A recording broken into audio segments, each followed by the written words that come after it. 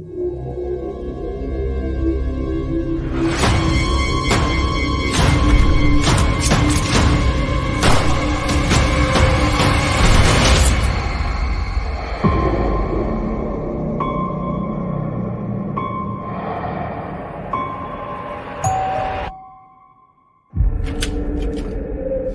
John, thank God. Williams, what the hell are you doing here? Myers. Is he dead?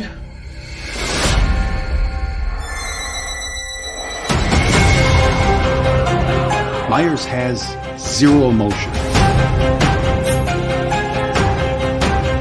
He has no motives. If he sees, he kills.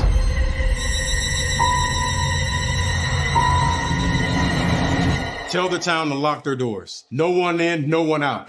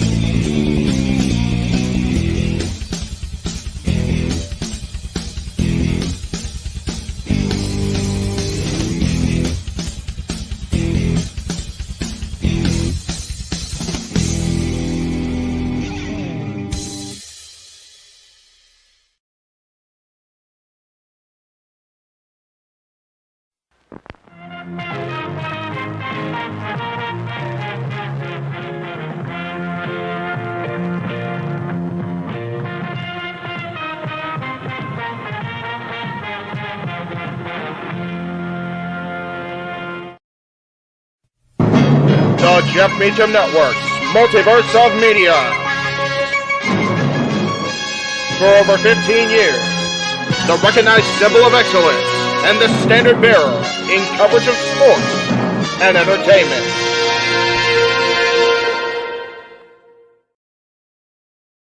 It is summertime in the Jeff Meacham Network Multiverse of Media, but for the superstars of WWE, the living is anything but easy as they descend upon Cleveland Browns Stadium. It is time for the biggest event of the summer. It is time for SummerSlam. And welcome, everybody, to our coverage here throughout the Jeff Meacham Network Multiverse of Media of, God, was it 37th annual, I believe it is, SummerSlam? My goodness. I am, of course, Jeff Meacham, the founder of the Multiverse of Media. Thank you all for tuning in with us today. Joining us on the call today will be the team we had last night for Friday Night SmackDown. Let's bring him in right here, right now. The Renegade of Wrestling, JJ Williams, Mr. Reliable himself. Summertime, as it says, Walter Cruz. Gentlemen, we have a pretty, I'll say, for as few matches as we have, a rather stacked event here in Cleveland. Of course, our main man, Noah Foster, out in the field on a well-deserved night off. God bless him for that. Josh Mansfield is the multiverse. Yep. Say, as is Josh Mansfield, as is Greg and Jen Cherry, as are a lot of our friends of the multiverse. It is awesome to see so many of us down there in Cleveland, and more power to you. I'm not going there if I don't have to on purpose, because Cleveland is Cleveland. God bless you. But I'm staying out of there. But I am always stoked to be to have coverage of SummerSlam. It is one of my favorite events of the year. If you've been watching Peacock the last 2 hours, first of all, God bless you. You are the endurance masters because y'all are crazy. On right now is, of course, our buddy, friend of the channel, Sean Waltman, talking with Wade Barrett, Big E, and Jackie Redmond, looking as only Jackie Redmond can look. My goodness. Woo! Gentlemen, we are finally here. SummerSlam is upon us. SummerSlam, as I said throughout the week, tends to be one of those, for lack of a better term, tentpole events. Things tend to really ramp up at SummerSlam. They tend to end feuds. They tend to revitalize feuds. And in the case of the gentleman they're talking about right now, Logan Paul, I have a feeling he's going to get a big dose of yeah upside his face. But JJ, SummerSlam is, for all intents and purposes, has been your event because it used to take place in late August, right around your birthday. They've tended to up it here in recent years, and it's actually today on my brother's birthday. It's happy birthday, my brother Patrick at home. I know he's doing his recuperation and probably not watch SummerSlam because the Olympics are on. They watch the Olympics at my house, but they watch the real sports, the real wrestling. The real, and we're going to talk about the real combat sports later in the Olympics on open mic night because we have to because we cover that shit. But anyway, because Logan Paul. Because Logan Paul done inserted foot in mouth. Noah Foster's not here, so Logan Paul's doing that for us today. Shit. Anyway, before I get too wound up before 8 o'clock, how are you feeling about SummerSlam today, brother? I'm looking forward to it. You know, I mean, prior to last night's SmackDown, I believe I said on Simply Predicting that I gave it about a 7.5 for excitement level because it just kind of seemed like a pit stop on the way to War Games. Mm-hmm. It's like we know what we're building to. Yes. With the bootleg bloodline, the bloodline 2.0, the Temu bloodline, the Wish bloodline, whatever you want to call it. Here we go. I'm not trying to be mean. Lots of different people got different names for it. I'm just trying to acknowledge all of them. Yes. Yes. So whatever you call them, we know we are building towards a bloodline civil war. Valid. This is, even though this is one of the big four, even though this is the biggest party of the summer, even though this is the summer's WrestleMania, this very much feels like a pit stop on our way to War Games instead of the flagship tentpole summer event that it usually feels like. So that's why I kind of was giving it a 7.5. Then we had the events transpire from last night. And I'm not going to lie, it upped me a little bit as we see this dated video footage on our TV screen of DIY with the tag titles. Those of y'all that didn't watch SmackDown last night, they no longer have those. No. Nay. There you see it. So it's like, I feel like my excitement went up a little bit to maybe about an 8.5 with the Bloodline getting the tag titles, which I was saying on Simply Predicting, what if we've been predicting the Bloodline Civil War all wrong? True. Not really a Bloodline Civil War that we get at War Games. It's a continuation of what we had at WrestleMania, and it's the Avengers assembling against the Bloodline, and you get Roman, Cody, Punk, maybe Cena, maybe Sammy. That way you free the Usos up at War Games to challenge the GOD or Jacob and Tama, you know, and if they allow the Freebird rule, they may go GOD. But you leave the Usos free to do that against Solo, the other person who's not in the tag title match, whether it's Tongaloa or Jacob, Hikuleo, The Rock, and Drew McIntyre. Ooh, okay. There's it could be spun a whole different way, and that way we can still build towards Mania continuing the Bloodline Civil War. And yes, we know where Survivor Series is going to be. We saw the announcement by Triple H all over social media. Yes, Vancouver. Room, guys. Thank you. Yes. That has no bearing on what we're talking about as far as the war games and how it could play out. Other than location. So yeah. It's okay. There's so many dishes on this buffet. Yes. As we roll into war games and ways that the meal can go. You take eggs. How many different ways can you make eggs? How many different ways can we dish up this Bloodline Civil War? Especially Vancouver, you can have Canadian bacon instead. There you go. See, it ties back eventually. We just got to get it there. Just got to find a way to tie it in. Just got to make it food related. And yes, chat room, we know where it's going to be. We talked about yesterday. We're the multiverse of media. We've already got the graphic to go into the next trailer. We know this, peoples. Seriously, JJ was on that Chizit the minute it went down because I wasn't paying attention. Yeah, Jeff was off at Universal Studios. That's right. Trying to,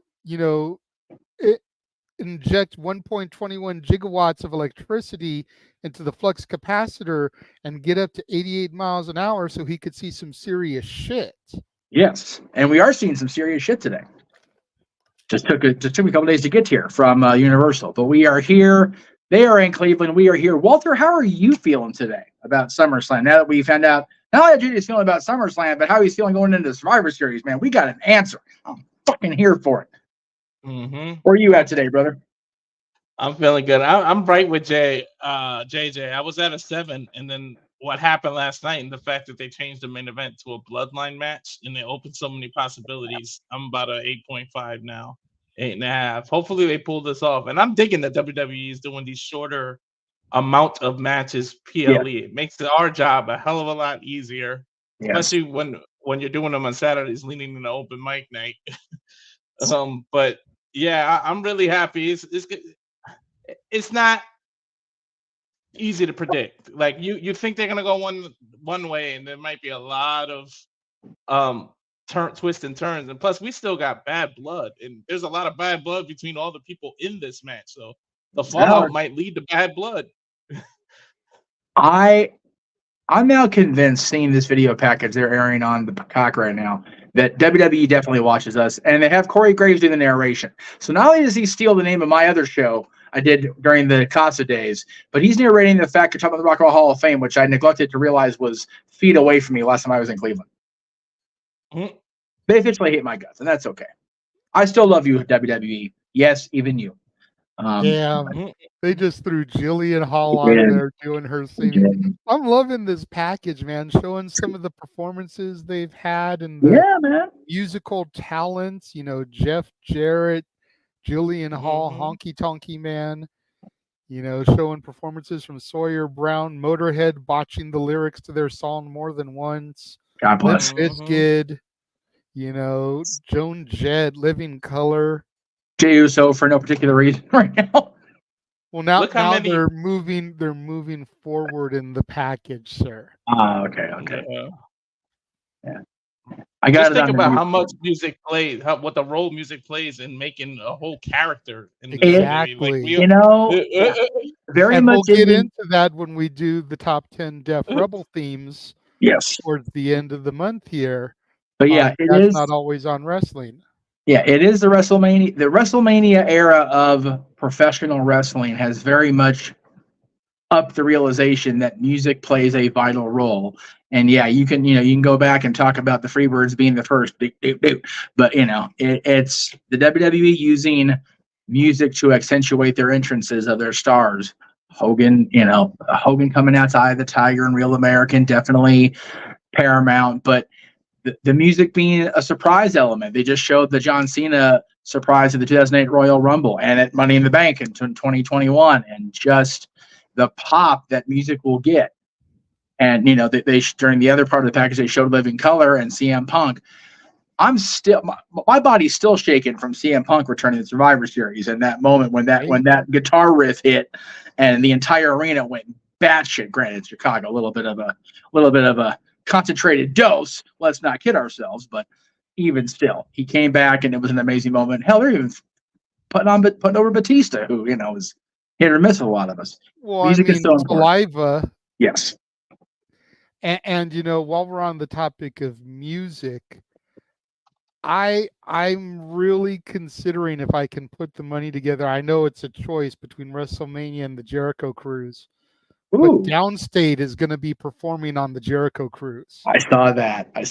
And you think about, a couple years ago, I brought up that topic on Open Mic Night about Motorhead versus Downstate and the legacy that they've got in wrestling. To hear Downstate on the Jericho Cruise with all those wrestling fans performing all those wrestling themes, I came to play Kingdom. I am perfection, here to show the world. Freaking say it to my face. A-Rise theme. The Doctor will see you now. Britt Baker's theme. The major players.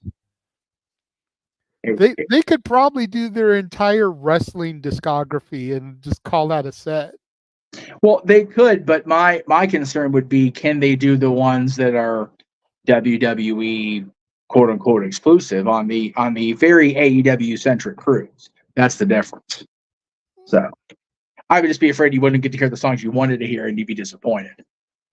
So, but I will never discourage not going on the Jericho Cruise, because that is amazing. 4 days. 4 days? I don't know. 3 of them I had no water. I had no fucking how long I was on that boat. Anyway, I was underwater for a minute. But yeah, I'm going to Mania if I can help it. If it comes to a choice, because it's right there. And of course, I'd like to go to another Mania myself as well. As much as I'd love to go on the cruise, I think that would have to be another day, another time. Yeah, as close as Mania is going to be. I mean, Mania, Vegas, Easter Sunday, 420. There's just too many different things that converge there to make it a splendid time is guaranteed for all, as the Beatles once said. And when you figure that many things are converging at once, it may very well be the end of the world. So you might as well be there. Exactly. And I feel fine. I may physically be there. I don't know about my brain, but I'll physically be there. Hey, WrestleMania Sunday, none of our brains are going to be there fully. Whether we're actually partaking or not, we're going to be around it. So, shit. Going to be a whole other kind of purple haze over the freaking stadium. Yeah. The fact that they're talking about music and doing this thing, is it pissing me off more that Jim Johnson is in the Hall of Fame now? Well, at first I thought that's where they were leading. Like, it would be hellified early for a Hall of Fame announcement, but considering they're in Cleveland, the Rock and Roll Hall of Fame, they're doing this package about music. Jim Johnston wrote a good number of those songs that they were featuring. Like, for them to have dropped, the 2025 WWE Hall of Fame is going to induct Jim Johnston, the synergy would have just been perfect. I will tell you this: if they announce Jim Johnson is going to be in the Hall of Fame next year, even if I don't go to Mania, I'm going to the Hall of Fame, because that man deserves every piece of every body in that arena, which is probably the T-Mobile, for being honest. Deserves every body that he can have in there, because Jim Johnson's long overdue for it. Jim Johnston deserves his own wing in the Hall of Fame. Seriously, just walk through it and have the songs playing in the background on loop. I'm here for that shit. This guy, they're showing an interview with Pat McAfee and Jelly Roll. Jelly Roll's kind of growing on me, not going to lie. I wasn't like into it, but I dig it. Like, I dig the gimmick. Many songs are growing on me, but he's making me fix my posture. Just watching the way he sits. Like, I know. I know. Like every time I see him on screen, I'm like, all right. I'm not trying to be a negative Nelly or anything, but I just never really get into people with the face tattoos. No, that always bothers me. That always turns me off to anybody. It's like he could open his mouth to sing and have the voice of an angel. I'm looking at that face with the tattoos, and I just can't take it seriously.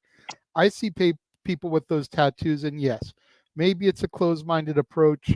I'll own that. But I see people with those tattoos, and it's like, so you never want to work a legitimate job a day in your life? I think that too. I judge because what corporate manager is going to hire somebody with all of that? But again, where he's at in his life, he's already got himself a success. Obviously. So he's not. He's one of a few that are on that level. Right. No, granted, I was just at Disney, so it's a little bit of a high situation. But yeah, that is the one thing they still flat out say no. They've lightened up on the facial hair as long as it's, decent or groomed or whatever. They've lightened up on body tattoos as long as, you've got it in a place that's not going to be overly obvious to the guests. But face tattoos are a no. If you go in there with a face tattoo, they'll take one look at you and go, yeah, bye. So absolutely. I agree with that. But, people like Mike Tyson, he don't have to work a day in his life no more. Jelly Roll, if his consistency stays consistent, consistency with Jelly Roll, I just realized my error. If he stays consistent in his talent output, he'll be okay. Yeah, Jelly Roll consistency just screams a meme and a reaction. So never mind. God damn it, all the hell. Anyway, Matt, good to see you in the chat room as ever. Yeah, there are a lot of rumors going around for everybody in the chat room that is putting that out there. Just because the ticker's not going, guys, doesn't mean it's still not in play. Okay, I'm gonna get it going. Everybody knows we don't address rumors. No, we are going to type of stream. No, come up in the call. I was going to say we could possibly address those rumors come open mic night, but this is not the place for it unless that happens to become reality as the show is transpiring. Yes. JJ, while we have a moment here, since you mentioned open mic night, I'm going to run a quick trailer because I realize I need to still send the graphics for tonight to myself so I can do the share screen thing. So if you guys want to know what's coming up on open mic night that's not like tonight and is just a discussion effort, here is what you have in store if you missed it in the opening trailer because you weren't paying attention. And that's fine. First 5 minutes, I get you. Here's what's coming up.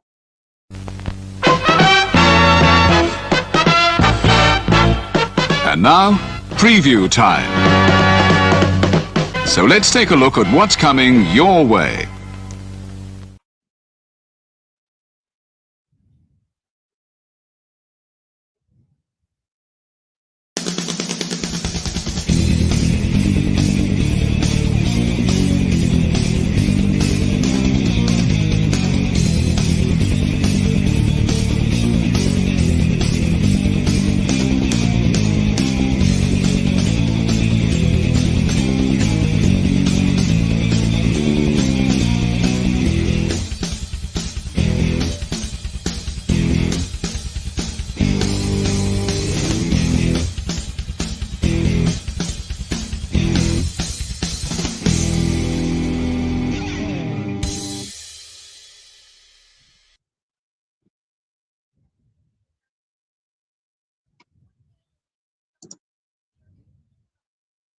Yeah, read, suckers. Thank you for that brief moment of interruption. I just want to make sure I had my shit in order. I've got 7 matches. Everybody else got 7 matches? I've got 7 matches. Okay, good. I'm not losing my mind anymore yet. Always good. All right. Let's get into it because it was made clear to me both on Ask Me Anything as well as last night's SmackDown coverage, which again, thank you all for tuning into that last minute coverage of SmackDown. We really threw that together at the last minute because JJ was home from work on time and we wanted to cover it. It was the go home for today. So thank you all that tuned in for that. Again, as JJ mentioned, a little bit of low turnout, but it was a last minute thing. So for you who came along for the ride, much appreciated. Very, very much. And let me just see here. We'll go ahead and we'll start with, we'll go ahead and start with the the hot button match we were talking about when we first came into the stream here, because he has been such a polarizing figure, shall we say, within not only the multiverse, but throughout the wrestling universe, the WWE universe, and the entire internet wrestling community. I see your hand. Yes, sir. I was just going to throw at you, if you want to roll in the same format we did for Simply Predicting, we did U.S. title, Bailey Nia, Gunther Priest, Punk, Drew, IC title, other women's match, Cody and Solo. Can do. Can do Just that. if you want to mix it up differently, it's on you, your producer, man. But I when I was producing it, I did mid card women's world, non-title mid card women's world. Okay, cool. Yeah, that's totally fine by me, because I do want to talk about this guy anyway, because again, we're going to talk about him at 8 o'clock too. Lord Almighty. So let's try to leave the personal out of this, No. because this is a wrestling match. Yes. And as I pointed out to Statboy when he and I were talking about this earlier, because he had inquired whether there was more of a story about the Prime loss, and I went, oh no, this is much more worse. But that's why we're going to talk about it. But yes, I had already led myself to believe that it is going to be a new U.S. champion tonight. I had a feeling going in that Logan Paul was going to drop the championship to LA Knight. I have long had a high opinion of Sean Ricker, Eli Drake, LA Knight, that I've never been quiet about ever, nor should I be, quite frankly. And again, I know that's very unjournalistic bias. Number one, I'm not a journalist. Number two, he's a friend, and he was the last chosen charge of a friend in Percy Pringle, Bill Moody, Paul Bearer. And I have been so happy for him that he has had this opportunity in WWE and is finally getting what I feel is roughly 10 years overdue, if I'm being 100% honest. But I watched his interview with Cody on So What Do You Want to Talk About on YouTube, and he made a point that we make all the time. Everything happens when it's supposed to happen. 2013, when he was under contract and doing the DVD footage with Hunter on the workout thing, it wasn't meant to be at that point. It looked like it could have been, because Percy was gone. Very recently, before, as a matter of fact, in 2013, and it seemed like the time was right. The stars were aligned. It was time to, have Sean do his own thing, and it didn't work out. But we are here now. He's in a high-profile match against a polarizing figure in Logan Paul. He is the reigning United States champion. He is the head of a major company. His drink sponsorship is all over the product. He is a big name. He is a YouTube influencer. He is a major personality, not only in wrestling, but in entertainment. And LA Knight has an opportunity on a Big Four stage against this man. So if nothing else, I'm happy for my friend. He gets a U.S. championship opportunity. And as in years past, JJ, the U.S. and Intercontinental Championships tend to be a stepping stone, a major stepping stone toward the WWE World Heavyweight Championship. So Logan Paul's here now at the relative young age he is. I have high hopes he can still be the WWE champion one day, and I'm loving that for Sean. So that's my pick. It was going to be my pick regardless of what happened this last 2 weeks with the outside stuff with Logan Paul. But I firmly believe it even more so now, because WWE's got to get the spotlight off of Logan here for a while. Let shit cool down.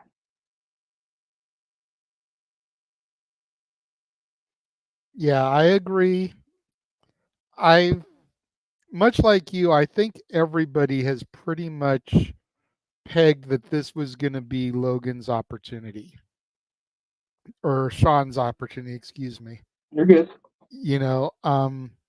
Last year he won the Slim Jim Battle Royal at SummerSlam, a throwaway match, but it really kind of started him on his elevation to where he is today. Yes.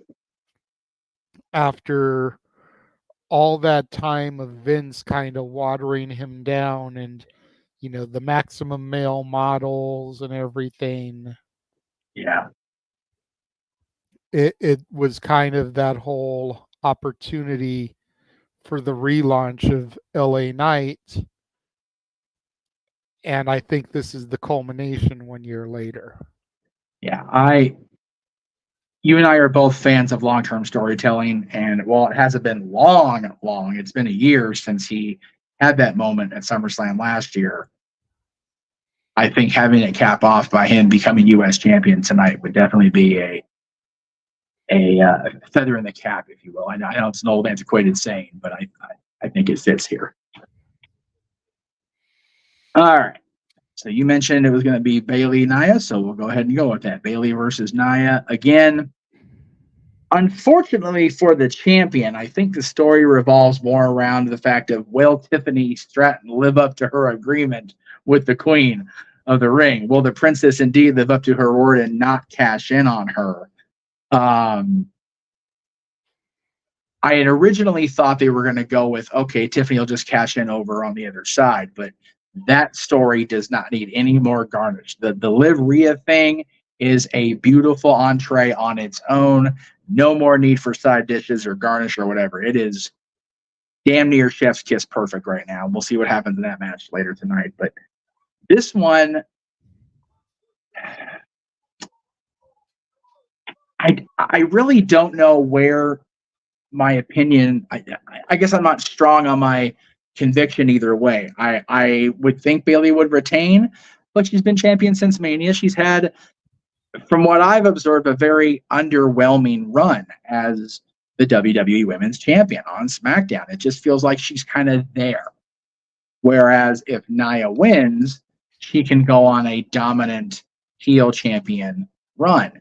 If she's cashed in on, after what will hopefully be a good match, she may get a little bit of that goodwill back with the audience, having to fight from beneath rather than be dominant.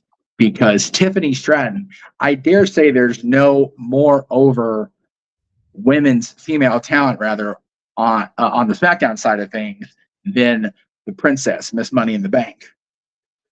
So if she does cash in, great, she's a champion. Awesome. If she doesn't cash in, then she's attached to the Queen, and we get that anticipation of, oh, Jesus, when is it going to happen? Because it's going to happen. It is going to happen. There's no doubt in my mind on that. So I feel like they will have Nia win, but not be cashed in on tonight. That's my official prediction, that we will have a new champion, but it will not be two championships in one night changing hands, or two title changes on the same title. It will be Nia walking out as the Queen of the Ring and the WWE Women's Champion.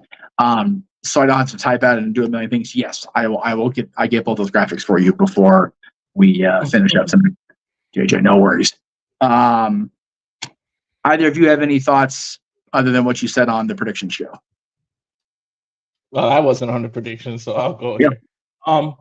I feel like, don't get me wrong, I love Bayley, but heel Bayley makes a good champion. Mhm. Face Bayley makes a good chaser. So I feel like it's time for her to lose this title. It's just something about when she has the title as a face. It's not the same as when she has it as a heel. So I feel like Nia Jax's time is now, and she's doing that. Not to borrow something from Cena, and I feel like Tiffany can either cash in at Royal Rumble or WrestleMania, because I feel like she can cash in at Royal Rumble, which guarantees you the main event at WrestleMania without having to go through 29 other women. You just guaranteed the title shot by cashing in there in Royal Rumble. Now you're the champ. Now they got to fight to come fight you. They got to fight to challenge you. So Yes. that's what I would do in terms of Tiffany, or just save her for WrestleMania, like JJ said last night. Make her the first woman to do that. But That yeah, would be- I say Nia walks away champ. JJ, anything more you want to add from Thursday? No, I'm right there with Walter. I think tonight is about silencing Naya's critics once and for all. And I think Naya is going to walk away the new champion. I have a feeling that we may see a queen return once the queen of the ring claims her championship. Another queen will return. I see Charlotte, unfortunately, dethroning Naya. And then I see Tiffy cashing in at Mania and having the princess dethrone the queen. Dethrone that queen as opposed to the queen of the ring. I like that. And what better way to get Tiffy over even more than she already is? Because you cannot dispute me. No. The most over male and the most over female call up from NXT with this past draft are Braun Breaker and Tiffany Stratton. No, I agree. 100%. And I feel like her cashing in on Charlotte would solidify her as a babyface, to Cape Rayer's point. I already think she kind of is a babyface because the crowd is solidly, firmly behind Tiffy time. Yep. Like they wasted no time. They wasted no time with WWE Shop. Nope. Getting those replica briefcases up, promoted. Mm-hmm. There's a blue T-shirt now that says Tiffy time with a hand going like this. Nice. I want to snap that up so bad because it is Tiffy time. Yes. Mm-hmm. But they are wasting no time getting the machine behind Stratton. And let me be clear on what I said last night. I don't want Charlotte to dethrone Nia Friday night or even at the next PLE. Stretch it out. Let it be Survivor Series. Or let even the Rumble. Or even the Rumble if we end up with these women in a War Games match. Yeah. Now, I have a feeling War Games women's side is going to revolve around the match we're talking about on Peacock right now, and we'll get to that women's championship match momentarily because that one's much more personal and War Games likely. But I'll get there momentarily. And granted, but War Games seems to be the one match where they cross brand, much like the Rumble. So there's no reason why we can't have Rhea Liv, Nia, Tiffany, Bailey, Charlotte, and two other women, throw them in there to get these feuds all running and rolling. Yes. Got a ding, ding, ding here in the chat room. And it says Emmanuel has been a member for 15 months over on the Casa, so congrats for that. He says, for more watch-alongs in the future, supporting you now lets Jeff have a sub so I can split the joy. I don't have a member section, but you can always super chat me, Emmanuel. I'm never going to say no to that. Before we talk about the next match, I'm going to go put the graphic up. So let me go ahead and do that. We're going to bring in a gentleman that's going to join you guys for the commentary on that show, on that match, as well as our next WWE PLE coming up at the end of the month, Bash in Berlin. Yes. Our very own German correspondent, if you will, Big Baller G is here. Good to see G in the room. G, how you feeling on SummerSlam Saturday, brother? Can't hear a damn thing you're saying. Not a bloody word. Big G is Noah's guidance counselor and got him enrolled in the Chase U. That's right. That's right. It wasn't a guidance counselor. He was a sponsor. Yeah, sponsor. That's right. Josh was the guidance counselor, which is a scary thought in and of itself. It was him and JJ and their evil idea together. Gee, how are we doing audio? You good to go now? No. Cannot hear you. Is he on mute? No. We don't have him muted. He's got him. Okay, well, he technical difficulties, and so he's not here. He'll be back again. That's right. But yeah, as far as my prediction for the World Heavyweight Championship, man, I was convinced that it was just fait accompli that Walter was going to walk out of here as World Heavyweight Champion today. But I can't decide if they want to save the crowning moment for Berlin or they want him to enter that stadium, that arena as champion. Like I'm so torn on what their thought process is. And I feel like the Judgment Day's end, the Judgment Day for the Judgment Day is nigh. So if I'm going on that thought process, they have to find a way to have everybody implode. And I'll bring G in here while I'm extrapolating on my point. It almost feels like Rhea has to lose, and I'll talk about her coming up in here in a couple matches. But does that mean Priest has to lose as well, or is Priest the lone member that is gonna come out of this night unscathed? There's no match for Balor and McDonough. Carlito's just kind of here, and then you have Rhea and Priest. I really feel like this is going to be one of those moments. Rhea will lose because you know what? I'll go and talk about that. Rhea will lose because of Balor. So I feel like Priest will retain his championship, and with the Balor alliance with Liv, that'll be the split of the Judgment Day, one way or the other. Priest will be able to go out on his own, finally, and not be shackled down by the nonsense behind him. Rhea and Dom will do their thing. Liv will do her thing with Balor and McFunko Pop hanging on by a thread because that's all he's got at this point is a damn partnership with Balor and his giant ass head. At least for now. If you do something different with him, fine. But for now, giant head, partnership with Balor. That's what JD's got going for him. And then you got Carlito's just going to, who knows what's going to happen to poor Carly. God. But Carlito's got hair as big as McDonough's head. Yeah, no kidding. They should be the tag team. God.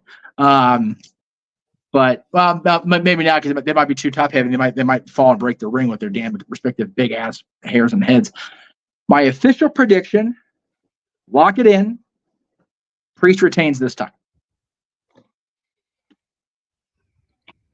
Big G, we're gonna have you on the call for this. How you feeling, Nate? First of all, do we have your audio in order? We do not. All right, good to know. All right, so I'll go while he's working on that. I'm gonna agree with you. I think it's Priest, and I think it's because they want Gunther to have that moment in front of. It's not his home country, but his home continent, I guess. He'll be out there. His adopted area, because we're not gonna dance around it. World War II and the German Austrian connection was a thing. Sorry, folks, it's history. Yeah. Look it up. Yeah. So I'd say it's some interference of something. I was convinced that it was Gunther all the way, but WWE, to their credit, has been doing such a good with the packages of Damian Priest and what he's been saying on Raw that it was like, damn it, Damian Priest might still pull this off. And the fact that it's almost like they're trying to correct the mistake of Triple H and Booker T. The whole "you don't belong here," people like you don't get it, and I feel like Priest is going to end up winning. Like they're trying to fix that mistake. Yeah, I feel like that's a thing. Like I really do. I've noticed the similarities, and we were just really starting to cook with gas on the No DQ Media side of things with that championship feud going into WrestleMania 2003. So I vividly remember the Booker T Triple H program and how it all made us go, huh? All right, then we're going here. Cool. So I definitely know similarities. So I hope it's righted only in the fact of Priest retains, but we shall see. All right. If I go with what we're going, I went too far. Wait. Curse my technology. Where did it go? There it is. All right. So let's go ahead and talk about it. We have about 20 minutes before this show goes on the air, by the way. We just passed 20 on the countdown over on Peacock. So let's go ahead and talk about what is, unfortunately now with the Liv Rhea thing getting so ramped up, not even the most personal match of the night, but it is still very fiery. It is still very, very personal. And it has been from the moment CM Punk walked out in Chicago at Survivor Series and made his big return to WWE after being away for a decade, nearly a decade. This is his first singles match on a premium live event since he left. On TV, period. Yeah, this is his first televised one-on-one match since he left the WWE the night after the Royal Rumble in 2014. And it's against Fought Drew Dominic McIntyre. Mysterio at the Forum and at the Garden during the holiday tour. Yes. And then, of course, he was in the Rumble. Yes. That's it. That's it. Big G, we will bring you in here in just a second to test your audio. Make sure we get you for the world title match since we already went through the prediction on that. But I'll bring you back in a short, my friend. I see you in the green room. So yeah, You can't see me. I No. see you. Yes. I wasn't going there. I'm trying not to invoke Dwayne on that one because I'm over my Dwayne hate. Don't revitalize it. Behave yourself up there in that time. Stevie Wonder can see you. They're showing AJ Styles and Cena. Got to go there with the big bowl of fruity pebbles, you know? This one, back to put it on, this one is hard to predict. No, it is. It really is. And I only say that because it's had so many twists and turns and false starts and stutter steps of when we're going to get it. And now here we are. We're finally going to get it. Arguably the three most beat up people in the company right now with all the injuries and shit in the last year between these three guys, with Rollins as the referee. That's the thing that mind fucks me is Rollins being the referee. It almost screams like, okay, we're going to have a SummerSlam 97 finish for sure. Like, yeah, it's like Rollins almost has to wallop Punk upside the head. You know what I think is going to happen? Although I don't want this to happen, but I can see this happen. Okay. There's no winner. It's gonna be thrown out. Like it's gonna be a match that has a no contest, which leads to a triple threat at Bad Blood. Because who has more bad blood than the three of these mofos? Yeah, I think that finish can benefit from this card being as loaded as it is. Mm-hmm. You have an underwhelming card, you don't want to do a non-finish on a match like this. Mm-hmm. But I think the people won't shit on it near as much because of the rest of the card being so strong. So I'm actually going to agree with Walter. And we go to a no finish here, which carries us into October and Bad Blood eventually. Because you can't really blow off a three-way feud in War Games. I mean, you can have, but like with each guy on one side, that leads to a 1998 War Games, and we don't ever want to see that shit again. No. So yeah, I think Walter's logic is sound, and we're going to have a no finish that ultimately carries this into Bad Blood, and maybe even a triple threat Hell in a Cell, like is being mentioned in the chat room, which you don't get those very often. So I'm okay with it in this case. The anniversary of Hell in a Cell, on the date the Bad Blood first happened, I'm okay with it. I'm not okay with the fact that Yeah, I'm not okay with the fact they put Kathy Kelly in a coat after not having her in her coat. Like let Kathy be free like Jackie Redmond was. Anyway, I'm being very very sexist and very naughty, but I don't care. Kathy Kelly's hot.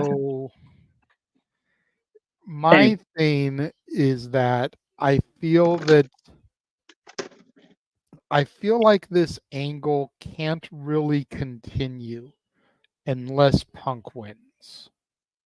Okay. Because if Drew wins, then he's kind of achieved his whole goal. Okay. But if Punk wins, then Drew can just go even crazier. And Drew still wants that vanquish, that victory over Punk. Mm-hmm. I feel like Punk's return to WWE is to put people over, to be that vet that gets people even more over, but you don't have to do that in the first match. True. My thought process on this, and I kind of laid this out on Simply Predicting, is Seth gets bumped. Seth gets taken out somehow, some way. Another referee comes out, counts the 3 count, Punk gets the victory. Not only is McIntyre seethed that Punk win, but the other referee wasn't the sanctioned official for the match. He's got cause for a rematch now. Okay. And then since he's done so well in the UK at the Clash at the Castle events, we give him his victory back at Bash in Berlin. Then we need the rubber match at Bad Blood. Okay. Very, very viable scenario. Taylor Swift, of course, singing the theme song to usher in the event. Oh, maybe. Can you imagine? Because we need that. Me and Arlene are both pulling for it. I think your girl Isla Dawn was even championing for it. She was. Online. She was. I think having Taylor on that show, especially when the fact that AEW had to rearrange All In because of her, would just be a complete dick move, but I'm here for it. On WWE's part. All right, let me bring Big G in before we talk about the next minute. You know what I would love to happen between these two? I don't want Punk to get that band back. What I want to happen is that AJ pops up with the damn dog, and that's how they get it back from Drew McIntyre. Like, you gotta involve AJ and the dog somehow to get that back to Punk's family. I don't know if you hear CM Punk at Comic-Con, Larry's not allowed on television yet. Larry's a troublemaker. Yeah, last time Larry was backstage in an event, we all know what happened. I was gonna say, right, Nick and Matt Jackson. I don't want Larry anywhere near anything. I don't want that poor dog getting hurt no more. All right, Big G, can we hear you? Oh no! I don't know why.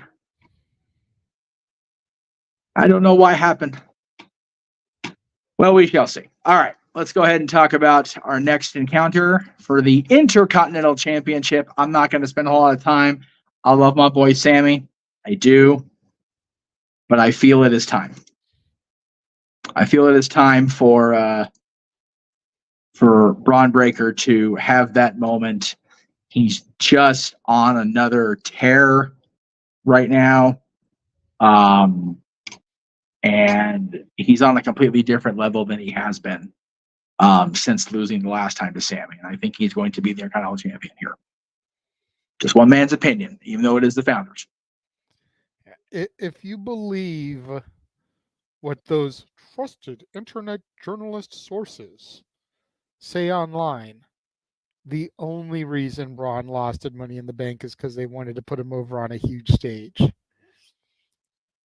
So if you believe those people, tonight is the night. Yes. Because there is going to be, I think when I was doing Simply Predicting, we did the numbers. Cleveland Browns Stadium traditionally holds about 67,000. Yes. Their record is 73,000. Right. This is WWE. You can have floor seats, on the field. You're going to have smaller sets in this Triple H era. We could realistically be looking at between 75,000 and 80,000 people there tonight. Okay. That's about as big as you can get for an event that's not called WrestleMania. Yes. Mm-hmm. Jeff? Yes, sir. You and I are historians. All of us are historians of wrestling. Yes. I honestly think this is going to be an Ultimate Warrior versus Honky Tonk Man SummerSlam 1988 thing. Braun, really? That bell's going to ring. A flat out squash. That bell's going to ring. Braun's going to run and spear the shit out of Sammy, and the match is going to be over. And I feel like that's why they made him lose at that last minute. All right. Like I said, Sammy's our boy. I wouldn't be opposed to that, though. Let me ask you this, though, Walter, in all seriousness, and then we can try bringing G in one more time. What does that do to Sammy if he's supposed to be getting back involved in this Bloodline Civil War angle? you totally cheapen the shit out of Sammy with that kind of squash. Yeah. Yeah, that's How true, are you but going to take him serious going in there against Jacob Fatu and Tongaloa and Tamatonga after getting squashed in under 30 seconds by Braun Breaker? I don't know. That's the one drawback. Maybe you can. He lost his way, and it's the bloodline that makes him gain his confidence again. I like that. Possibly. We know Throwing the himself at the connection mercy there. of the tribal chief. I've lost my way, Roman. Please help me. Yeah, We know but the maybe connection there between Jay and Sammy. Yes. So that's not a bad thought there. Mhm. All right. Before we talk about the women's championship match on the Raw side of things, fingers crossed, toes crossed. God damn it. Anybody else hearing besides me? No. Okay. Big G, if you can hear me, if you haven't tried a full reboot yet, try that. when all else fails, hit the reset button. It's just one of those days. Everything sucks. Anyway, all right. All right. The WWE's favorite band, Limp Bizkit. It's all about the techno bullshit. Right? It's not about the Big G. You can't hear him say shit. Anyway, Liv and Rhea again. It has become so much more than the championship. It is Liv Morgan Revenge Tour. She did promise to take everything from Mommy, even though she really didn't because she took the title from Becky, even though she really didn't because Dom told her that he hates her. It's going to be hard for me, bro. I know. You don't want us to be nasty on the air because there's not anything that's going to come from it, but you know how I feel about the women's champion in this match. But you made your prediction. Honestly, be predicting, which is why I'm just going to go through it real quick. Me too. I think that Liv has to retain. Only because Rhea winning doesn't do anything more for Liv. Liv losing here completely negates everything they've built with her, like Liv or not, like I know a lot of folks don't. If they want to keep her in viable storyline status, she has to win, because if she loses, then she goes to the back of the line and it won't matter. But if the scenario, like I talked about earlier, where it was never Dom, it was always Balor, and by process of elimination McDonough, because McDonough goes where Balor goes, Liv's ultimate revenge will not be taking Dom, will not be taking the title. It'll be taking Judgment Day away from Rhea. That will be the final nail in the coffin of the revenge tour, is taking the faction from her that she was an original member of after Priest. Edge 100%. personally recruited Rhea. Everybody after Rhea has been post Edge. Yep. That's the key. Rhea was an OG, and Liv can take that away from her tonight if Balor does what I think he's going to do and sides with Liv. Exactly. That's what's going to happen from my point of view. That's what I was going to predict. Everybody keeps thinking it's Dom is going to turn on Rhea. It's not Dom, it's Balor. You got to look at the clues. When their room was trash, whose stuff wasn't trash? Balor. Who's the one that got her key when everybody wasn't looking? Balor took the key from. It's Balor and her, and ecto facto, you're gonna have to end up turning Dom face. I think Rhea, Priest, and Dom stick together, which then leads to Dom versus Ray at WrestleMania in a retirement match with the face, and he beats his dad at WrestleMania, and his dad retires, because I think it's about that time. And you got to start it by turning him face now. And if you break them up like that, you've got Balor, McDonough, and Liv on one side, and Priest, Rhea, and Dom on the other. If people cheer for Dom, it'll mind fuck the entire universe, but it'll happen. Yeah. Because I didn't Especially do if he nothing gets that wrong moment. here. Shit. At least not in Imagine this he gets case. that moment with his dad at WrestleMania, hugs, and his dad leaves and takes the mask Right? off. He's in the ring. Exactly. All right. We got about 4 minutes to get to the world title match, Big G, of the WWE Championship match. But let's try, Big G. Let's do the thing here. Come on, come on, come on. Don't let me down. She's a no happen, G. I don't know why today. I don't know what's going on, brother. All right. Well, we will try for hopefully the world title match isn't opening the show. We'll try to bring Big G back in during the actual match. Let's talk about the WWE Championship. I'm just going to go ahead and say here before we move to that match, I'm probably going to have to set that women's match out. Okay. So that I am not overtly vicious towards Liv Morgan on the call. That's valid. For your request of us commentators on the Multiverse of Media. Unless, I will throw this out, unless we get $20, 10 to 10 to the channels, then I'll let loose because I think you'll be okay with some monies going our way. But other than that, no. I sit out that match. Like I said in the message, since we're going and putting it out there, the chat's out there. Taking money for it makes us no better than the hypocrites. Yeah, that's fair. So no.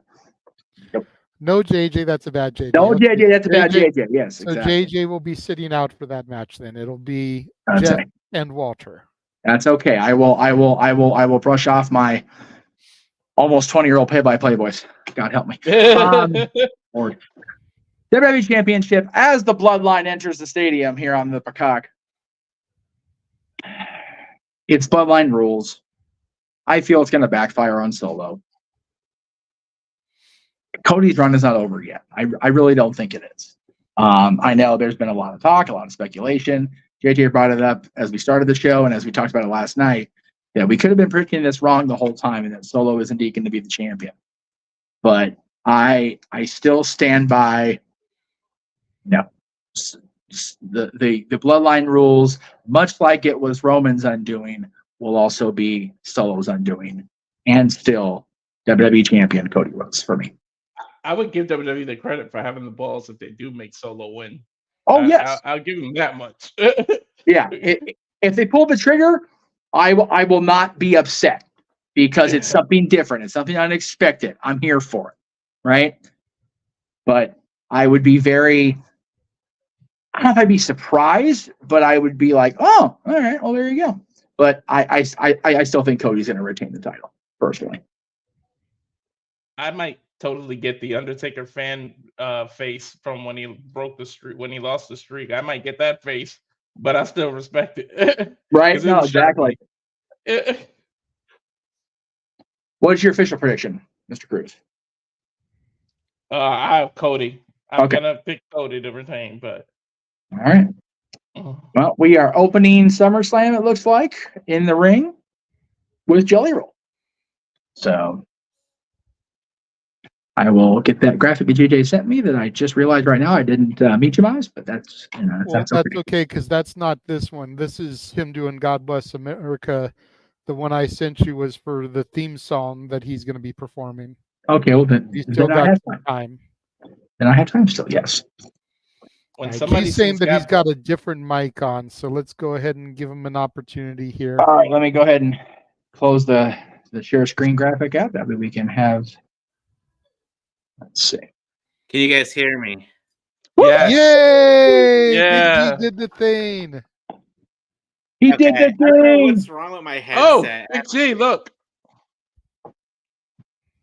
Macho Man's in stereo. I like it. Yeah, I dig it the most. Yeah.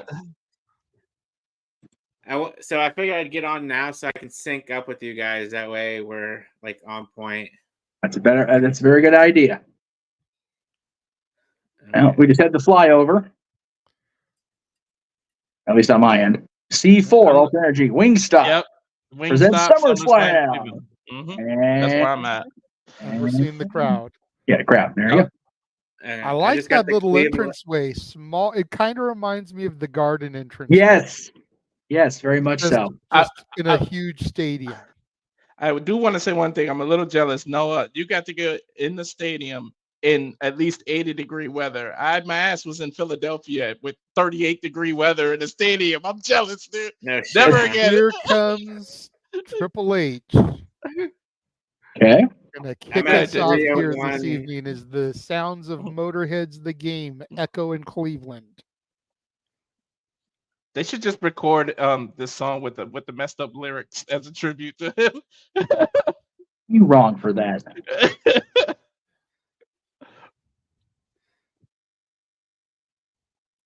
All rise and bask in his glory. Look at that crowd. I'm at 301 and 43 seconds. I don't know where you guys are at. I was gonna say that's not gonna do anything because we've noticed in the past that 301.43 could still have a different image. Okay. So just go as it goes then. Yeah, right now we've got Triple H kind of in the middle of the entrance ramp, overhead aerial shot circling him. Okay. Cleveland, are you ready?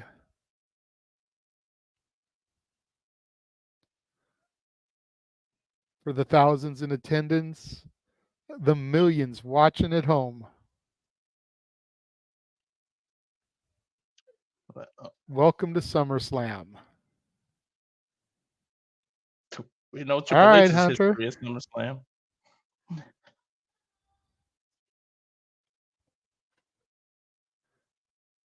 Jeez, they didn't give Jelly Roll a break. Now I think he's going to perform the theme song.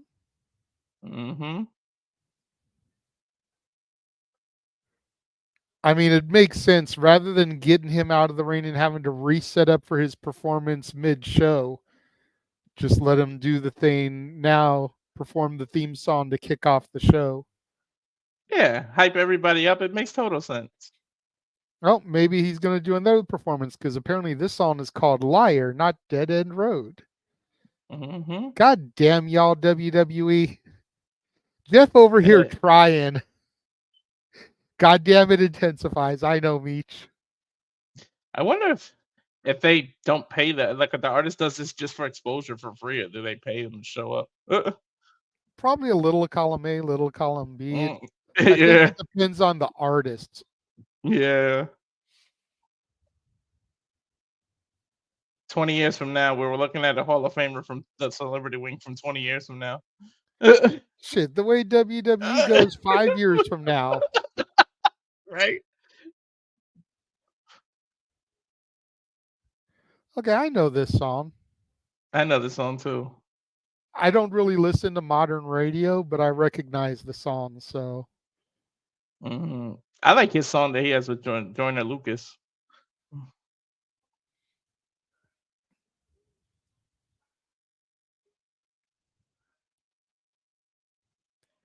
What are you seeing right now, G? Are you in sync with us?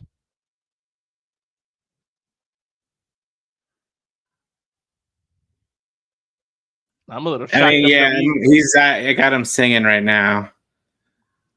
Right now, they just kind of showed a brief clip of Seth. Now there's Braun Breaker. Okay, I'm at Liv. I'm at oh, they just passed Liv and Dom. Now I'm at Rhea. I'm back at Jelly. Okay, now I got Liv. There we go, Liv. Pause. What are you seeing right now? I'm at where they showing the choir. Okay, pause. When we see the choir, we'll tell you. Okay. Choir. Okay. So like 3 minutes. Okay. Now you should be pretty good in sync. There's Logan Paul, Moonsault, Frog Splash. Yeah. Okay, so you should be in sync with Walter and I now and Jeff. That way, when it comes time for your match with Gunther, and if you want to be the third man on the call for the Liv Rhea match, since I am stepping off for that one so that I can be a good boy, you're more than welcome on that one as well. Okay. Yeah, please. They just showed McIntyre. Yes. Okay, good. We're all synced up then. Okay. Punk. Yeah. It's clobbering time. Okay. I like Jelly Roll. I don't like. I'm a fan. Yeah, he's a got big some boy. I'm a little shocked that they let him say "Pop a Pill" on WWE TV. That's music. And again, this isn't the old man in charge anymore. That's the thing, right? Yeah. If Vince Yeah. was Yeah. still in charge, I don't think Jelly Roll would be performing. Using it as part of lyrics is one thing when you're talking about referencing drug use or whatever. It's unfortunately it's really about what WWE controlling the controllable as far as who they have on their shows versus the unpredictability of the stars and their social media outlets that they can't rein in.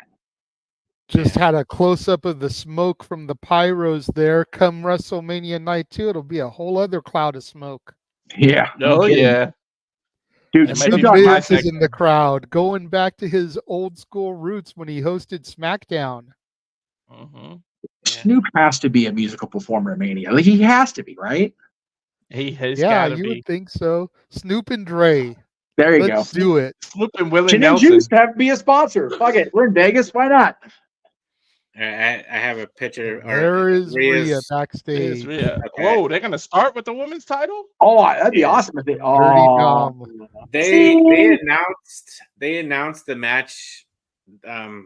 Somebody put it out on X Well- or whatever. The match. Well, let's not spoil it. I'd rather be Yeah. surprised. yeah. Oh, So I'm same not with me. gonna say anything. I didn't really like look at it. I just like swiped over. Yeah, it. they're starting with this. Right on. Wow. Well, in that okay. case, JJ, we'll see you in a short. Mhm. Jesus. Let me at least stay on for the Well, end. sure. Jesus. Well, of course. I mean, right now it's Mommy coming to the ring. I ain't That's got it. nothing against Mommy. Jesus. No, definitely not. Especially that camera shot they were getting of her coming out. Good Yeah, God. the way she walks. Dude, look at dude. She's Dom a bit of is a fixer upper. That's right. Dom is milking it. He is, man. Why Dude, wouldn't he be? He's a temporary baby face. Uh-huh. for the moment he's getting the pop with Rhea. He might as well soak it in because if it goes the way people are saying it's going to go when he turns, he's going to have trouble getting out of the stadium tonight. Those light setup almost look like the hooks from Backlash. Yeah, I was going to say very very Backlash 0102ish. Yeah. Pepper Troms remembers. See, this makes me wonder though, would they do the turn of Finn this early in the night? It might be. I Dom, think you're they right, would save. JJ. I think they would save that for the Priest match. Well, maybe it'll be a Because there's been that tension between him and Priest for a minute. well, maybe it'll be an accidental faux pas here and then a purposeful faux pas later. Possibly. I don't know. We'll find But like I out. said, I still think Priest is going to retain. So, maybe they'll have the turn and make everybody believe that Priest will be so distracted that he can't possibly win, and then he does anyway. Again, the unpredictability, the greatest part of these shows. Samantha Irvin in the ring, the lady in the red who consistently breaks the internet once a week. We'll be discussing that on Open Mic Night as well. Oh, you mean when she wasn't in so much red earlier this week? Yeah. God damn. Did Rhea add to her tattoo while she was off? Probably. I don't recognize the stomach part. Corey, man, this is the first time for me that Corey's attire game is not hitting hard for me. I'm not digging the ensemble here. Kind of looks like a bed sheet. I'm not going to be that much of a dick about it, but yeah, I guess so. Jesus Christ. Bet she with a freaking, yeah, pretty much. Pat, of course, in his casual polo, Pat's going to have a copy. Cam hanging in his ear. I was just See, gonna say, this what is the- interesting. Yeah. There's a lot of shit going down here. That might be because of the controversy from Seth and Drew with the 3 count. Now they get the Maybe. instant replay and the referee. Or that referee from last night that, kept telegraphing that shit. Well, folks, the women's champion wants us to watch her. Y'all go ahead and watch her. I will be back at the end of this match. Fair enough, brother. As the women's world champion, I almost said Rhea. I was so used to saying Rhea for that year. Liv Morgan walks out, still on that revenge tour, projecting that smile, swiveling those hips. Good grief, Charlie Brown. Liv just been breaking the internet herself there, Jeff. No, you know what? I was talking about it online a couple weeks ago when she had that exchange with Dom that, Dom broke her heart or whatever.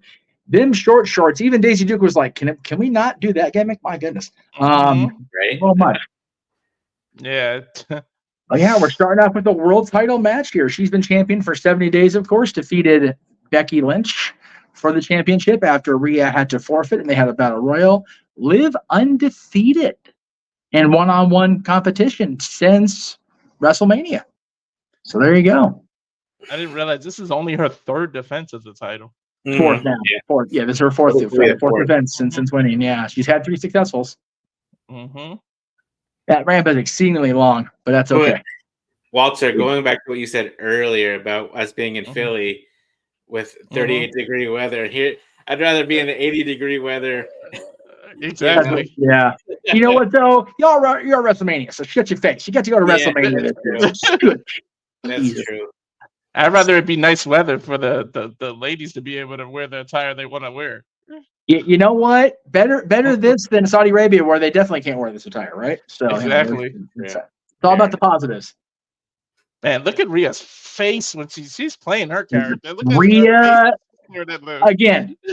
Like I said on my prediction, this is no longer about the championship exclusively. It's not even about Dom exclusively. This is about Rhea having everything in her existence taken from her by this woman, and she's about to whoop that ass and try to get it all back.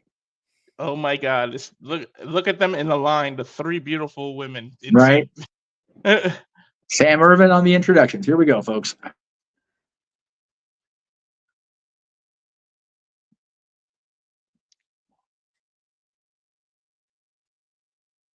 I'm a little surprised Samantha didn't sing America the Beautiful.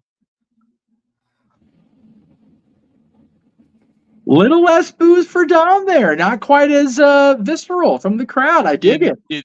You noticed? She definitely got new ink. She did. Rhea, yeah. Mommy definitely on top with the crowd support here. That's for sure. I can't wait to see Mommy in October again on Raw. I want to see if Liv gets the nuclear booze like Dom does.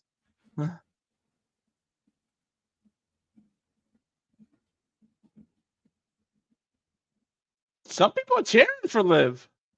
Definitely a mixed bag of reaction there. That kind of surprises me. Yeah, me too. But you know what? People are into Liv for the reason they're into Liv. And it's the very reason why JJ's not into Liv, because they just, I mean, it is what it is. She's very much combining the ability in the ring with the Divas era shenanigans. But the Women's World Championship on the line. Again, the referee with a cam and the earpiece in, and the bell rings. Off we go, boys. Both competitors just taking the atmosphere in. Absolutely. They're going to, and Rhea just talking that shit as she walks toward Liv. Mm-hmm. And again, Liv right to the outside there. You knew that was going to happen. Out on the side where Dom is, of course, and Dom very, very quick to avoid. Liv even kind of didn't make an effort to go toward Dom like she would have in the past. Mm-hmm. Liv being smart, playing psychological games right at the beginning. Yeah. Has to. For my money, Rhea's got her outclassed in the ring. She's got to play the game. But see, Rhea's playing into the game, and Rhea knew it too. Rhea realized she was playing the game, though. She stopped running. She knew. Mm-hmm. Rhea's got to be smart about this. She's got to use her own savvy, her own psychology game that she's utilized successfully for so long. But again, she's chasing. Liv's making her work for it. And now Liv's flirting with Dom. Here we go. Rhea's got to not let the flirtatious stuff, the romance stuff get in her head here. Rhea's got to focus on getting her championship back. Yeah, exactly. Liv, then Rhea's outfit almost looks blue instead of purple. It's got like an awkward purple. It's darker purple. Yeah, it's the cameras and the lighting. Yeah, it just trust me. As an LA Kings fan, purple and blues are a bitch. It's a star. Oh, smart by Rhea. Oh, she caught her. Yeah, She caught her. And Liv knows she's caught now. I love that camera shot, though. Stop it. Stop it, Walter. Jesus. That's terrible. Finally got hands on her. Liv can't get away now. Oh, big short arm clothesline by the challenger. Another one. Picks her back up. She's going to go for 3. Oh, nope. Oh, she got it. She riptide or ripcord. Ripcord. Very, very Okada-like. Yeah. We can see who Dom is cheering for. Man, full Nelson into almost a full Nelson suplex there, and just drop Liv on her head and Liv, the champion, back outside at the feet of Dom, who is just loving life. He's laughing his ass off at her, applauding mommy in the ring. But again, championships can only be changed hands inside the ring by pinfall or submission. And double high five. Again, a kiss and a lick to the cheek of Dominic, and I don't know who's reacting more, Dominic's wife or Buddy at home. They're probably like both at home. It'd be funny if they're both. If they were like both in the same house watching this match together. I think they should, just for the shits and giggles of it. Just because they're all buddies. I'm sure they're all friends. Oh, they have to be, right? Man, Buddy's cool. He was tweeting like Lilo and Stitch and stuff. I know. Cool. He understands the game. Yeah. Rhea, now that she's got her hands on Liv, is just assuming control of this match, throwing the champion into those barbaric steel steps that are hollow as fuck. But that's okay. I know who doesn't like it, Rikishi. Yeah, no, Rikishi, yeah. It's funny. Our buddy LJ asked Rhea about the sting face you gave at the house show. I'm sorry. It may have been Chris Van Vliet. I forget who it was. Oh God, that headbutt. Rhea has made that headbutt her own, man. She's almost Samoan in her delivery of that headbutt. Oh, putting her on the top rope there and just let her drop. Jesus. What the hell was that? I don't know, but it was effective. It was almost like she was going to do a riptide. Oh, there she goes. That was a pretty much I can beat you anytime I want type move. Setting up for a riptide here. Oh, Liv gets out of it, slides behind, and again tries to get in that corner to create some separation, not distance. He's still in the ring. Rhea's been pretty dominant, but what were you going to say about Rikishi after I mentioned Rikishi? Well, I was going to say, she mentioned it, asked if it was her idea, and she goes, kinda. I mean, Nia was involved too, and Rikishi had commented that he'd seen it and didn't disapprove, so. How can you disapprove of that, Mike? Oh, man, Liv throwing Rhea's shoulder first into those reinforced the injured shoulder. The injured shoulder, yeah. Let's not forget. Rhea's been off. Is Rhea not 100%? Well, they asked her. They showed a clip during the pre-show of Jackie Redmond talking to her, and she knew Liv would target it. She knew Liv, and she screamed at the referee, "Don't you stop it!" She said it's out. Dom's gonna pull it. They're gonna pull a best of the best if you know that movie. Oh yeah. They'll definitely put it back into place. But Liv, to the champion's credit, not letting her get separation and getting out there to pull it back in, and now she's out inside of the ring now. Yeah, Dom's gonna do it. I might close my eyes for a second. Dominic covering over mommy, just making sure she's gotta see if she can pull it back in. But notice Liv has left the ring here. Oh no! Liv with a kick, driving Rhea into the steps, shoulder first. Again, Liv not letting Rhea have the opportunity to get that shoulder back into socket. But think about it. Liv might have just accidentally popped it back in place. That's what I may have. She might have popped it back in. She may have. But it's not going to stay that way. Liv now targeting that shoulder. We knew she would, folks. Yeah. I'll say Alexa Bliss, when she did that, that was one of the greatest fake outs in women's. Oh, that was so sick. Ever. Well, yeah. I mean, Alexa's double jointed, so let's not forget that. Yeah. And again, there's a replay of that kick. To your guys' point, may have put the shoulder back in the joint, but Rhea's selling like it didn't. So good on her for maintaining. And again, Liv trying to get that shoulder, that arm over the rope, just so she can do exactly what she's doing right now, which is just laying those kicks into that shoulder, making mommy pay for that one mistake. Rhea's not even wearing kinesio tape or anything. No.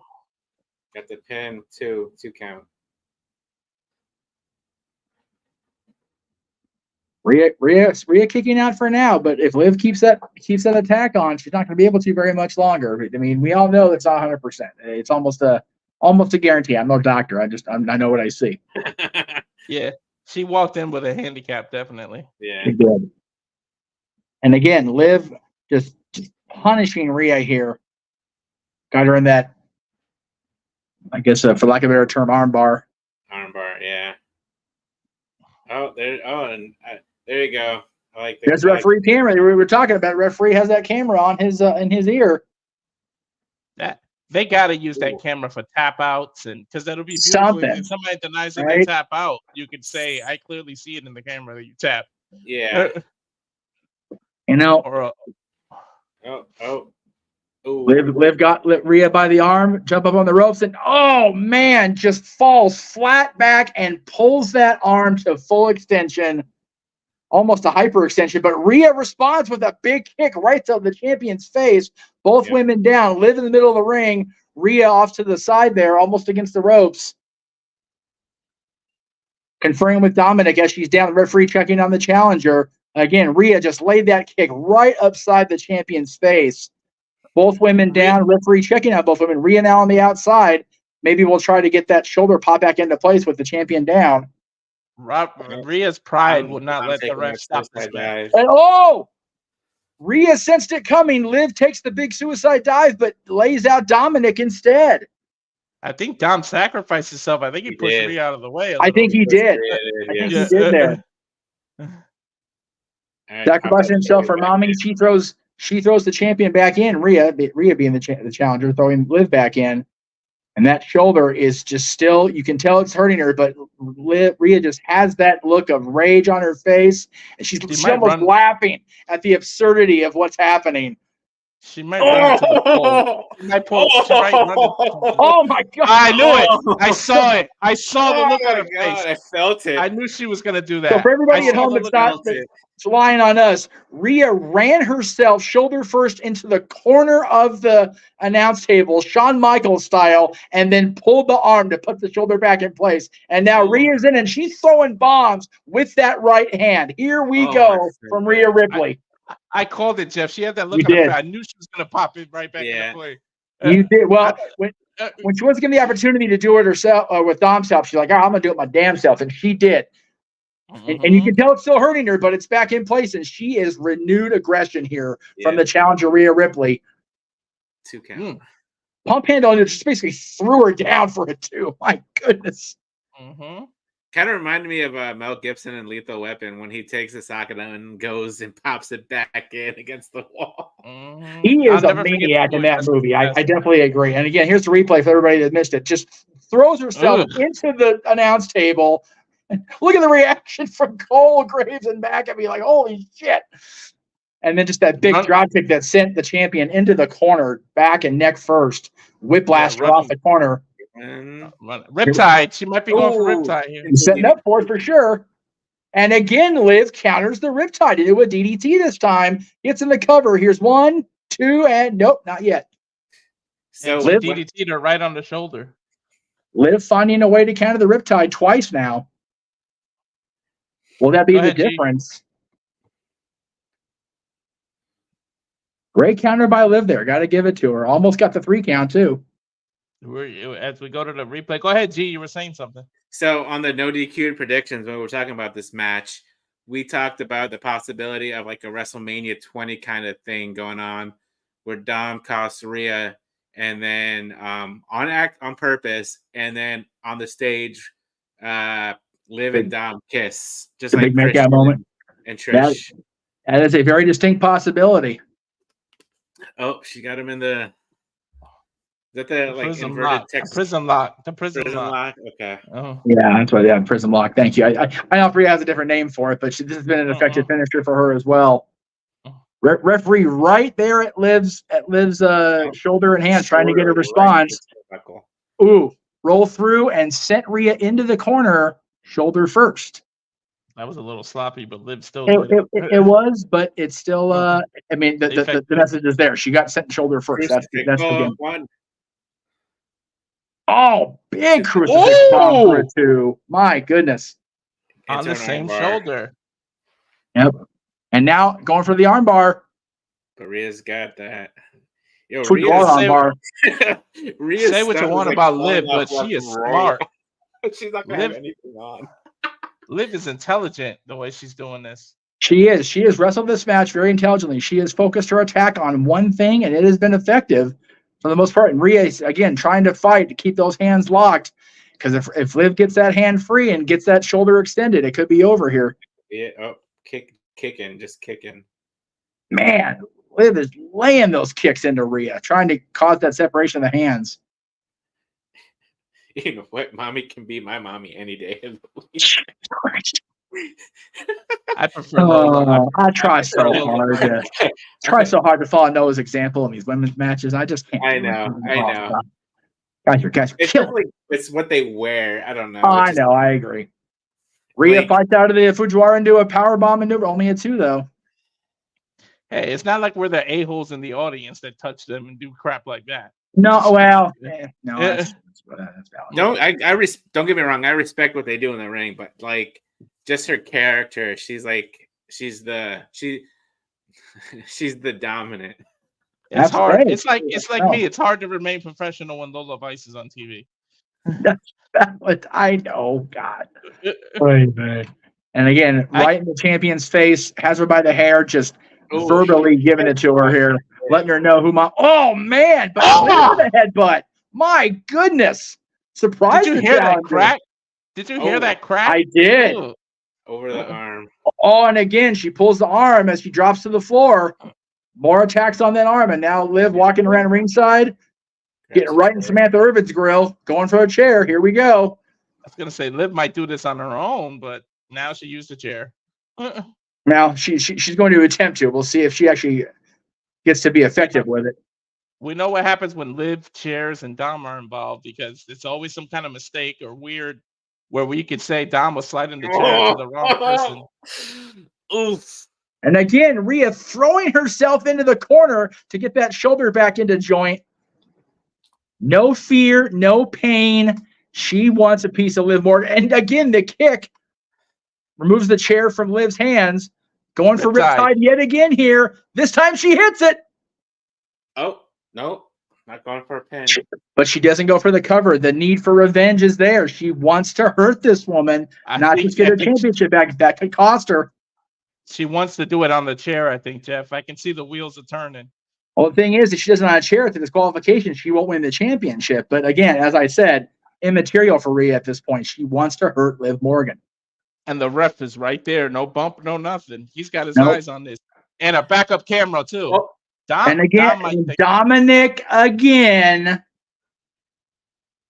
Saving Liv or saving the championship match? He's saying you're going to get disqualified. He's telling her. Yeah. You can't win the title, see? It's true. He's not wrong here, at least not yet. Yes.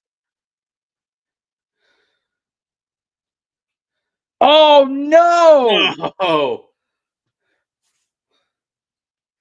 Oblivion. Liv hits Oblivion. No, she kicked out. And Liv cannot believe it. She is beside herself. I can't believe it either. I thought that was it. I can't believe the guy chose to wear that purple and white with that gold chain either. Man, I'm completely beside myself on that decision. My goodness. Very 80s. Very 80s. Yeah, far too 80s. That's Cleveland. And again, Dom now has the chair. Slid it past Rhea. Oh, no. Slid it past Rhea. And distracting the official. Oh, no. Oblivion into the chair. The Dom introduced chair. Oblivion. Liv retains the title. We might get the kiss, G. Oh, my God. That was too obvious. That Look at Dominic's face. He's happy. Son of a bitch. Somebody better hire him some armed escort to get out of this stadium. Holy crap. Oh, they're going to kiss, G. They're gonna oh, my God. She's going to run into his arms, guys. I'm calling it now. She's going to jump into his arms. This is so bad. Oh, my goodness.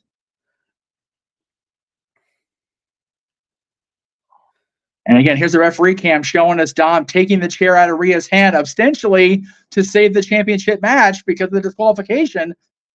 He just said you can't win on the DQ. Liv hits the drop kick into Dom in the chair, hits Oblivion, but only gets a 2. And again, Liv just beside herself, but here it is. Dominic slid that chair. They didn't show that on the replay, but Dominic slid that chair in, pointed it out to Liv, distracts the referee. Oblivion directly onto the chair.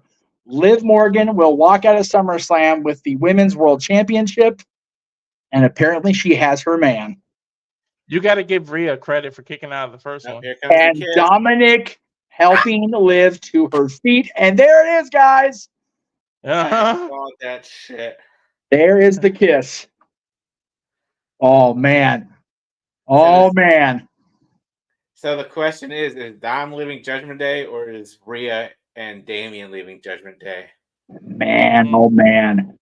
But no Balor, so we don't know where they stand, him or McDonough or Carly. But Dominic, obviously now in alignment with the women's champion as Liv Morgan walks out, still your women's world champion. I'm going to tentatively bring the Renegade back in here and pray to God we don't get thrown off. This is good because Rhea can get out of the whole romantic angle because I don't want her to be involved in anything like that. Oh, man. Are we going to go to bad blood with this now? Because now there's definite nuclear bad blood and heat here. Oh, my goodness. I want to see Dom versus Rhea at Bad Blood. Oh, man. Oh, man.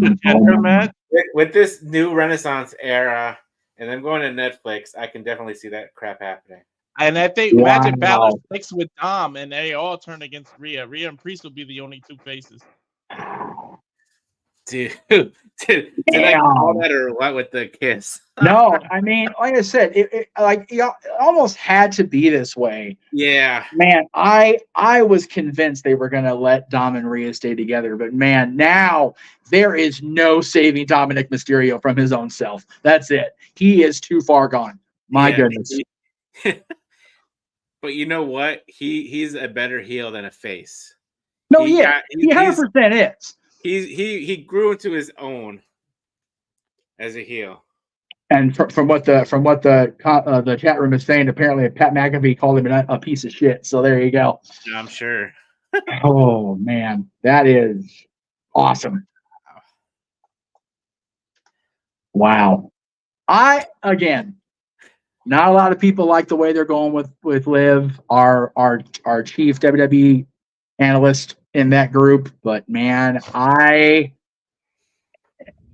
I said, I'm here for it. I know it will be a very polarizing opinion.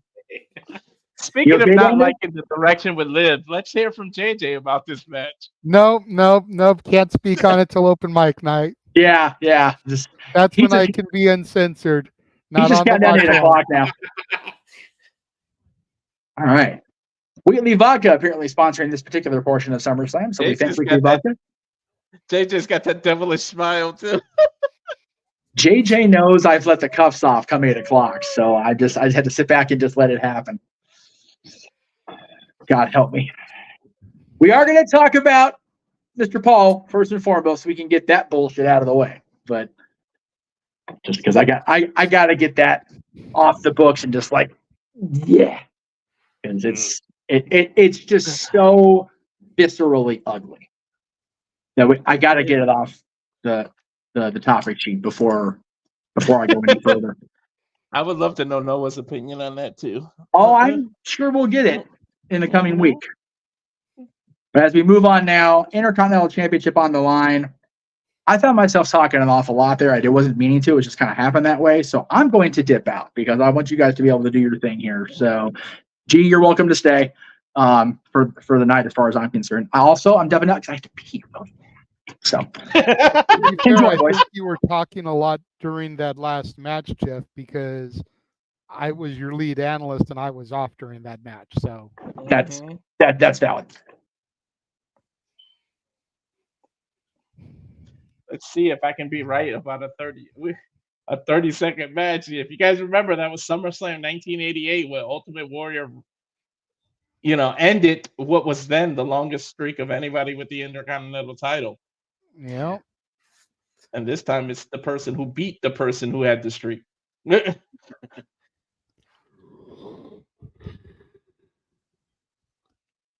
I will say this much.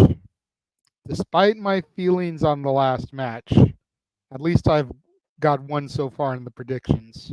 Correct. Same here. Because I did pick Liv to retain. I did too. Begrudgingly. But I did pick her, so. It's because we all saw either Dom or Finn screwing her over.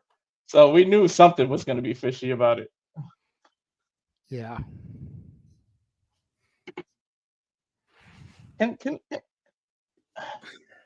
Okay, I don't necessarily pay for Peacock because it's part of my phone company, but could you not give me this much commercials during a damn PLE?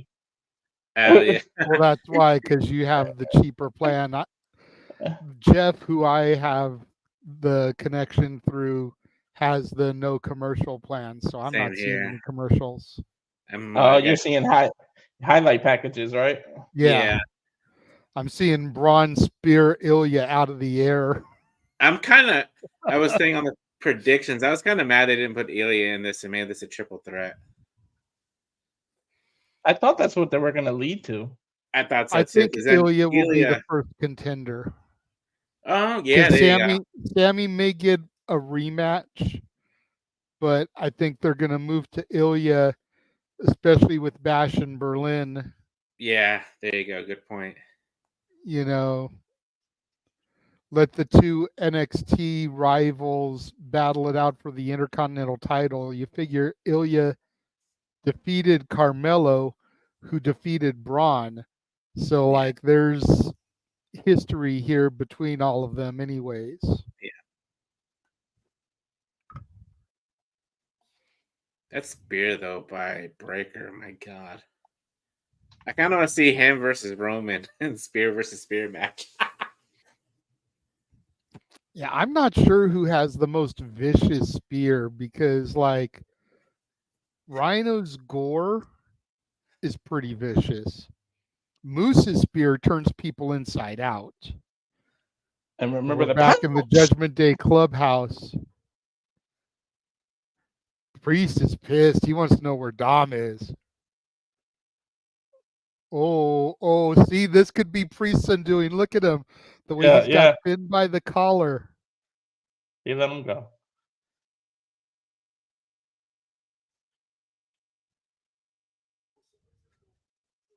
I have it on mute, but I think he just called Dom a little prick. Yeah. Okay. Said someone's got to know where this little prick is. Look at Carlito staying out of it. It was like Carlito's in his head. He's like, that's not cool. And everybody's left Priest alone. This is ominous, man. This is foreshadowing. Again, the way Priest had Balor by the collar, the way everybody left Priest alone. I don't like this. I don't like this. And to think that we never got Judgment Day at a Judgment Day pay-per-view. Right. I don't like the fact. But like you said, JJ, too ominous, man. What used to be Judgment Day? September or October? May. It was October the first year, and then it went to May.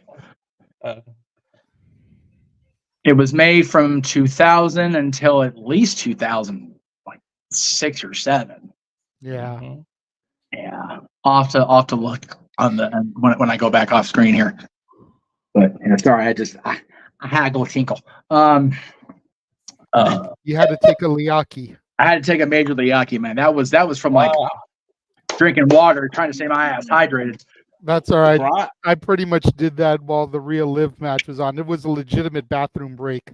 I did a round of dishes so I could start the dishwasher. There you go. So I could see the TV from the kitchen, and then I went used the facilities real quick, and then I came back and was in the green room listening to y'all. That is the beautiful part of having the the opening here because I've got the kitchen's wide open to the living room, so I can hear and see the TV, and I can hear you guys too from the kitchen while I'm off screen. So that's nice too. Man, look at that crowd. They are Ronnie here for it. Bagwell endorsed sign. Jesus Christ. I just saw that. Braun Breaker really has the Steiner's Brothers outfit right now. Like that's really 90s Steiner Brothers right there. Oh, yeah. Like he really leaned into it this time. Down to the Zubaz look. Yeah, exactly. It's kind of a mix of both uncle and dad. That's crazy. I love it. It's I've funny. said for a minute he's the son of Rick, but he looks and acts more and more like Scotty. Oh, yeah. Especially before Scotty got roided out. Yes. Yeah. It's like long-haired Yeah. Scotty. Yeah. You have to do Steiner's genetics because he came out like his uncle, though he's his he's Steiner Rick's dad. That's like doing Steiner math. That idea. Yeah. Sammy's hype. This crowd is hot for him. Love to see it. He had a hell of a time last night at this show, from what I'm told. He had a good show last night, so he's. Well, yeah, I mean, I saw and sent you that clip of Indy Hartwell. Good for Indy, man. See Indy Hartwell performing "My Time Is Now" on the stage at Sammy's comedy show. So much fun. Awesome. It was nice to see Candice LeRae actually letting herself have a good time and not being Candice LeRae. Bitch mode. Yeah, exactly. Yeah, it was nice to see all of them just having a good time, letting loose, letting their hair down a little bit. It was cool to see. Yeah. I can't shake the feeling that this entrance is going to be longer than the match. Oh God, I hope not, for Sammy's sake, man. Like I said, I want Braun to have big things and do well, but man, at the expense of a warrior like Sammy Squash, I'm kind of good on that, honestly. I know we all feel like that, but just think about what it does for Braun. Yeah. I mean, Daniel with the comment of the night so far. No, but it's gonna be interesting. Yeah, no shit. I'm about to muzzle Jay at the top of the hour. Just let us get through the Logan Paul stuff first. I swear to God, I'll take the handcuffs off afterwards. Just let me get through it. Oh man. I know Dom better show up to the arena real late tomorrow. Dominic better get the hell out of town right fucking now. Yeah, I know, right? He better get to moving. Oh my God, Sammy with the hi guys. Oh. Now I can't hear it. Did he change the belt? It looked like they did, right? It has a flag on it now. Yeah, they've definitely updated the title. Interesting. I'm such a belt geek. Oh, I guess I was wrong, but he did go for it. He just missed it. He did. He went for that spear. Maybe Sammy was doing his own history study there and avoiding that squash. Mm-hmm. Jesus, over the top rope there with that suicide dive. God. Sammy kind of landed awkward there. He's holding his back. Those are so dangerous to do, especially over the top rope onto somebody like that. Those are always so high risk, like more than usual. Especially at Sammy's age. I mean, Sammy's the seasoned vet, got to be pushing 40 at this point. No, I agree. Uh-oh, here we go. But at least it looks right. Oh, with went for the haluva kick, but missed. That hurt me. Taker, who was like 7 feet doing that. That hurt me. He missed a haluva kick and just extended his groin over that top corner. My goodness. Braun had Sammy up for gorilla press. Sammy reversed it into a pinfall attempt. Big clothesline by Breaker. Damn! He literally jumped into that clothesline. He did. I can't get over the Judy Bagwell sign. It's fucking with me. And then it's right there at the camera angle. Right there, I know.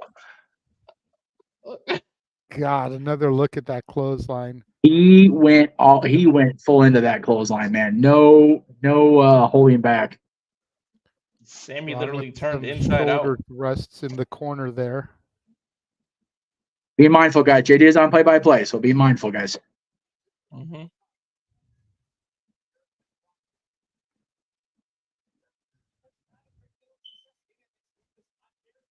Referee backing Braun off from Sammy in the corner there.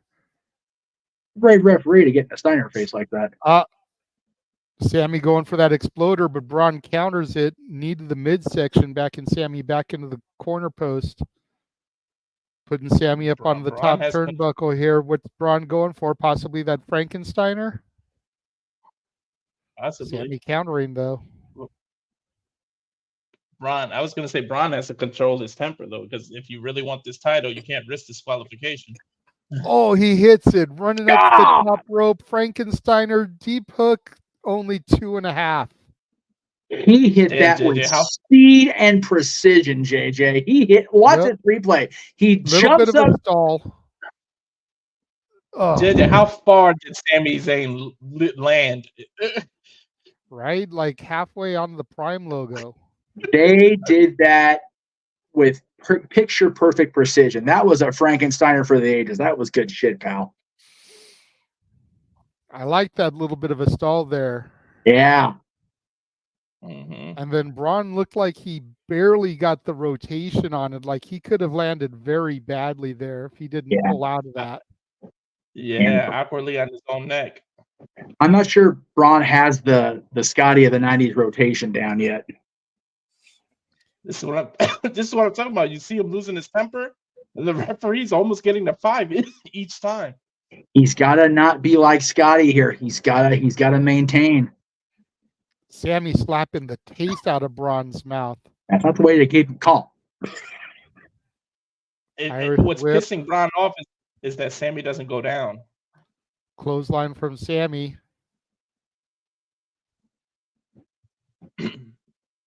Sammy looks like he's going for the Blue Thunder Bomb, but Braun too strong here. The least effective move in wrestling history, the Blue Thunder Bomb. Oh, up and over.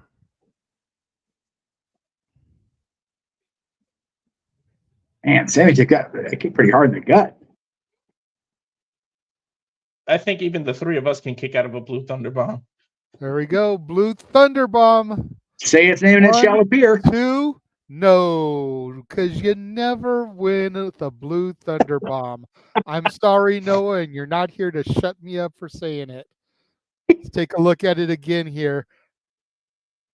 Boom. If you JJ, at this point, if you lose to the Blue Thunder Bomb, you might as well quit because the company doesn't like you. That's valid. To be fair, that was a very sloppily set up Blue Thunder Bomb at that. If it had been the end of the match, I'd have been like, the fuck just happened here? Man. Yep. Jumping what is the height that Braun gets, man? Did you see? Exploder suplex in the corner. We all know what Sammy's looking for from here. You better hit it this time. He hit it. Braun up. Spear. Oh, countered the Hoover kick with the big spear. And here go the straps. Ruh-roh. Braun is just feeling like it Rhea, now, guys. Yeah, just like Rhea, Braun is favoring the shoulder, though. 1 rope, 2 rope. Big spear in the middle of the ring. Damn. Hooks the leg. 1, 2, 3. Your new Intercontinental Champion, Braun Breaker. Man, oh man. JJ, how fast does he hit those ropes again? I think they clocked him at like 20-something, 30-something miles an hour. That wasn't near as fast as he normally goes. No, he's definitely hurting. I think they said 23 miles per hour. Yeah. To Stephen Ashby in the chat room, Noah is actually there live, sir. He lives in Ohio, so he is actually at the event tonight. Yes. Taking a well-deserved night off. Actually, the third SummerSlam he's been absent for at least half of. Mm-hmm. Good. 5 minutes, 43 seconds. Emmanuel clocked it. Yeah, you just broke that number, 543. That's what Drew had the championship for at WrestleMania. Oh, he did. Close to it. 2 matches in, and we got a title change. I think we're due for a lot of title changes tonight. Well, I think so too. Yes. The first 2 matches have gone exactly the way I thought they would. The finish of the women's championship match with I should have known better than Dom not going out even a worse heel than he came in because he needed to your heat. So whatever, but man, like I said, There's our image. yep. They definitely redid the plates on that championship, that center plate. They definitely redid that center plate. Good on them though. You know what? It's still a cool design. Just have to do the look now. I'm here for it. I see the face that Sammy's making, but don't get down. You did proud. You beat the man who had the longest reign of that title. You got nothing to hang your head on. Nope. What in the Cena? I'm getting it You're down. seeing Seeing it movie too. review. Okay, all right. It's only set 6 years in the future. What are we doing here?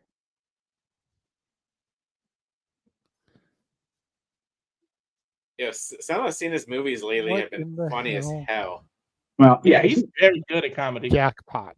he's such a goober. It just makes sense. Have you Oh, guys it's on Prime, seen the one on Prime? I think it's called like Ricky Stenicki. Yes. Yep. There. Yes. Oh my Oh god. my god. It's hilarious. I'm getting a commercial for what? Yeah, For they're- the A&E series, yes. this is typical Peacock because they're hyping the Sunday night Yeah. shows, Biography Legends and The Rivals. But like I said during SmackDown last night, I am glad they're doing an updated bio documentary on Trish because that's long overdue for me. Yeah. I gotta I love catch it. up on the last couple ones. I love that McAfee's DLC on the game now. That's awesome. He literally kicks a football. He does.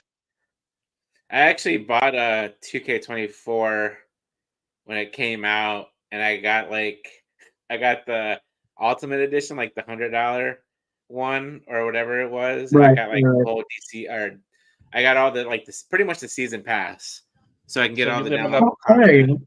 You're living up to your name, in other words, huh? Big ballin'. The Big $100 ball, game. that's it. Pretty much. Yeah. That's it. I can't unsee the bed sheet that Corey stole that suit from the hotel. Now, like I can't unsee I that. like it. Ugh. I like it. Yeah.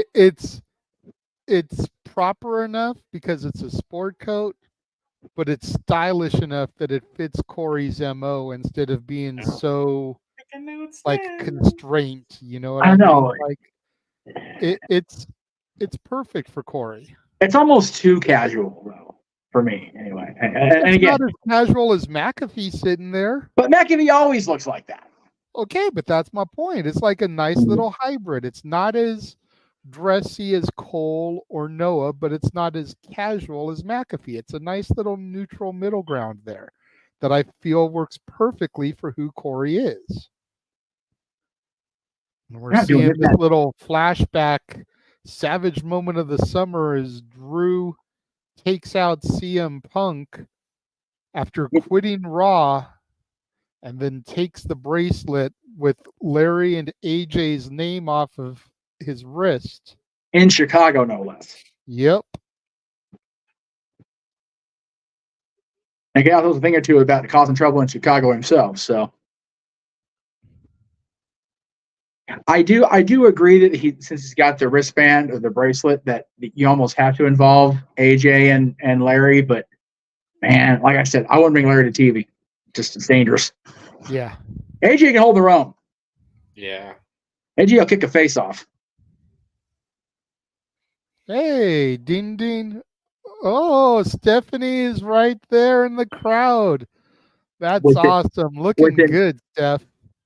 With an empty seat two empty seats next to her. Let's not. Curious who those seats are for. Yeah, Larry and AJ.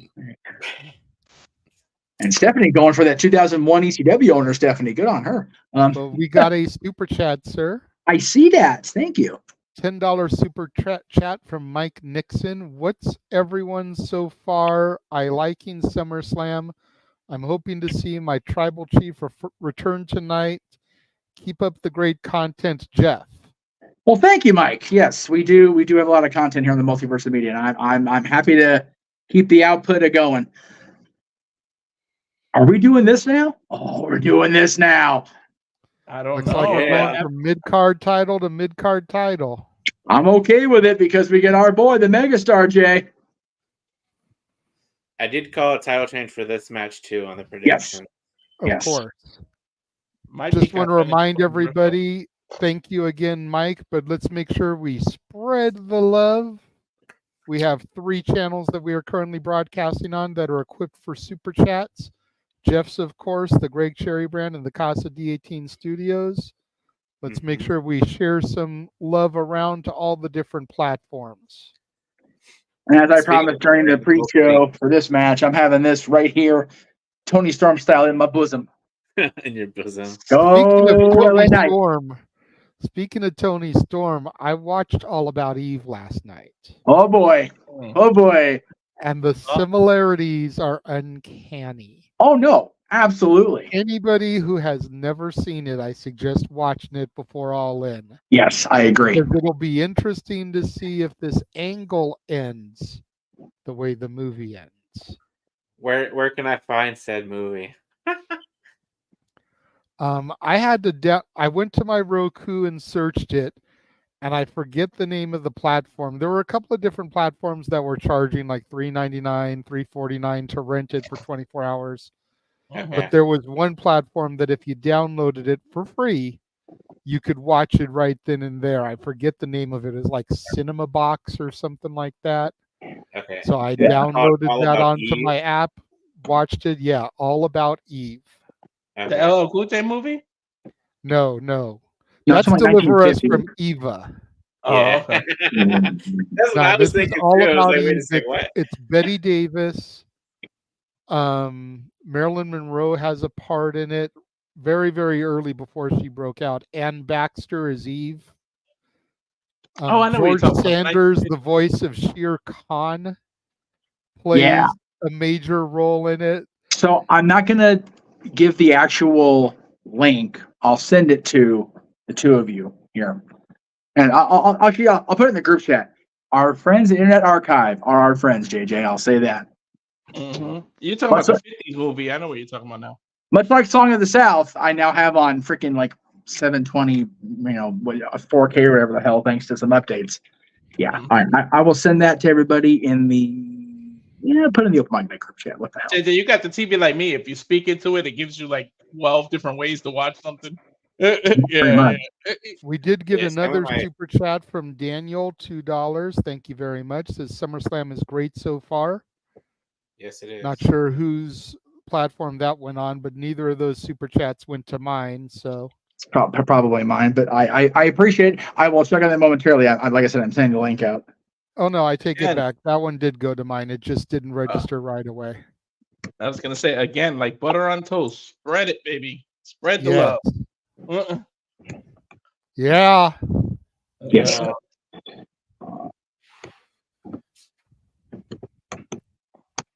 Ayo. Something happened in my PK. It says coverage will resume shortly. Okay, here we go. Now Logan Paul. Because you don't have the free peacock, that's why. Yes. Or rather, you got the Man, free look peacock, at not the this paid. outfit that Logan is coming out in, playing up the red, white, and blue as the United States champion. With an orange tone too. Yeah, Cleveland Browns. Yep. Sorry. Sorry, that's just the Steelers and me That's gagging. it. That's it. That's the tick in our who football is fans. this in security. Oh no. Oh, Machine the other Gun cool Kelly. God. That's what I thought it was. We know he's from Cleveland. Nice. Douchebags of the world unite. Hey, he's a You big know what? wrestling Say fan, though. what you will about MGK. I actually Some like people MGK. like him, some people don't like him. But the I last time I think I saw MGK, aside from the movie review I did of his, was when he performed for Roxina and did Invincible. Yeah. Well, he was on after that because Owens put him through some furniture at one point on Raw too. I don't think remember I saw that. that. That was probably during my And hiatus. that's valid. That's valid. That's true. For So shits and again, the giggles. last time I saw him, he was performing Roxina to the ring. That's okay. For shits and giggles, LA Knight should bring Eminem out. Oh my God, that'd be great. Uh-uh. Or at least somebody LA based. Hell, well, I would say Snoop, but he's having too much fun in Paris right now. Yeah, way too much fun. Hey, you know what? Good on him. Seriously, that man deserves some peace and actually like having fun rather than worrying about controversy. His commentary on like Olympics and animals and different things he commentates on his videos Oh, is my hilarious. God. Like I said, if anybody's having more fun over there than Snoop, I want to know who it is. Shit. Right? All right. Come on, Purse. Get our boy through this one. New champion. Wow, imagine 2 title changes in a row. Hell, I'm okay with it. Yeah. Not like in the Cleveland Browns scheme on the patriotic style. Yeah, no. So much. Didn't he talk junk about Cleveland the other day? Yeah. No, actually, he's been fairly nice to his hometown considering he's a heel. Yeah.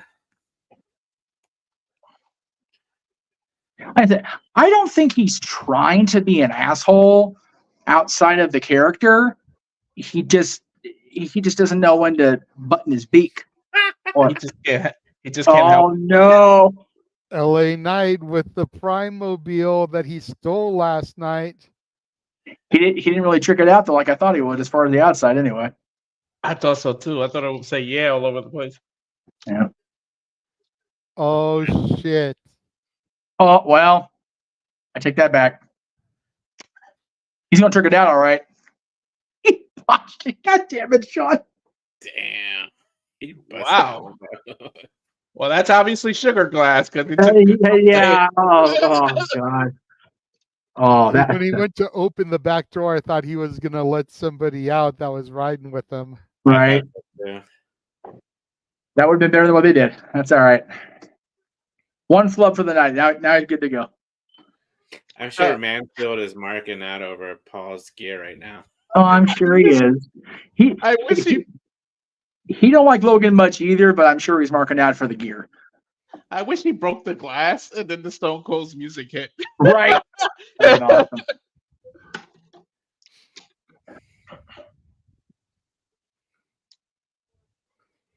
Oh, Logan doesn't get the special graph. I meant LA Knight. He's got it. Got his own Yeah. name tag there. Like we said last night and earlier, I'm so happy for this guy, man. Getting like you said, Jay, could be up to 80,000 people here. I thought for fucking sure that was Sean Ross Sapp standing next to MJ. I'm like, what the hell? Okay. Jeez. How the hell did Sean get that seat? After the world unite, so Well, oh, JJ, see, there you great go. point. all right, here we go. Bill Shit. hasn't even run. LA Knight grabbing the leg of Logan Paul, pulling him to the outside, just laying into him with some punches. Logan Paul trying to get some of his own nice headbutt to LA Knight.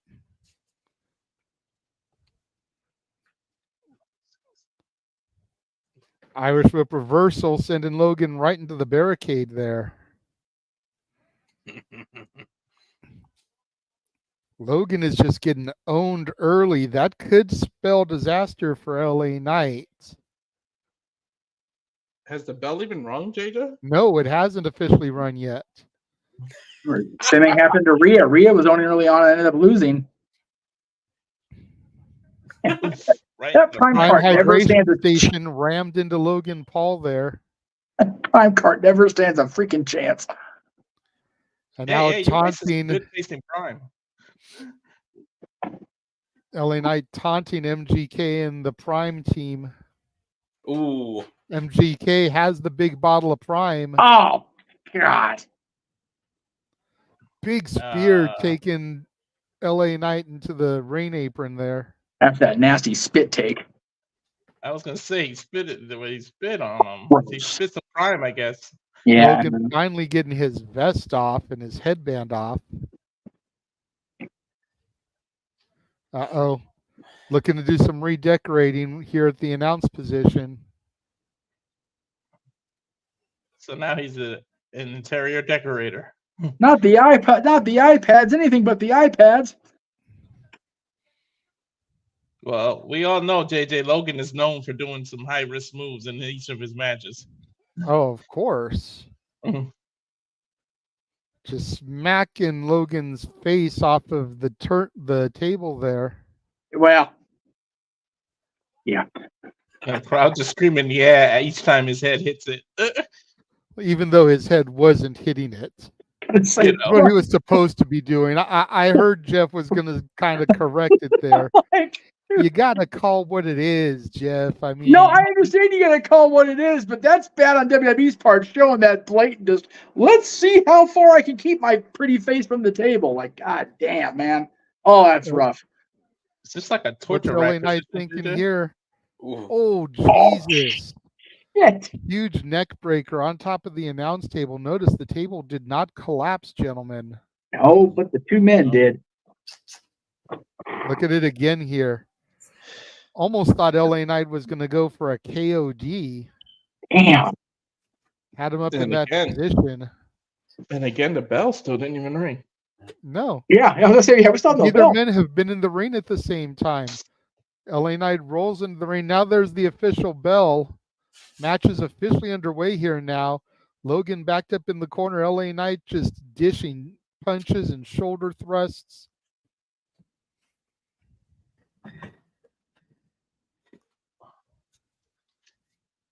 I think the referee's got his hands full, guys. Yeah. Yeah. Huge atomic drop there by LA Knight. Big clothesline taking down Logan Paul. Hook for the leg. Only a 2 count. I wonder if this is all being set up as punishment for Logan for his wording on Twitter, which of course we'll get into on open mic night tonight. That was brought to me in a private chat. I'm not gonna privatize whatever. I was speaking with Statboy.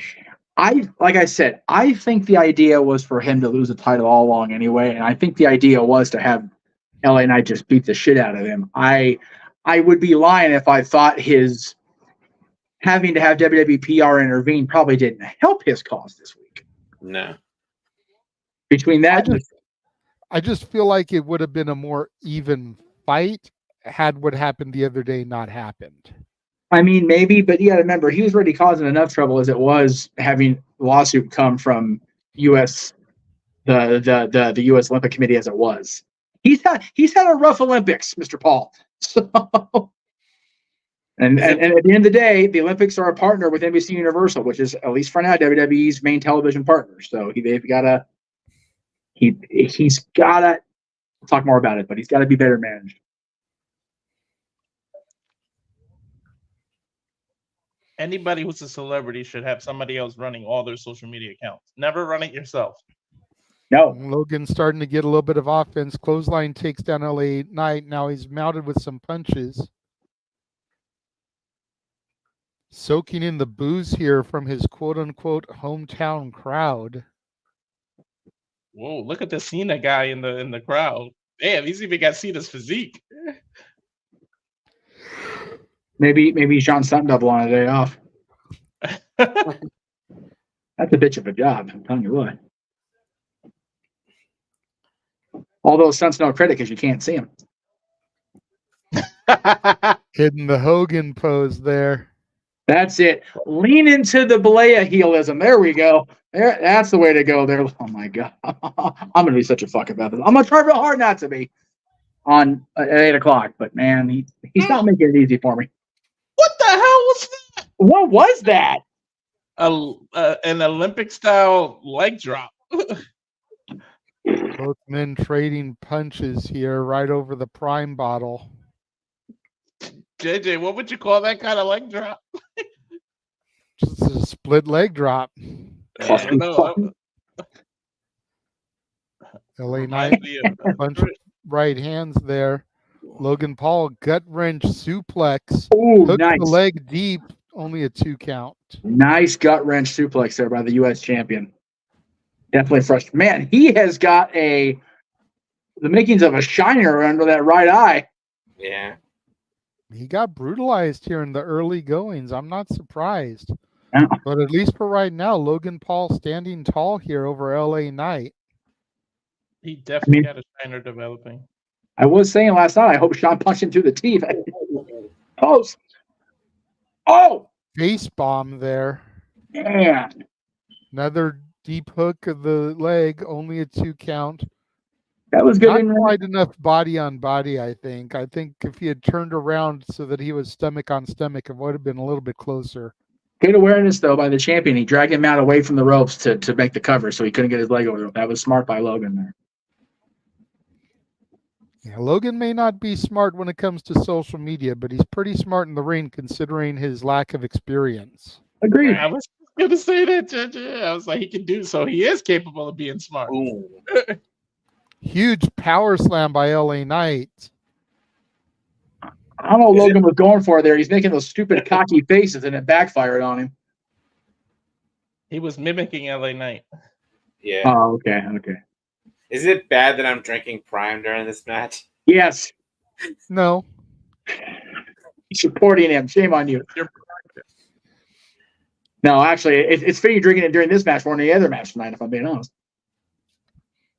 Now, mind you, I bought these Prime drinks before all this controversy happened. No, trust me, G. I'm still going to get the real American beer, even after what happened.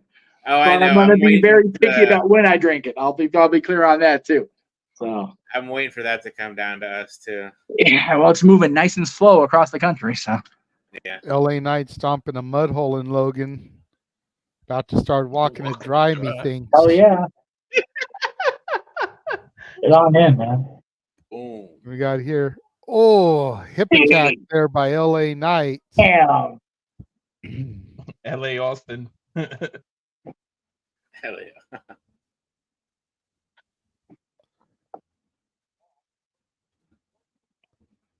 LA Knight's got him hooked. Uranagi. Nice. LA Knight went from Stone Cold to The Rock. Yeah, hey.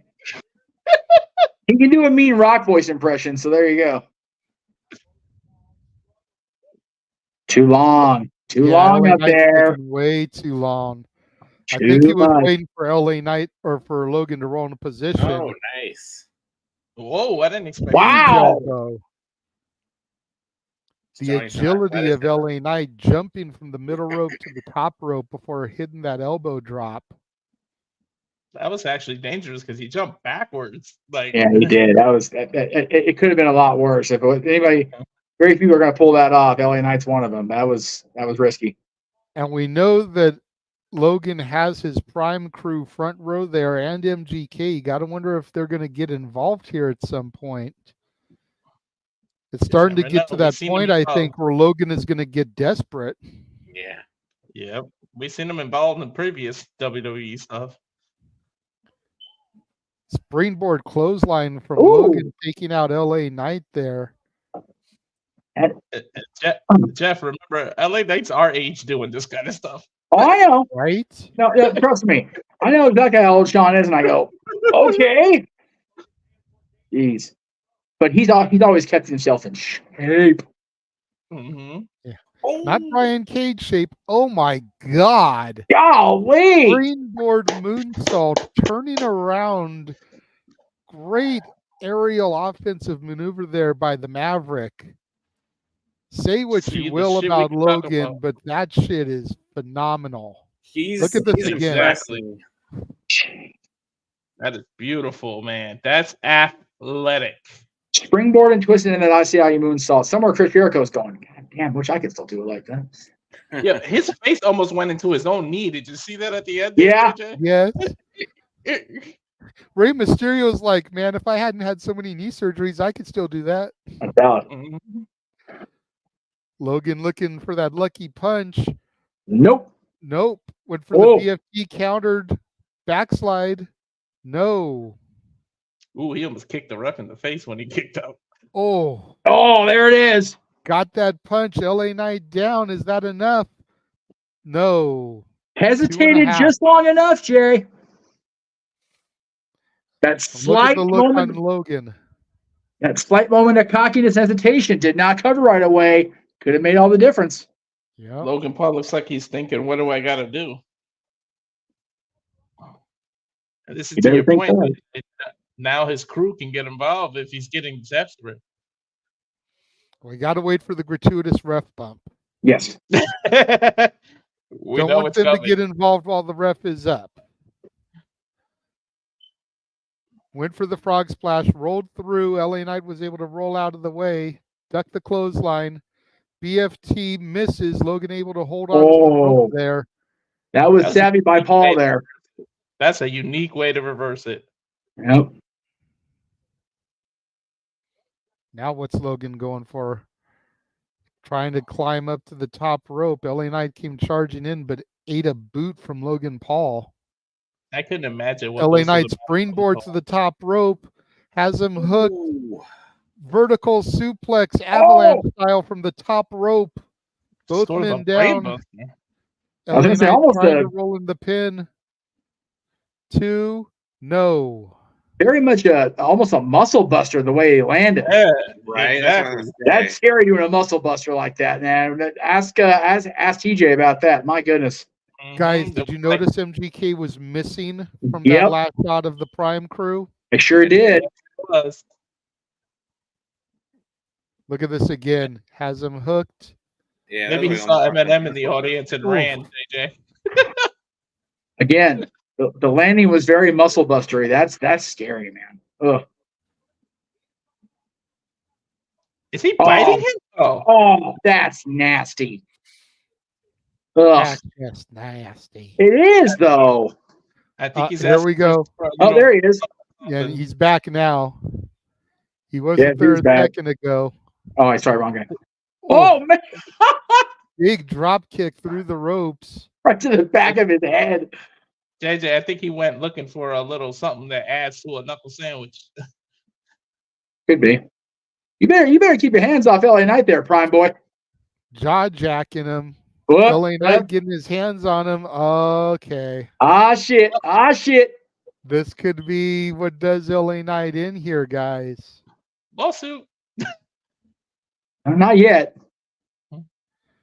Logan Paul coming back in, Uh, thrown into the LED barricade there, the post.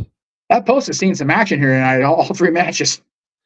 I think MGK might have something in his pockets. MGK hopping over, giving him his necklace. His necklace is a pair of brass knucks, guys. Oh, it's a Star Wars hammer. That's the adding to the knuckle sandwich I was talking about. Power of the punch. Where's Regal? Yep. Now get your butt back over the railing. Seriously. Oh no! Oh no! Don't! Oh God! Ooh. Oh, LA Knight there trying it to is. bring Logan up and over. Logan able to get the punch there with the knucks. I think I know what he's Logan going is set up JJ for the called it. Logan Lariat. Misses. BFT connects. 1, 2, 3. Your new United States champion with everybody saying L.A. Knight. Yeah! Oh man! Not an insult. That Guys, there was is no just a camera on the fact of referee's life. ear, but I think his foot might have been on the rope. JJ, say that again. I said, and that's not an insult. That is just a fact of life. And thank you. We gotta make sure we not talk over each other, guys.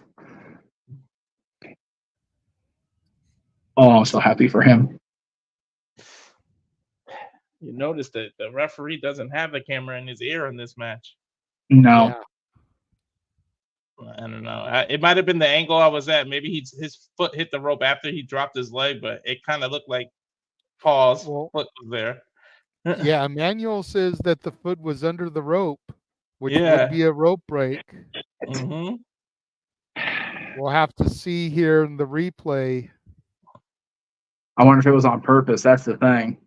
Yeah, exactly. And again, I'm they're sure it gonna get a good angle of it here, man. Boom! Muscle buster suplex. Golly. Dangerous as hell. My neck hurts watching that. I thought sure they were going to go for the Savage Santana finish there with the lift up and the knucks into the right here. That's how Savage became Intercontinental Champion back in '86, because he pinned Tito after that. But instead, he went for Logan Lariat, got reversed into the BFT, Here we go, JJ. Call it. rolled over. Wall. There it is, right Yeah. there. I saw his foot under the rope. Soldier. Hopefully that was just Logan not paying attention. And just I was that gonna wasn't say, supposed to be Jeff, a- I was gonna say, you think that's part of a story or that accident? I don't know. He seems more sad than upset at the controversy. So maybe it was just a oopsie. Maybe an oopsie from Paul, kind of like Twitter. Anyway. Twice in the same week?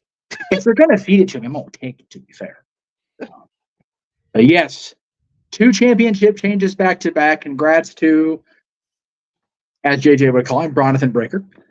And our boy, Sean Ricker, has WWE gold, Jay.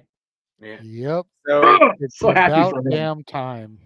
so it looks like Rick and Scott and Paige were watching the match up in the seats during his son's match. There you go. According to on WWE's Twitter account, X account. Yes. So how ecstatic are you two? Dude, I'm so stoked for it. And again, him beating Logan Paul was always going to be good. I mean, it was such a good story. It's been a good build, but this week in particular, it's a little bit sweeter. Just because the U.S. champion has been causing so much controversy with the U.S. Olympic team, it's like, dude, just shut the fuck up. The Olympics, like, stop. So, Can we use LA Knight like we did Gunther and elevate this title now? yes, please. U.S. Open Challenge return. Right. Pull a Cena, man. Make it happen. Have Cena answer one of them in 2025. You know, I am here for, we are overdue for Logan Paul versus Cena anyway. We kind of had that seed planted a year ago. I see the wheels turning in JJ's head. What's going on, JJ? I can see it.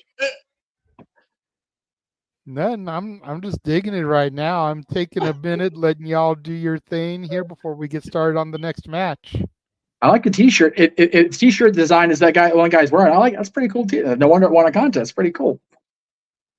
No, that's one of Seth's shirts that's been out. Oh, okay. Trust me, apparently we're I'm supposed to constantly going to WWE shop looking at new shirts. We're supposed to scan the QR code. Apparently. What is this? Why Baron is this? Corbin giving Apollo Crews a haircut? Why is this on the paper? It's a man. It's a man. Okay, but we got the little barbershop thing spinning. Where is Brutus Beefcake when we need him? Far away, luckily.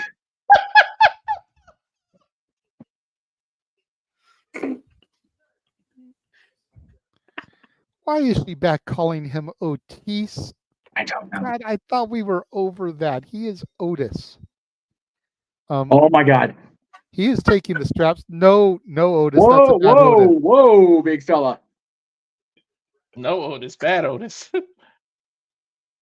Look at Tozawa's face. Oh my. This is why I don't go shirtless on. And wow, I can't even comment now. Good.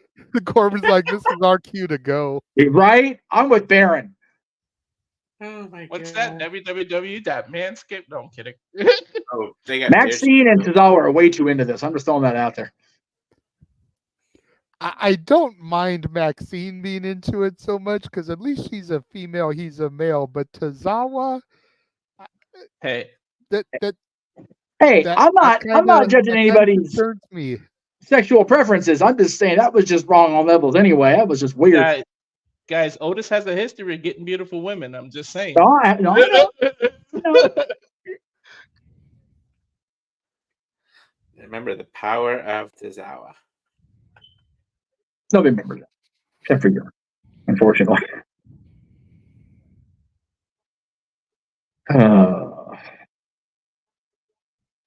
All right, I called that one in my loading up the graphic in the queue. Did you guys predict any title changes on this match? I didn't. Yes, I did, yes. Yeah. I did. Only one though. No cash in. Okay. Yeah.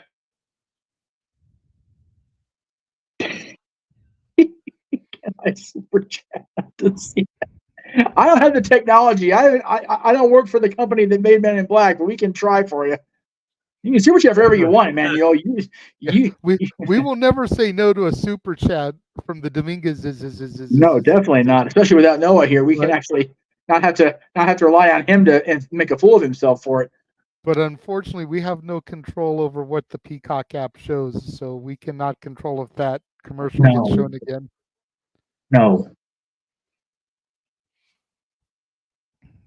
And right now, for those of us who have the premium cock package, we're watching the dominance of Nia Jax since her return.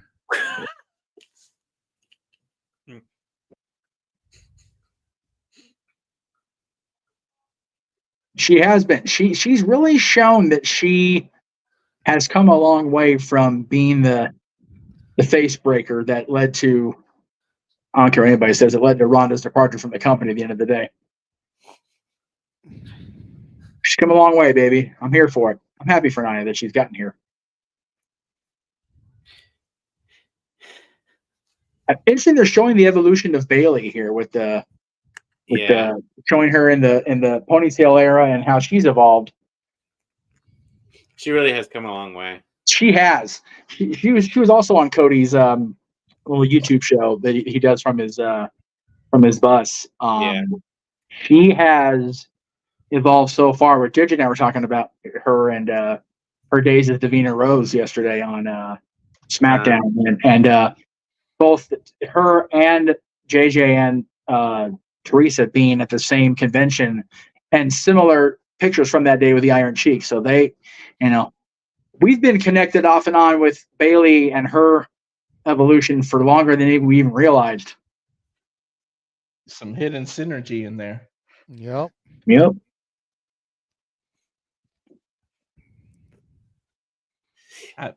What's interesting, I don't want to downplay the match, but I feel like the aftermath is more interesting with Tiffany. Like, what's going to happen with the case? Like, you guys know what I mean? I'm not trying to downplay the match itself. Well, here's my, and again, this could be just the fact that they may have made the briefcase a red herring. The briefcase, the new one, is for sale on the shop already after yesterday. So if they want to make $50, if they want to make the most money off it, they'll keep it in play. They won't have it cashed in tonight.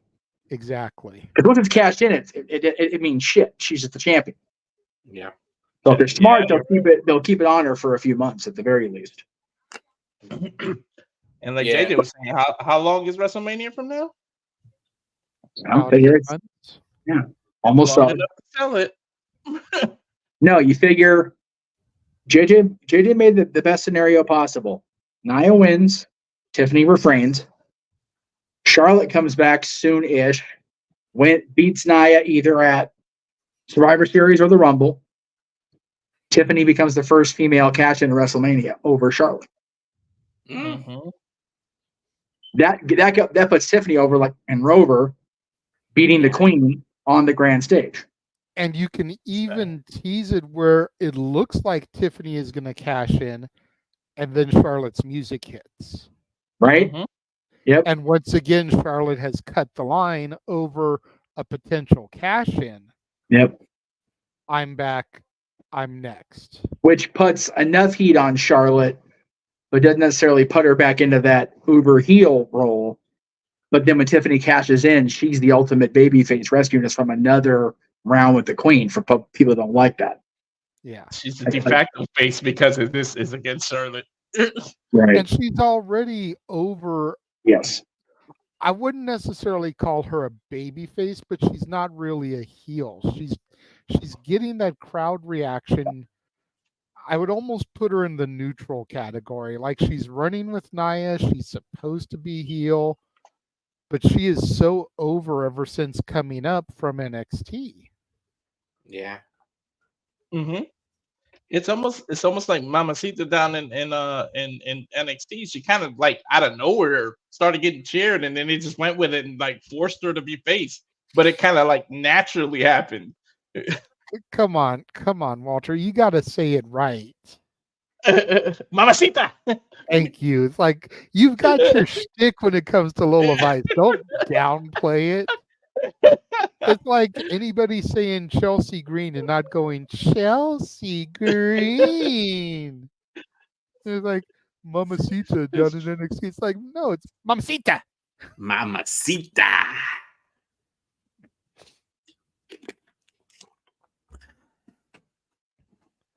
I like that crown that she's rocking. I think that's different from the one that Triple H actually gave her.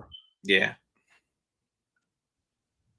It looks different. You know what I do like is that Gunther and her both haven't really. They've been referring to themselves like it, but they haven't really build a character around it. It's just they knew it was for the opportunity to get the titles. It wasn't like they need to wear robes and become actual king and queens. I like the little change.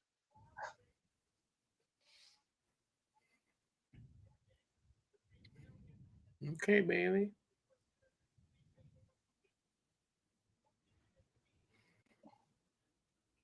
Is JJ frozen? No. Nah. Watching Bailey come to the okay. ring.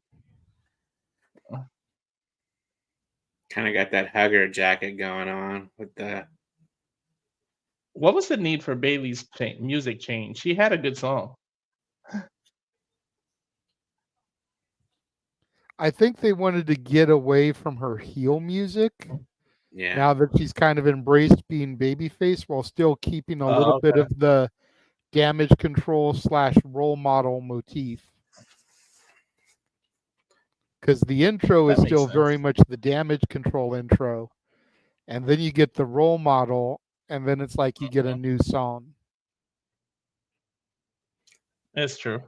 Yeah, Bailey doing like paying homage to Macho Man with that outfit.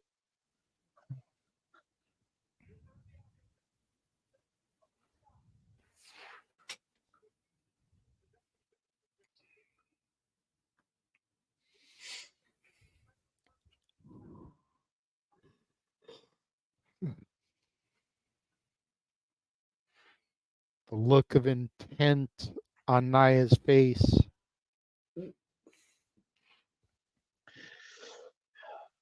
Yeah, she's been to the top of the mountain before, but she looks like she is more focused than ever.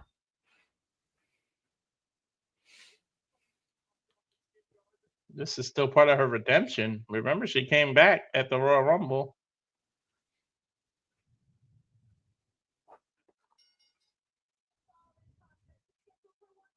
One fall.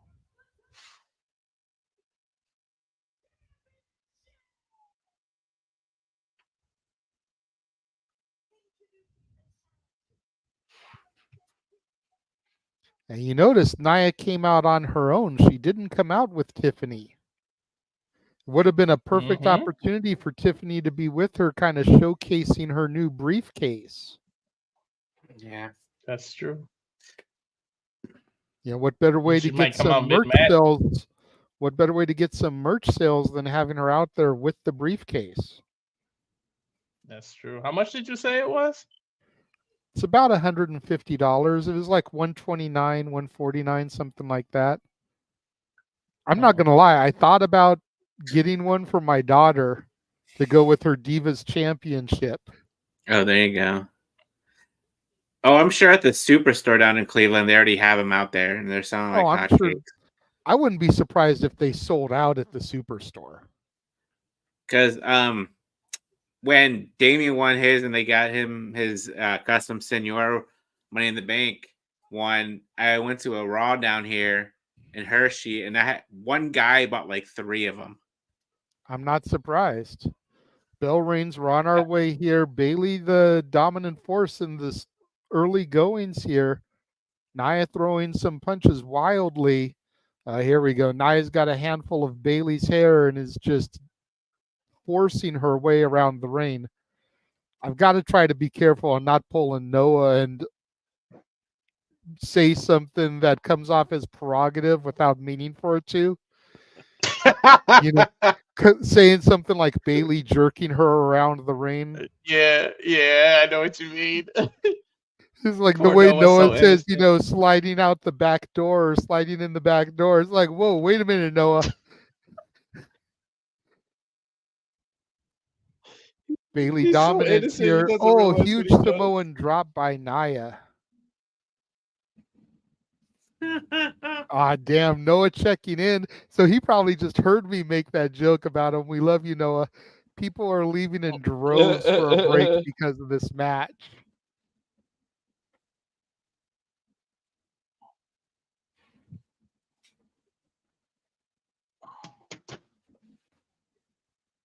Good to see you in the chat, bruv. I hope you're having a blast. Yeah. Nia's ragdolling Bailey right now, guys. Of course. Huge scoop slam from Nia to Bailey. She needs to be the dominant person here.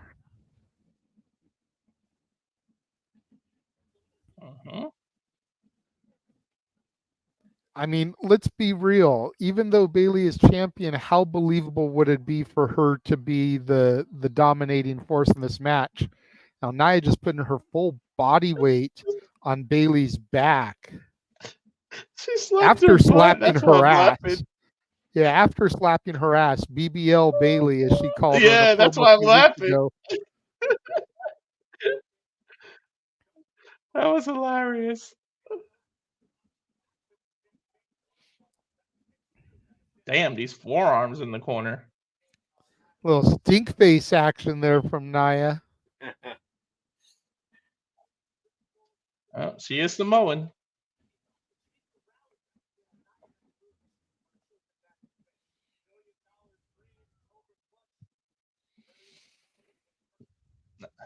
Nia talking a lot of smack after she does these moves. As well she should. She's in control and she's the heel. If she wasn't talking trash, she wouldn't be a very effective heel. Bailey fighting back with everything she's got. Ducks the clothesline.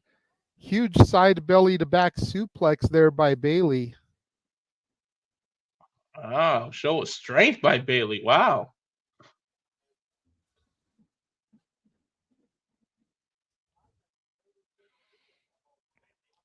Ooh, stun gun there to Bailey. Bailey still hitting the ropes. Nice forearm taking down Nia.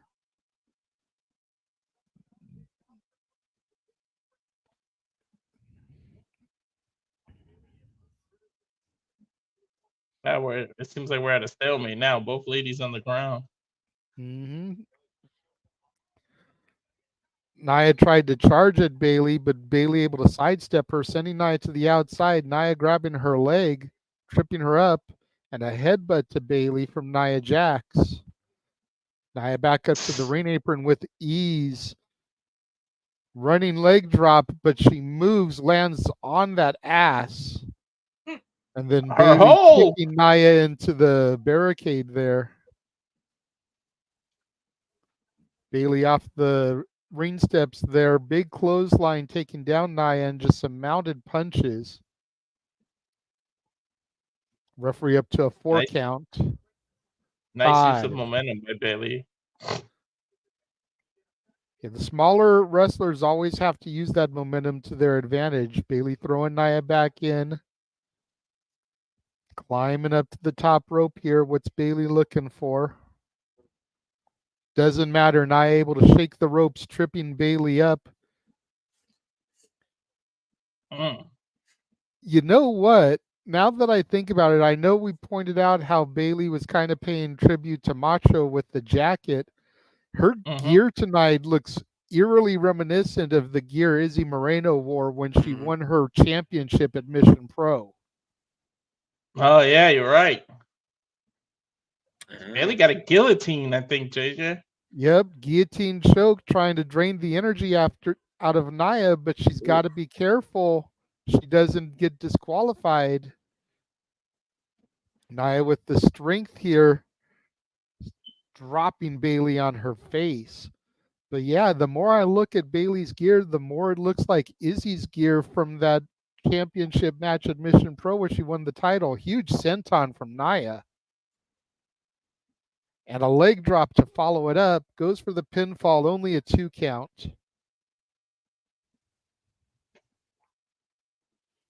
Nia asserting her dominance.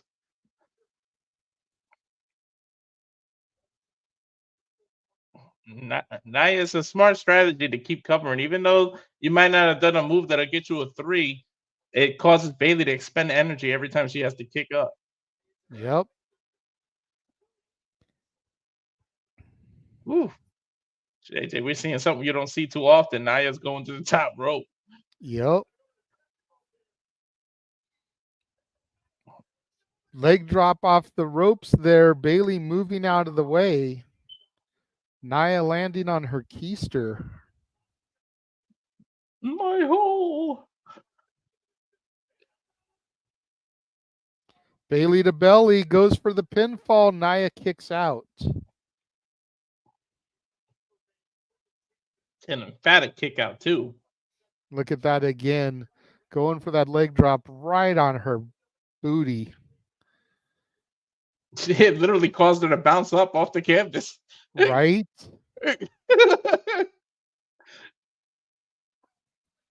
Nia's got her up on her shoulder. Bailey counters.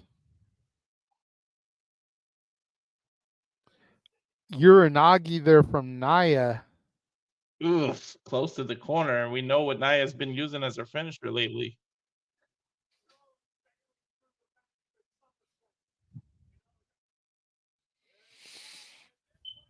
Why would you drag her to the opposite corner if you were already 2 feet away from the other corner? Annihilator connects. 1, 2. Bailey kicks out. Holy hell. I did not expect that, JJ. I'd have to see the replay to your question there, Walter, probably because of positioning. If her head wasn't facing that corner, then she would have had to try to turn the body around before going for the Annihilator, whereas she could just drag her to the other corner and she's already bodily positioned like you'd want her to be. That's true. But one could question, did that kind of cause that little slight hesitation is why Bailey was able to kick out? Possibly.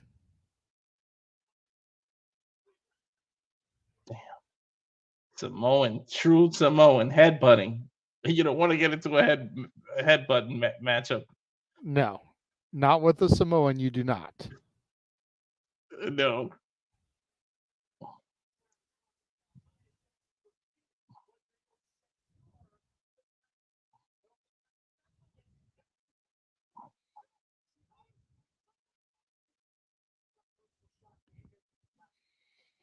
Nia's got to make sure she doesn't lose her temper here. Oh, God. What's up with everybody and their shoulder today? Right?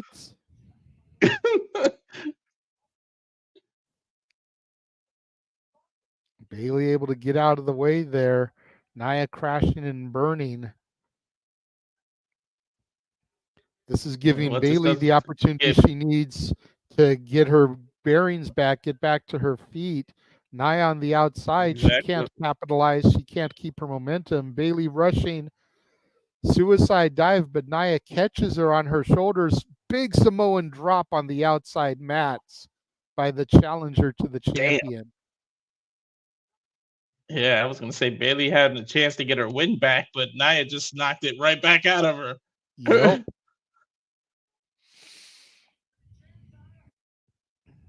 That was hard on the outside, too. You got to wonder if Nia can capitalize, get another Annihilator right here. That might do it. That might be what Bailey she's thinking. Crawling, stumbling into the corner. Big Stinger splash from Nia. Uh-oh. Hip attack connects with Bailey's face. Nia dragging her into position. This could be it. To your point, JJ, look what she's going for. Nope. Bailey right back to her feet. No selling, playing possum. No, Bailey is not going to go for this. No. She's got her hooked. She's stepping out of the corner. Huge power bomb from the champion to the challenger. Holy hell, the strength of the champion. And beyond the crowd that, chanting holy shit, and rightfully so. Yeah, and it shows the trust Nia has with Bailey to hold her like that. Uh-oh. And in that outfit, JJ, we might get a Macho Man's elbow. 1, 2, no.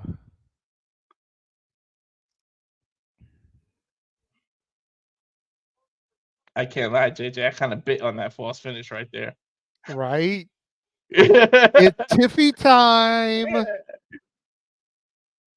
Holy shit. She's running down with the briefcase, y'all. She's got her own referee. Uh-oh. Could we actually have the cash in here? Dude, Nia's gonna kill her. Bailey clocks Tiffany. It could be Nia into the not corner there. Bailey's What got the- her hooked. 1, 2, no. Running could be knee Nia lift and from Tiffany Bailey to discussed this. Nia's face. Bailey hitting That the was a ropes. that was a Pop bad up knee, JJ. power bomb. Oh,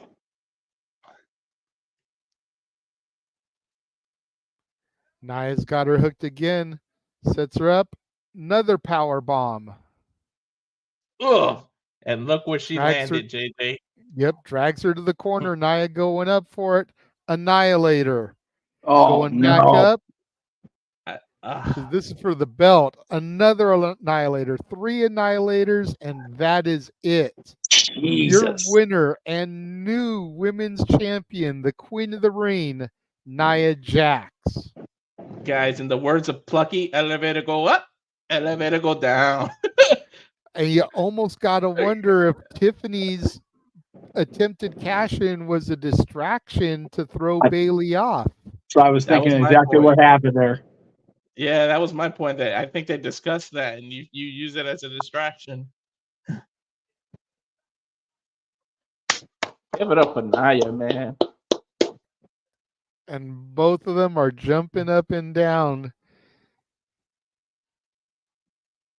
Nicely Corbin executed starting to mention plan. it. Yeah, but you always got to be careful when someone's got a Money in the Bank going behind the champion like that. All it takes is a briefcase to the back of the head, and then there's a cash in. JJ, look at her eyes as she's staring at that title. She's not staring at Nia. She's staring at the title, guys. If they hadn't gone to replay, I would have been. It will be mine. Oh, yes, it will be mine. Mm-hmm. If they hadn't gone to replay, I would have suspected it. Mm-hmm.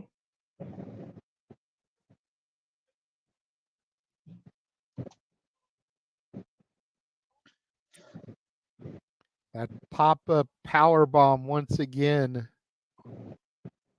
And then just sets her up for the second one. Straight up strength. Power bomb. And then 2 annihilators in a row. After already hitting the 1 annihilator that Bailey kicked out of.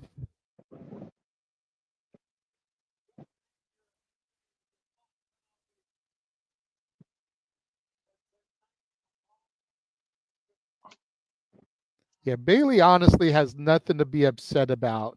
Nope. Well, she's had a decent title run. It wasn't the greatest title run, but it was a decent title run. She finished her story with Io. Aww. There's Rock's mama. Mm-hmm. Mama that's cool Rock. that cool Anna's there. Right on. I love me some Anna Johnson. I'm here for it. And I think that was Nia's mom that she hugged first. Yes, it was. Yes. Yes, it was. That's awesome. Very cool. Apparently no Charlotte return, as we've gone straight to a Sheamus commercial for Mike's Harder Lemonade. Might not be the worst thing. I can't lie. That shit's good. It is good. That was actually my first full alcoholic beverage. Was a Mike's Hard Lemonade. I had a sippy sip of a beer when I was 17 at my boss's going away party from Blockbuster back in the year 2000. And then 17, bro. You know what? Yes, I'm Latino. Existence. There was practically beer in my baby bottle. Well, there you go. I had my first shot of Jägermeister in Germany when I was 14. Oh God. Dude, I nearly went to that 14-year-old body taking that shit in. Oh my God. Well, you know, living in Germany, you got your grandparents, you got your parents. We were eating dinner and like my grandfather was like, "Here, have a shot at Jaeger." My dad was like, "Yeah, fine, that's okay." It's a culture thing for sure, but man, 14 and Jaeger, god damn, that's called I didn't death. throw up. Like, I just nope. went like gagged really badly. I was just like, Hell yeah. ugh. Yeah, we had an old co-host on the old show that liked that stuff, and his parting shot was being escorted off by his woman having drank himself stupid on Jägermeister, and I'm like, how did he even survive the weekend? Like, oh, 41. so I can't really nasty, do so Jägermeister like that. nasty. I can't. Yeah, I don't like Jägermeister. I'm with you. I don't like black licorice, but man, Jägermeister just makes it even worse. Well, here we go, I don't like the guys. other one. Drew McIntyre versus CM Punk. Seth freaking Rollins as the special guest referee. Arguably one of the most personal matches on tonight's card. Oh, without a doubt. I would say the most personal bout, and Rhea and Liv was a close second. Yeah. The most personal bout that isn't for a championship. That's Yeah, valid. There you go. That's That's valid. It was at least the hardest to predict for me. Who did you guys go with on this match, by the way? I went with contest for Punk. me. I'm in with a schmozzy no finish to leading to a triple threat of bad blood. Okay. And you, Jay, or are you, Walter, same? Me and JJ. I mean, me and Jeff said the same thing. Yeah. Okay. I went with McIntyre on this one. I don't know, because JJ brought a good point. It don't make sense for Drew to win the first one, because then it's like he completed everything he wanted to do. What's the point of having a second match? I'm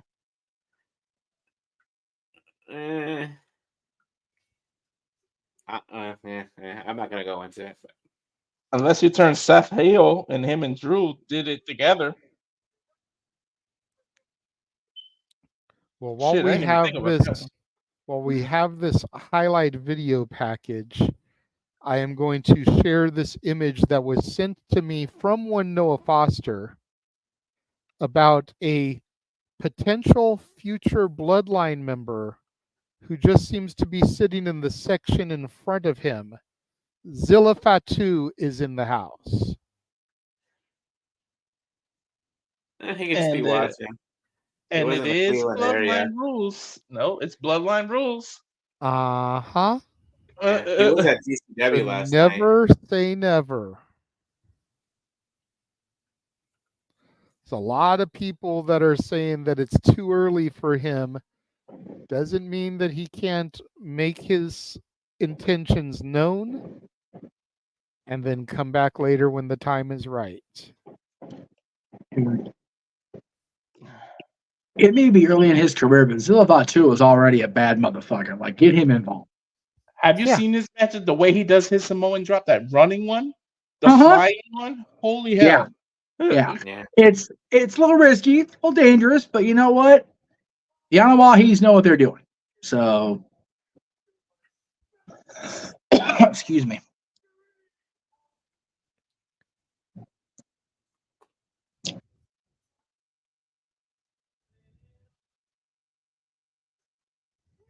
Final destination. Somebody's gonna die in this match. Got it. Right.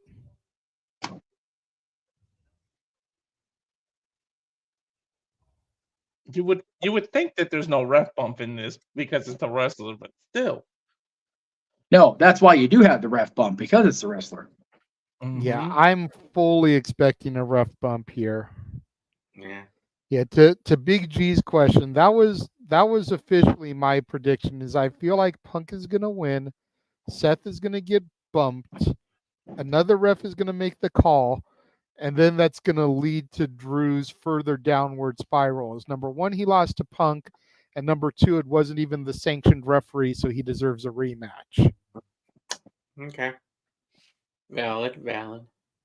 Makes a hell of a lot of sense. And here we go. He is a revolutionary. He is a visionary. He is going to burn Cleveland down.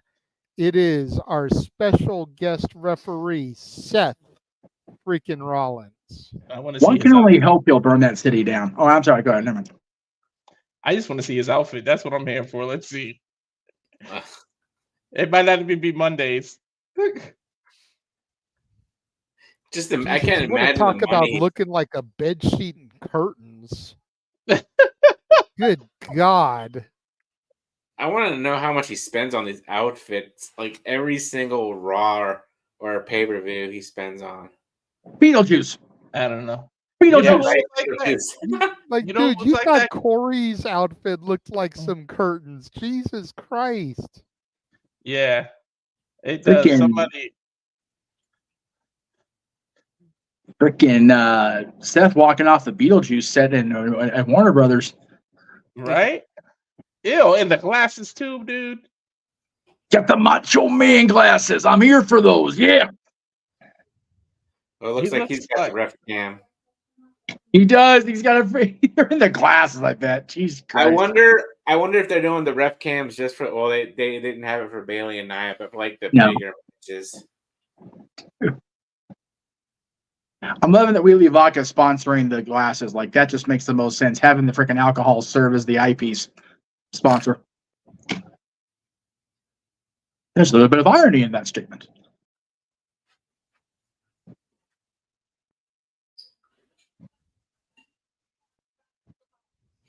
Okay. He's letting the dog in. He'll be right back. Wow, that camera is very seizure inducing. If you let it run too long, goodness gracious. Especially with Seth moving like he was moving. Between the camera on him and that outfit, you're gonna have you're gonna give yourself the spins. Okay, there you go. Basic sleeveless ref shirt. I'm here for it. Yeah. Pants not so much, but the shirt is pretty standard. Yeah, I'm definitely getting Shawn Michaels 97 vibes from that ref shirt. God, I just hope it's not the freaking carbon copy finish. I don't want Seth to go back down a heel spiral just yet. Like, I'm not ready for that just yet.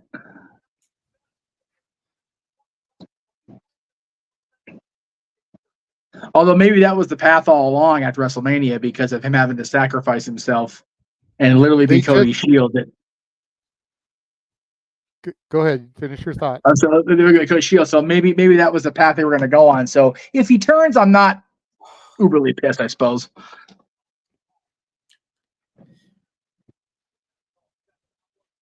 Are they doing this 3D crap again? They never really stopped doing it. They just kind of sprinkle it in. Yeah.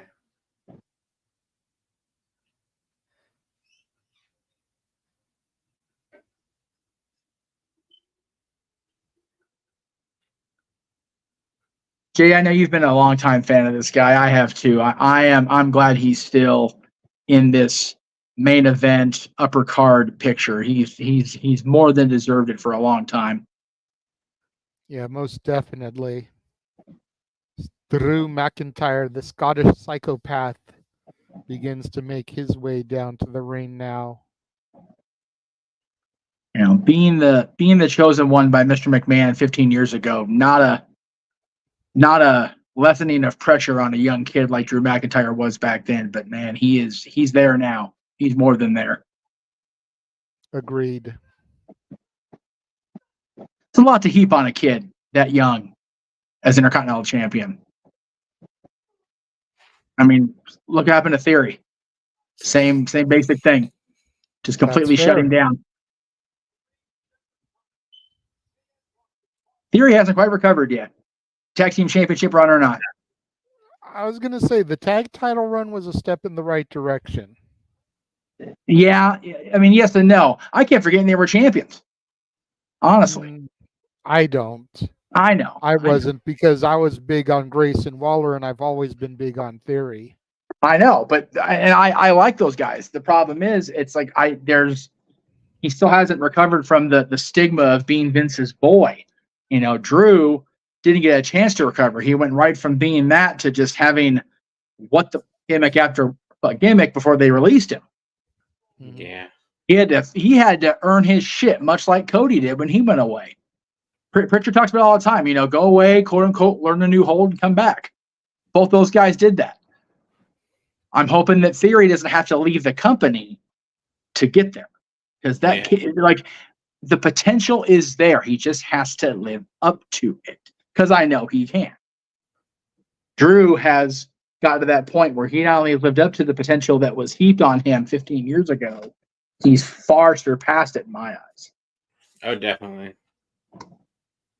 Former world champion, former not former world champion, excuse me, former WWE champion, former TNA world champion.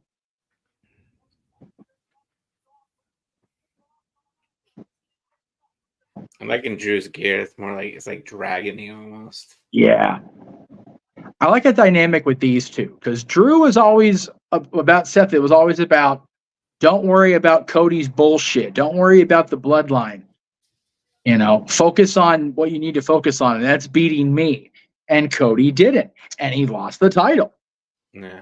It was just CM Punk getting too goated at ringside that cost Drew. Well, Drew cost Drew. CM Punk was just the catalyst. Yes. Oh, I like the fire Let's there. be fair. Let's be fair. And I'm sure CM Punk is going to be coming up during open mic night indirectly when we discuss one of the topics. Oh, I'm sure. Huh, Walter? Yeah, PSA, when you build a doggy door, make sure your dog actually fits in it. That's fair. Oh my God. Well, some dogs create their own doggy door out of the screen door of people's houses. Right? Pipples especially. I'm liking the green trim on Drew's outfit. Yeah. Very Slytherin to me. I'm gonna say, like you said, very, very dragon skin like. I dig it. Reptile, Mortal Kombat. Yeah. Well, you have to delve into that kind of mindset to deal with the man who's about to pop out here. I'm gonna mute just to hear the pop. Yep. Dude, that pop was ginormous. For the first time in over a decade, the Second City Saint is walking down to the ring to the sounds of Living Color's Cult of Personality for a one-on-one televised or PLE match. This is awesome. And to think it was almost 1 year ago that he had his last televised one-on-one match at All In Wembley Stadium. Oh yeah, he's got a Macho Man-esque tights too.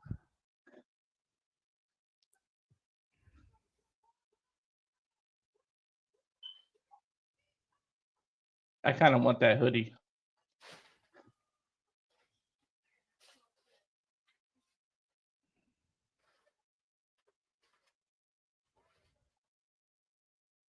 I know one thing, guys. This won't be a wrestling match. This is going to be a straight up fight. Yep. But who does that favor? Does that favor Drew McIntyre? Does that favor CM Punk? One would assume it would favor CM Punk, but CM Punk didn't win a UFC fight. So exactly. No. He doesn't have the best pure fight record. I'm saying, Drew has had a pint or two and at a pub and got into a lot of fights. It might favor him. Running with guys like Sheamus, I'm sure. God, I am so jealous of Noah right now. I love you, bruv. I am so glad you're here, but fuck you, Noah. Noah, Mansfield, the Cherries, like everybody, like, ah! I don't know when's the last time I saw Punk in person, like at wrestling. I say, JJ and I saw Punk in some very interesting SummerSlam scenarios in LA over those years they were here. Mm-hmm. Yeah, I saw Punk defeat Cena to unify the titles and then lose the title to Alberto Del Rio via cash-in. Thanks to Kevin Nash. Yep, I was there. I was there for that shit. That was my boy's first SummerSlam, and he was going, "What the hell happened?" You mean the old click, click, click? Remember that? Click, boom. Yeah, that's it. You got that look right. at Seth wiping his ass with Punk's hoodie. Jeez. At least his ref shirt isn't all ridiculous. That's his pants. And look at Punk's gear, pink and black, very heart. Yep. Again, SummerSlam has been a huge event for the Hart family over the years. Hart Hugh with the Macho Man stars. You gotta love Punk's consistency. He knows what he likes. He knows we know what he respects. He sticks with it, man. But yeah, Jay, just think about, Punk at SummerSlam just in LA, regaining from Jeff Hardy, the battles with Mysterio and the Straight Edge Society, the victory over Cena, the loss to Alberto, the victory over Cena at SummerSlam 2012, the battle with Brock Lesnar. Punk's had a very back and forth, diverse history at SummerSlam, but here he is. He's back in one-on-one action. Now look at the view. Look at Seth Rollins' here view. We go. Ran out of the way. Fists right as we Hell start yeah, the he did. match off. That was hilarious. Mama Rollins didn't raise no fool. Punk with the dominant right here. Got Drew back down in the corner, stomping his face with those boots. And Seth pulling him off. Punk telling him, "I've got a count." Seth got to now five, though. Drew coming back in. Returning the favor, some knife edge chops and forearms to Punk in the corner. Ow, my chest hurts. That was a cheap shot by Drew. Seth called for the 5 count. Now he's backing Drew off as well. At least he's being fair and unbiased in the early going here. Sure is. Neither competitor may like it, but at least Seth is being fair. Punk coming off the middle rope, short arm clothesline there. Gets on top of some mounted punch-ins. Drew throws him off. Just a double palm strike there from Drew to Punk. Oh, God, a knife edge chop just rocking CM Punk in the middle of the ring. Oh, my God. I heard that from Cleveland to California. He damn near chopped through him. Right? Drew went to bounce off the rope, but Punk set him over the top with a clothesline. Clothesline off the apron, taking Drew out on the outside. Man. CM Punk is definitely testing that injury because he's been hitting some clotheslines. I had it on mute and that chop reverberated through the house. Holy balls. Golly. Earthquake! Seth being lenient. Notice how long he let them fight on the outside before he started his count. He mentioned he was going to be lenient on Raw Monday, which leads me to believe we're not going to have necessarily a schmozzy finish. So we'll see. Seth, get the hell out of the way. Seth's 10 count is going to be like a real 50 count. 3. Yeah, you're only on 3. He's moving slow because he's trying to be fair in the early goings. Again, once one of these competitors gets in Seth's face or puts hands on Seth, we know the tide is going to change. Oh, sure. But for right now, look at him with the Shawn Michaels relaxing in the corner there. He's still counting, though. God bless him. And he's literally playing the role of Shawn Michaels if we're looking at it like 1997. Oh, yeah, like I said, I just don't want that finish. I'm not ready for Seth to start spiraling toward a heel turn just yet, unless it lines up with he was supposed to do it at Mania. Man, that corner, those particular steel steps are seeing all the things tonight. Yep. Right?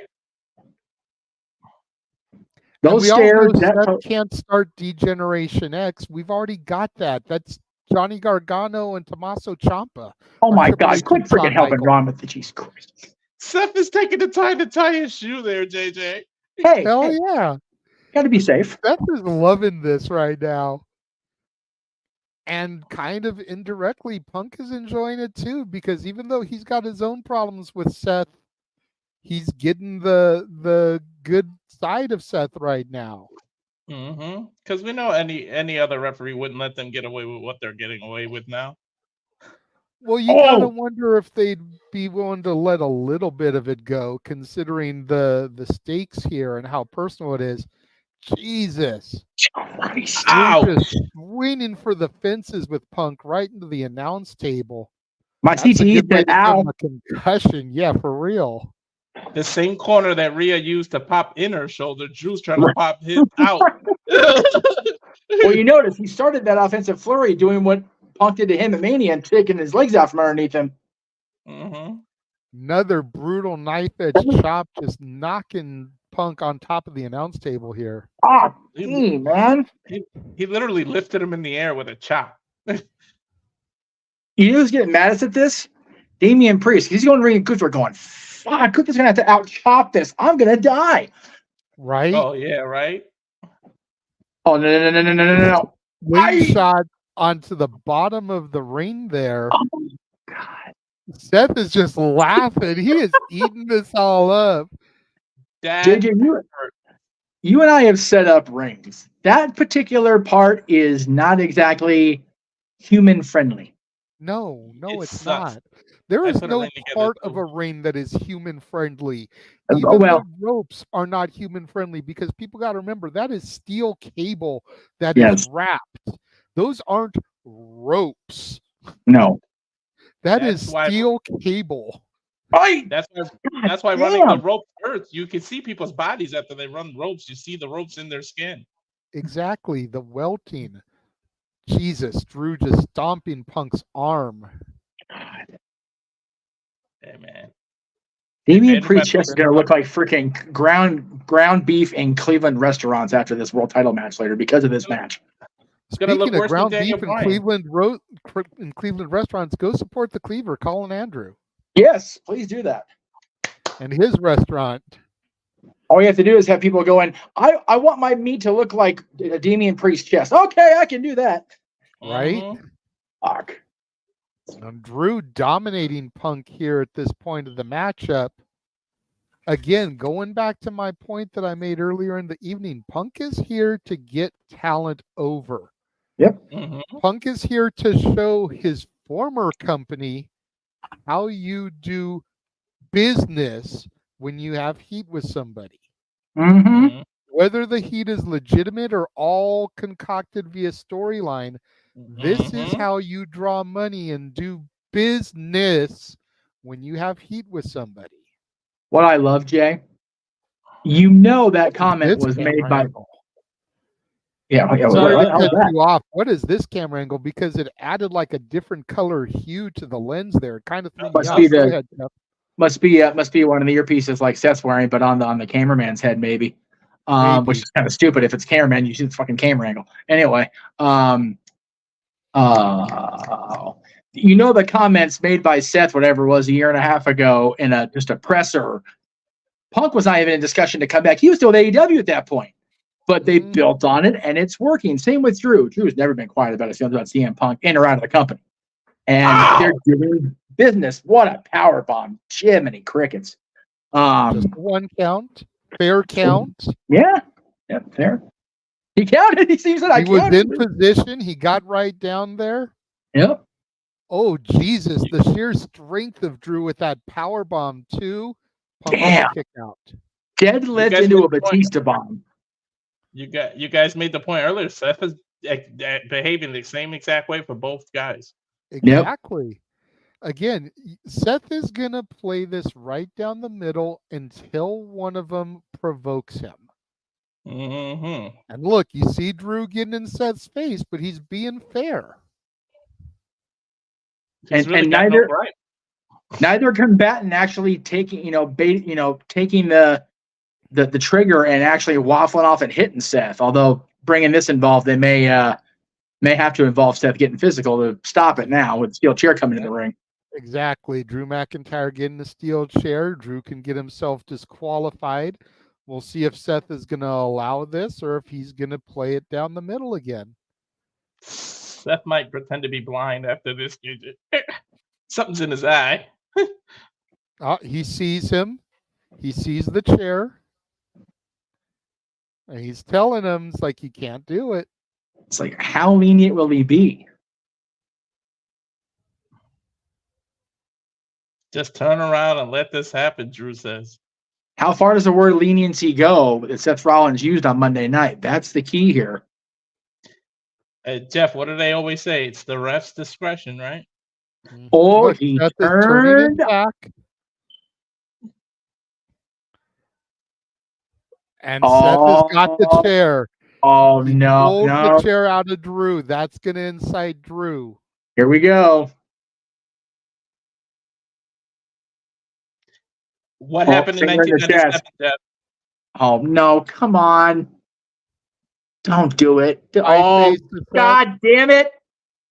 Almost hits Punk, but he catches himself. Throws the chair. Punk with a roll-up, but Seth is distracted. Only a 1 count, and now Punk is pissed because he was out of position.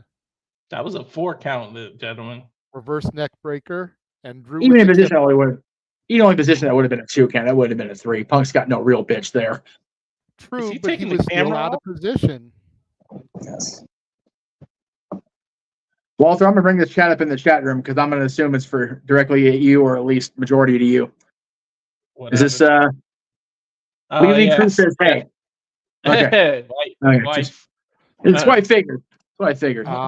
Drew has brought out the bracelet. Sorry, Lily. I can't have him be quiet right 2, 1. Goes for the Claymore, but Punk with the jumping sidekick takes down Drew McIntyre. Punk is hurt. He is. He's hurting. Swinging neck breaker. Very deliberate. Is he hurt or is he selling? Selling. Now, he's selling the leg like gangbusters, but I wouldn't be surprised if he was a little bit beat up. There's that high knee in the corner. Vintage Punk. Yep. Michael Cole would say, yes. And another one. Man, he hit that one flush. DJ Khaled. I understand that reference. I'm not so old and out of style. Goes for a third one and he hits it. Short arm clothesline takes down Drew. Punk going up top. You know what he goes for here? Going to look for that Macho Man elbow. I don't know if it was a short clothesline or he kind of just ran Drew into his arm. I gotta lay say, down for a minute. Macho Man and Shawn Michaels had the best 2 elbows. Yes, they did. Punk's there with him though. So is Kyrie's. Blows Seth a kiss before he drops the elbow. I wouldn't have done that. I don't know. Goes for the pinfall. 1, 2. Drew kicks out. Seth got right down, was in perfect position. Seth looking for the Anaconda Vice here. Seeing that bracelet's probably. Oh. He's got it locked. Ooh, man. Jeff, I think you and I had the right same on the thought. Prime logo. I was but he gonna say, I saw the bracelet. Mm-hmm. Damn, he saw the bracelet and broke the hold. He's got his bracelet back, at least for now. Or at least he's going to cost it off of him. It's going to cost him the match, though, being distracted by personal shit. That was a mistake by Punk there. Claymore. Boom. He hit it. 1, 2, kick out. Oh. Punk that was just a fair kicked out count. the Claymore. Yeah. Even Seth can't believe he kicked out. Look at Seth's Super face. fair count. Seth was right in position, got down there quickly, counted a fair count. He can't even believe it, to Jeff's point. Yeah. And now Seth has the bracelet. Oh, that's going to be a thing later. Possibly. I think he just got it off of the mat, though, to try to get it out of the way. That'd be what a normal referee would do, and that would be one thing, but it's not a normal referee. It'll be a thing as a result. I don't doubt it. JJ, to your point last night, the referee needs to see how Seth did that. That's how you do it, because you were telegraphing your 3 count horrible last night. Right? Yeah.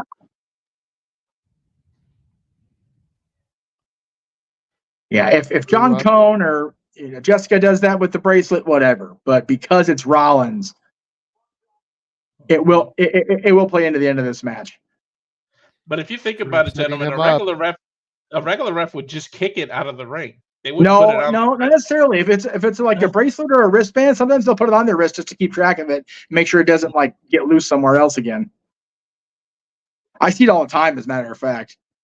That's true. What the hell is that camera angle? Seriously, where are these camera angles coming from here? Punk's calling for the GTS. Blair Witch shit going on in this WWE ring here. JJ, look Got what Seth Drew is. set up on the shoulders. Seth is in Oh. position. Oh, and he sees the bracelet on Seth's wrist. Oh. He dropped Drew because Seth has the bracelet. Mm-mm-mm. Jeff called it. Son of a bitch, man. I hate Sure that did, I. Jeff. And Pay Seth too much is attention trying to to shit. explain to him, I just wanted to get it off the mat. Clothesline, Oh. but he hits Seth also. Seth bumped, rolls to the outside. And JJ, you Drew's got called him that. set up, goes for the future shock, ducks. Punk's got him up for the GTS. Connects with it, go to sleep, gets down for the pinfall, but Seth is out. There's no Did- referee. The question is, JJ, Seth did back Seth? in. 1, 2, no. Drew kicks out. Did Seth see Drew push Punk? Or does Seth now in character think that Punk hit him on purpose? I don't know, because he did a fair count. He did a fair count to Punk. He did, but now Punk's up in his shit about it. Yep. Punk's asking him if you're kidding me or are you messing with me? Oh, man. All up in Seth's face. Be careful, Punk. He might get Claymore, man, if Punk moves out of the way. This is my ring, my rules, my company. We don't need you here. Oh, man. Way too personal from Seth here. Balls, bro. Ooh. Woof. That's your problem. Focus on him. He's absolutely right. He is absolutely right. What do you always say, JJ? Stop him when he's telling lies. It's not always about you, Oh, asshole. no! He's got Seth up. GTS to Seth. Stupid. Oh, Come on, big mistake. Punk. Come on, Punk. How foolish is this, a CM Punk? Mm-mm-mm. It's not. It ain't always about me, but it's never about you. Punk has Damn. the bracelet back, gave it a kiss. Kick to the midsection. Dick kick city from Drew McIntyre. I was going to say, that wasn't the midsection. Yeah, I was going to say, I think that was a little lower. Claymore connects. To the side of the head. Man, Yeah, right in right the temple with that Claymore kick. Goes Damn, for the Jeff, you pinfall, so but said Seth it. is still rocked. He's trying to get over there for the pinfall. 1, 2, 3. Hesitation. Very Shawn Michaels like. Mhm. First it one wasn't I got wrong tonight. It wasn't ultimately Seth directly influencing the finish. Punk made his decision. Took his eye off the prize, and it cost him. And Drew McIntyre can say that he defeated CM Punk on his own at the end of the day. Yep. Yeah. Punk was his own undoing. Yep. And now Drew has the bracelet once again. So this is not over. I don't know about you fellas, but I still say Bad Blood triple threat. No, I think Bad Blood's gonna be Hell in a Cell, Drew and McIntyre. Mm-hmm. Nah, because Seth's I think- got to still I be think involved Seth- somehow. I think Seth and Punk are gonna fight at Bash in Berlin, and then Punk and McIntyre Hell in a Cell. Yeah, I definitely think Punk and Rollins have their issue now. Mm-hmm. And I think that Drew's going to focus on whoever walks out of here, the World Heavyweight Champion. Yeah. And that's if, Priest just can survive trying to outchop this match, because Gunther is going to lay into that boy. McIntyre just wiped the mat with Punk in a metaphorical way. Yeah, he did the sweeping the leg. Yeah, he did. But yeah, to my point earlier, the kick down in down in the south side of Chicago there, followed by the Claymore. And Look yeah. at the pinfall count again. 1, 2, 3. He looked right in Punk's eyes. Like, yeah, I counted it. I did it. I counted the 3. Didn't want to do it. As much as he detests Punk being back, I think he wanted Drew's loss a little bit more, and he had a problem with it, but he did it. He made the 3 count, to his credit. Great match. And Great Drew story. with his foot on Punk's chest, arm in the air, the conquering hero, at least in his own eyes. You guys know what the best part is? It's not over. No. Him getting that bracelet back, it is not over. Not by a long shot. Excuse me.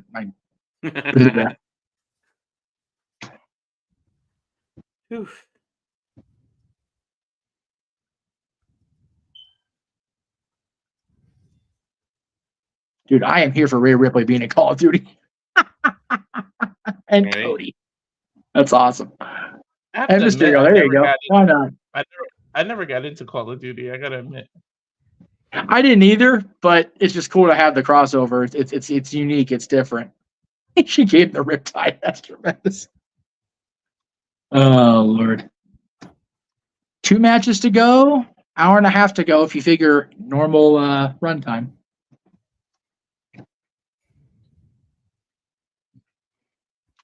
I'm glad that both world titles are like co-main eventing pretty much.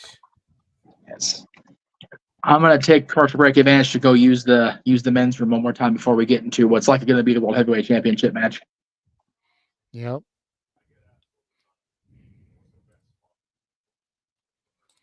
Showing footage of El Campeon, Damian Priest right now, hyping up his documentary that's going to air tomorrow, I believe. I believe so, yeah.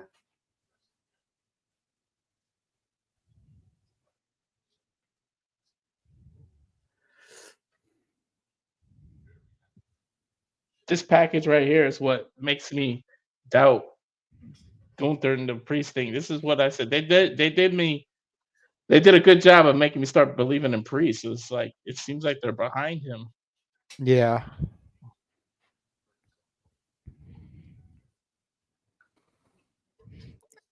And I think they're still behind him. You know what I mean? Yeah. It's like I don't think he was destined to be a long-term champion. No. At least not in this first run, because we've known for a while that Berlin was coming, and that had to be Gunther's defining moment. You think about all the stock that Triple H put into Gunther Walter with NXT UK and the Black and Gold NXT. Yeah. And before Bash in Berlin, they're doing the week-long tour in, I think, Germany, and I think they're in the Netherlands too. So you have to think that all the press Gunther has to win, so he represent that area of Europe. It's another reason why I think that he'll probably win it here tonight and go there the conquering hero. That way he can do that tour going in as champion. Yeah, even though he's from Austin. No, go ahead, Walter. Sorry. No, I was gonna say this might be some more foreshadowing, JJ, what they're doing right now. Yeah. Now, even though Gunther, I'm gonna say Walter, even though Gunther is from Austria, literally it's like right next door to Germany.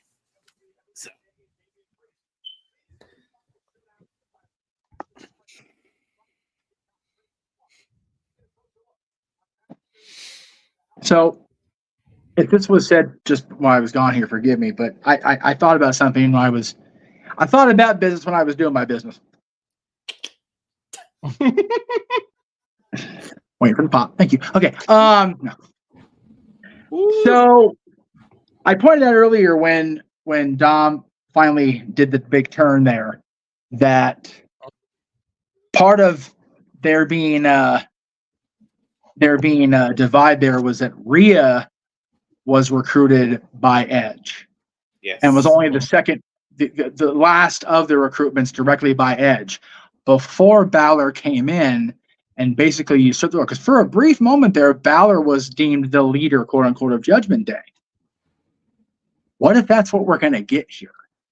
Priest on the outside looking in. Rhea now on the outside looking in, because the guy that brought them into the group is long gone. Does it weaken the Judgment Day having both of them out? Yes, no doubt about it. But Balor and McDonough and Dom and his super heel and Liv as the champion as a group, still pretty solid. Yeah. And think about what that. Whereas you have Priest and Rhea looking for their revenge, respectively and collectively, against them now. If the turn against Priest goes down in this match, And you think about what that could lead to. I mean, we talk about war games, but you can bring back traditional Survivor Series matches. You can get Liv, Dom, Balor, and JD on one side. You get Priest, Rhea Ripley, and you get two other people that they somehow recruit somehow, and you could do a classic elimination match involving male and female. That's something different. yeah. Although we have an hour and a half left, and what we consider a quote unquote normal run time, and only 2 matches left, and they are the 2 heavyweight championship matches. That's how you book a pay-per-view, folks. Yep. Don't need 25 matches and a 7-hour run time. Although people will argue this was a 7-hour run time because of the 3-hour pre-show, but you didn't have to watch it. No. And let the heavyweight championship matches have their time. I think both women's championship world championship matches went pretty significant length, and they told their story. Especially the women's world title on Raw. God, that's a hell of a story tonight. Look no further than Bloodsport and the flow that they used. Exactly. Yeah. But yeah, we talked about it earlier with the whole comparing this to the Booker T Triple H run. Let's not forget, both of these guys have those historical photos that you would never believe they would have made it to this night. Yep. Neither one of these boys was exactly in WWE. God damn that chop! I threw in that package. Oh my God. Neither one of these boys 10 years ago looked like they were going to be anywhere near a WWE camp, let alone a WWE pay-per-view main event.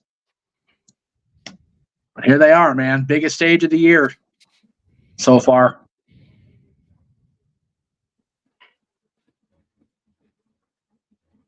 Will this be the moment that we've been talking about with Judgment Day imploding in on themselves? And will the King General rise to the World Heavyweight Championship as a result? Mm-hmm.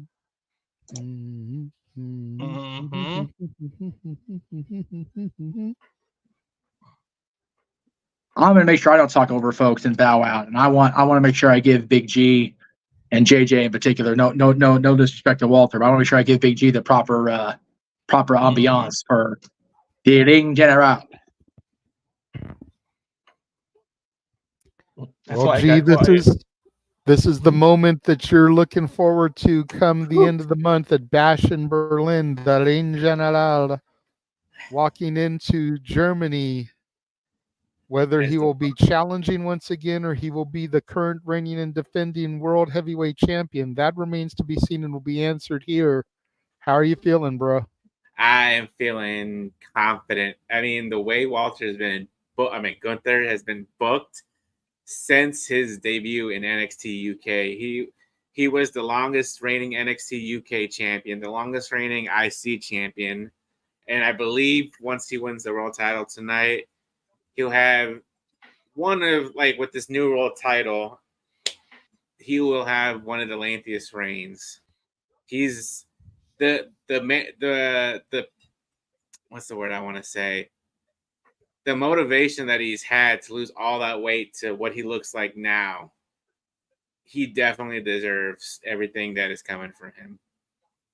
Agreed. It's okay, G, to keep saying that Walter's been booked that way because JJ and Jeff have been booking me pretty well on the streams. It's okay. I gotta admit, when I first started watching, I wasn't sold on Gunther. I wasn't sold on the Ring General. You get a good look at the Legend Suite. There's Oh, Kevin Legend Nash. Suite. There's Nice. X-Pac, DDP, Rick and Scott Steiner. Who's that next to Rick Steiner? Is that his wife? I'm not sure. That's somebody's wife. That might be his wife. That might be Scott or Rick's wife.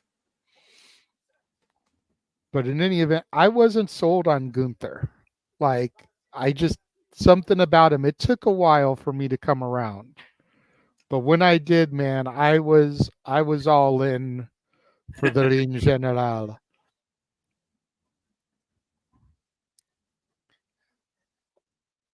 And ladies and gentlemen, what could be for the last time, would you all rise for El Campeón, the Archer of Infamy, your current reigning and defending World Heavyweight Champion, Judgment Day's own Damian Priest? It's crazy. I remember seeing Damian wrestle as Punishment Martinez back in Ring of Honor back in 2018. And to see him come this far is he's proved a lot to me too in the past couple years. See, now Priest is one that even before I came back full time to wrestling, I would always kind of watch the Rumble Chamber and Mania with Mikey Stat Boy because of it being WrestleMania season. And the first time I saw Priest, I knew I was looking at a future star. Oh, yeah. There was something about him that captivated me right from the jump, unlike Gunther. So when he finally got the briefcase, had his run as Senior Money in the Bank, cashed in at WrestleMania, became champion, has held it for a good solid 4 months. Yeah. You know, again, much like Sammy, who lost his title tonight, much like Bayley, who lost her title tonight.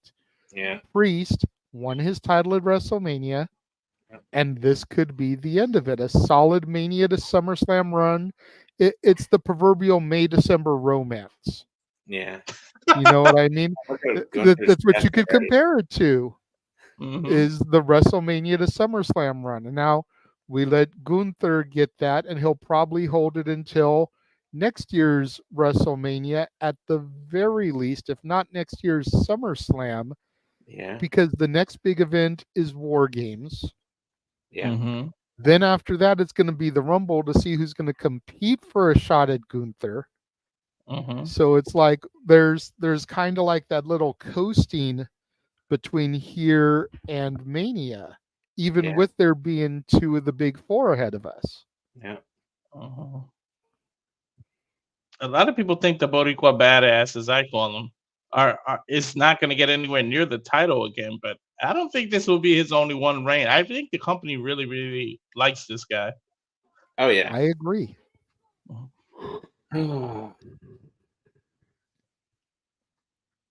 Samantha Irvin, of course, in the middle of the ring, doing her thing as only she can do, despite her copycats out there in the world.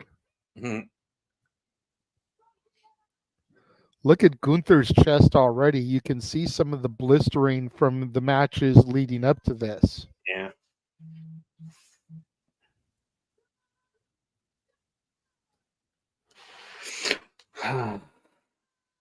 I'm not going to lie. I kind of miss Kaiser being here. He could have given the grand introduction for Gunther. Oh, I'm sure. Demanding your gratitude. Yeah.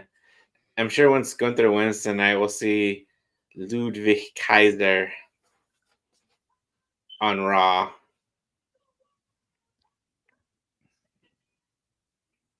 I think he's injured. Yeah, he is. But he doesn't have to wrestle, though. Remember, Dakota Kai came back last year at SummerSlam, still injured, to celebrate Io cashing in her briefcase and becoming champion. And then remained on camera for a while, even though she was still injured, before she got cleared. Depending on the severity of Kaiser's injury, he could do the same thing. Low skates. Bell rings, and here we go.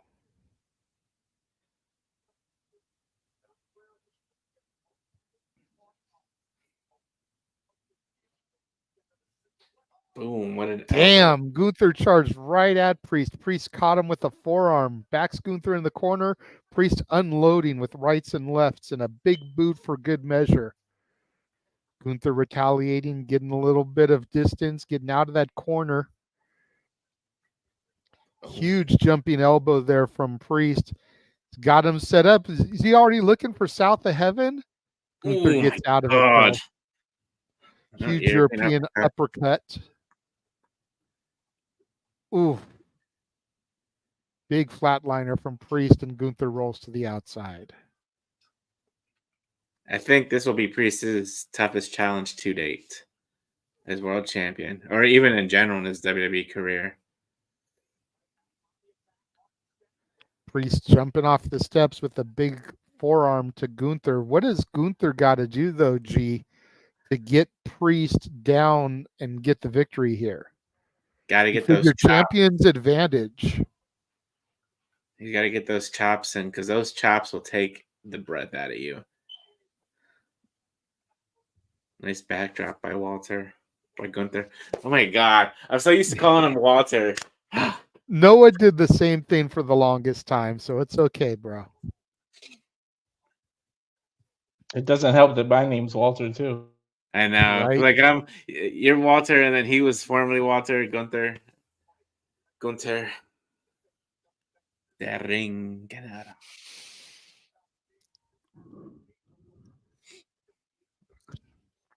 Big elbow to the back of the head of Damian Priest here by Gunther. Oof. Yeah. Scoop slam, dropping Priest down to the mat. Gunther trying to slow the pace down. Priest was coming in too fast and too furious there. Gunther needs to make this a slow pace match. Those elbows. Big boot. Jesus. That'll mess up your equilibrium. Yeah, well. He's going for a vertical suplex. Gunther counters. Second one, another counter. Ooh, my big God. chop out of that suplex. Butterfly suplex up and over. Goes for the pinfall. One and a half.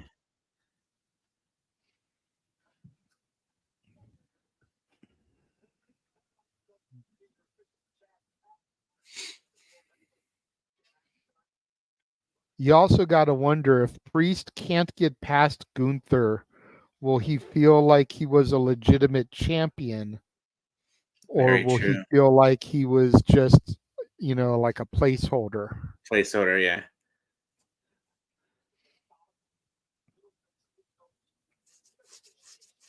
Oof. God damn those chops. I've taken some vicious chops by some hard-hitting competitors in the past. I don't know if I would want to take one from Gunther. Hey, I would give Gunther $100 to chop me just for the hell of it. I would take my money, chop me.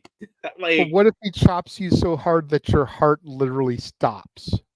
Well, that is possible. I've lived I don't say I've lived a fulfilled life, but it sounds funny, G, but it is possible that someone with a heavy enough hand could chop you so hard, I'm sure your heart would stop. Jeff actually popped back in. What does Jeff got to say? Big Baller, you got a wife to think about. Don't be killing yourself. That's why I kind of stopped myself. I was like, those kitties love you. Don't know. Yes, they do. No. I would take a chop just for content for all of us. Just to record it. I would take a chop from him. Okay, you're already married, got kids. You're good. No, I don't know if you guys noticed, but Priest isn't wearing any purple in his gear tonight.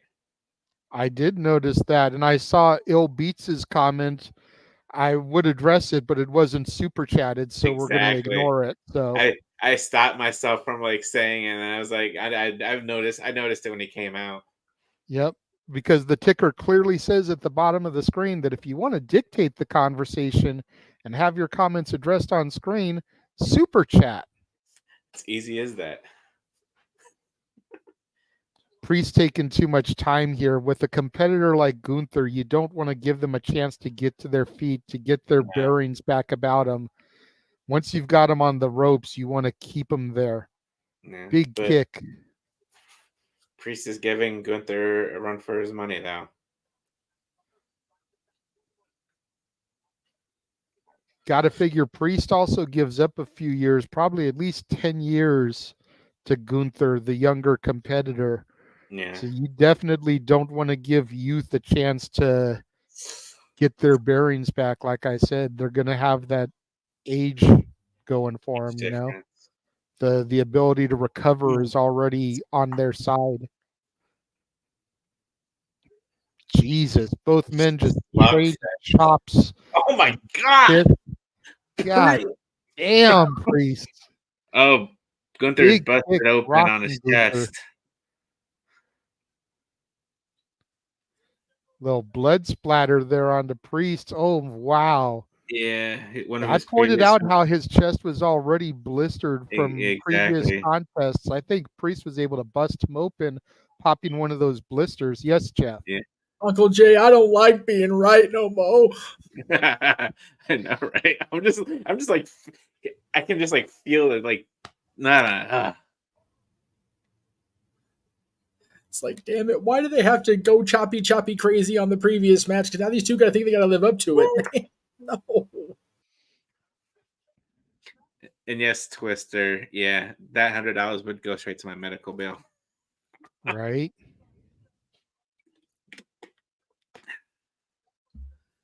Probably just for the ambulance ride alone.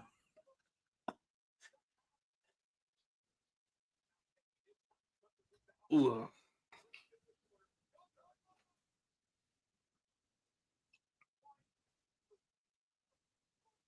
Got him up for the power bomb. Boom. Und zwei.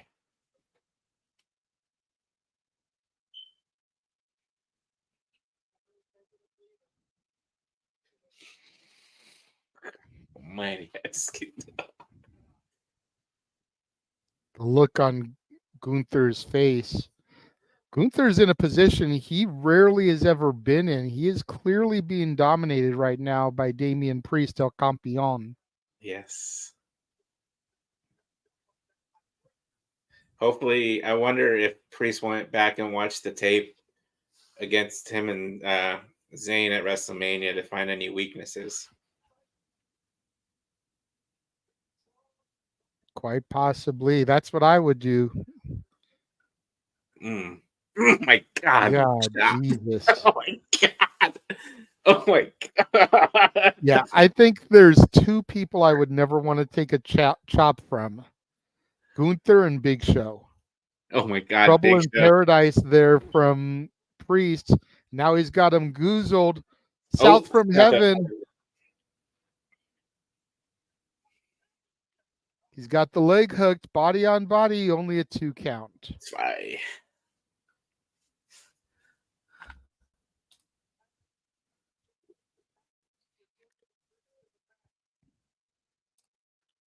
I don't know why. I always say South from Heaven instead of South of Heaven. I just feel like it flows easier for me. Yeah. Priest is sign there in the crowd says Priest is for the streets. Yeah, I like that.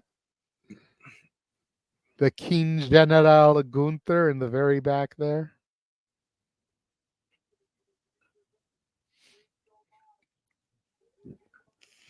Got him hooked. Tries to set him up for the Razor's Edge, but Gunther's still too strong. Got him in an armbar.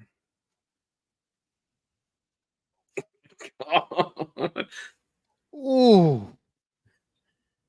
That looked like a straight up forearm to the face. Now sleeper hold, but Priest able to counter. Goes for another Trouble in Paradise. Gunther has him caught. Exploder suplex. Oh, what a close line. Getting him set up down for... El Campeon and another clothesline. All right, it's fine. 2, no. Bye. Were you counting in German, G? Yeah, I'm counting in German. Yeah. All right, you know what? I'll let you do the pinfall attempts then because you're counting in German. If Priest goes for the pinfall, I'll count. If Gunther does, I'll let you count in German. Okay, sounds good. Sounds good. Now that we got that straight, because I thought that was a nice little touch there. Now, if I knew the holds in German, that'd be a totally different thing. But Both men just kind of looking at each other. Priest saying, "Bring it." Big boot to the face of Priest there.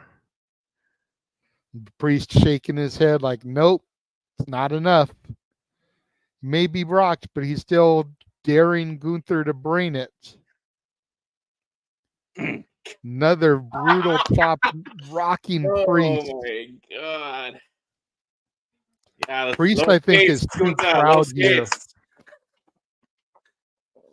Priest is too proud. Another big chop rocking Priest, taking him down. Oh my god. And Gunther's just kind of pointing at Priest like, this is your champion? And there's Finn Balor. Reminder to the chat room, don't announce anything until we have called it. Otherwise, it's a spoiler, and the banhammer will be dropped. Finn Balor now at ringside, trying to get Priest fired back up.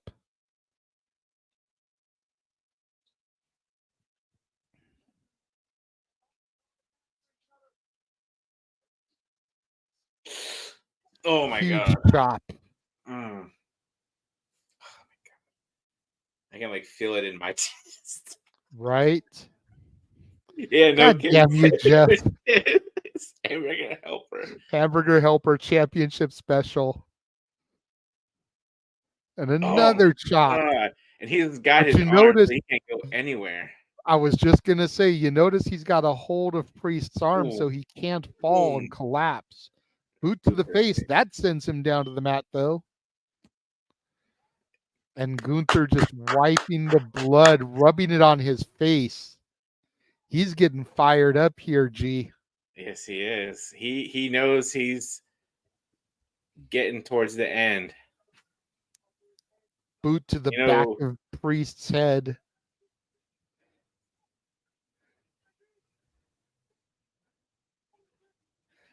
And to the side of the head. Priest can barely get to his feet. Gotta wonder when the referee is going to stop this. Use his discretion. It could be very well referee stoppage. Kick to the midsection. And now Gunther is taking his eyes off of Priest. He's jaw-jacking Balor. Don't get distracted, Gunther.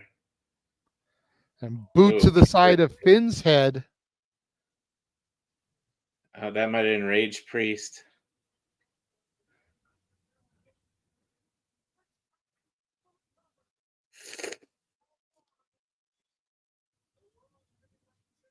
Oh. And the straps are coming down on Priest. Oh, look at Priest. And a boot to the face again.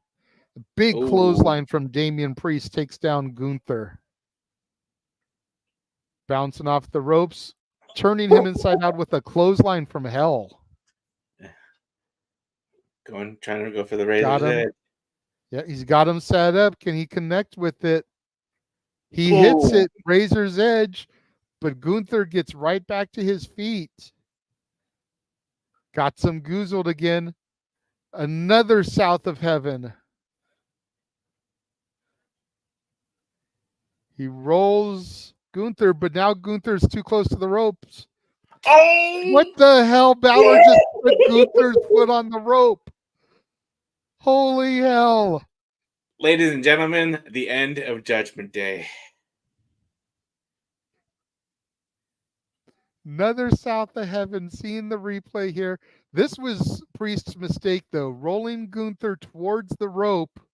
Yeah. Leaving that leg exposed, and Balor just draped Gunther's leg over the rope, and Priest just saw the replay. Yep. Yeah. And look at him. He's Priest turning and towards Rhea. Balor. He sees Balor with his back turned to him. Got that grin on his Holy shit. The look on Balor's face. Oh, But here's Gunther. here we go with the He's got sleeper. him. Trapped in that sleeper. But Priest's leg is under the rope, though. Keep in mind.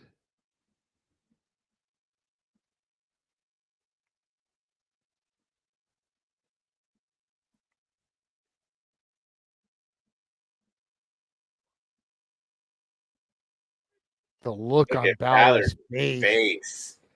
God, that says everything.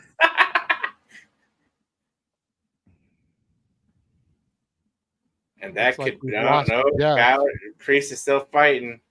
Yep. Rolls him over. 1, 2. No, Gunther Ooh. kicks out. And now, that Priest was a has his mistake, hands Priest. on Gunther. Gunther's That got was him a set up. mistake. Power bomb. Has him And back locked to the again in sleeper. that sleeper. Middle of the ring this time, though.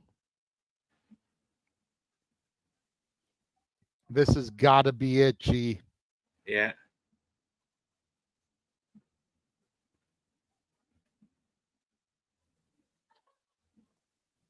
Legs grapevine around his midsection for added pressure. And the referee calls for the bell. That is it. Und meine The Damen winner- und Herren, der neue World Heavyweight Champion, der Ring General, Gunther. Basically, I just said, ladies and gentlemen, your new World Heavyweight Champion.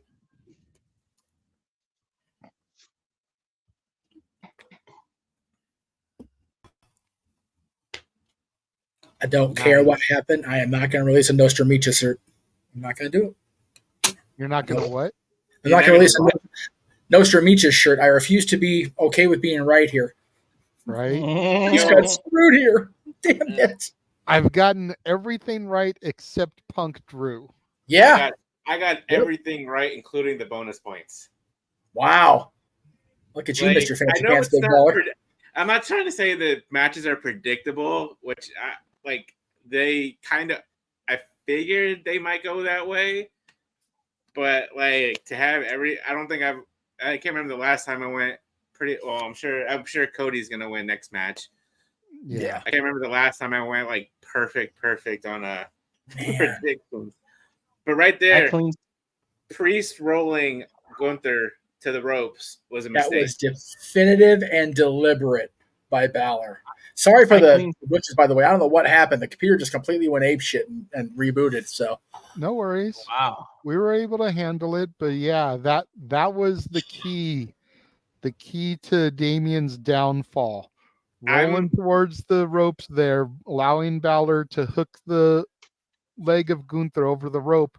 If he had rolled Gunther the other way, Yeah. Balor wouldn't have been able to get involved in that way. I'm more excited for Raw after SummerSlam than Raw after Mania. Because Yes. I'm down for this Judgment Day breakup. I feel like Priest and Rhea either going to get kicked out or they're just going to leave on their own. But again, No, they're gonna- it's the post-Edge Judgment Exactly. Day that's left now. Yep. The two people that Edge recruited into this group are now on their own, essentially. Priest and Rhea are going to spend the whole night looking for the Judgment Day. They're going to spend the next 2 nights. We got till Monday before we're back on television again, and it's only Saturday night. Well, Saturday's all right for fighting. And you mentioned Monday. We did confirm this, at least for this coming Monday.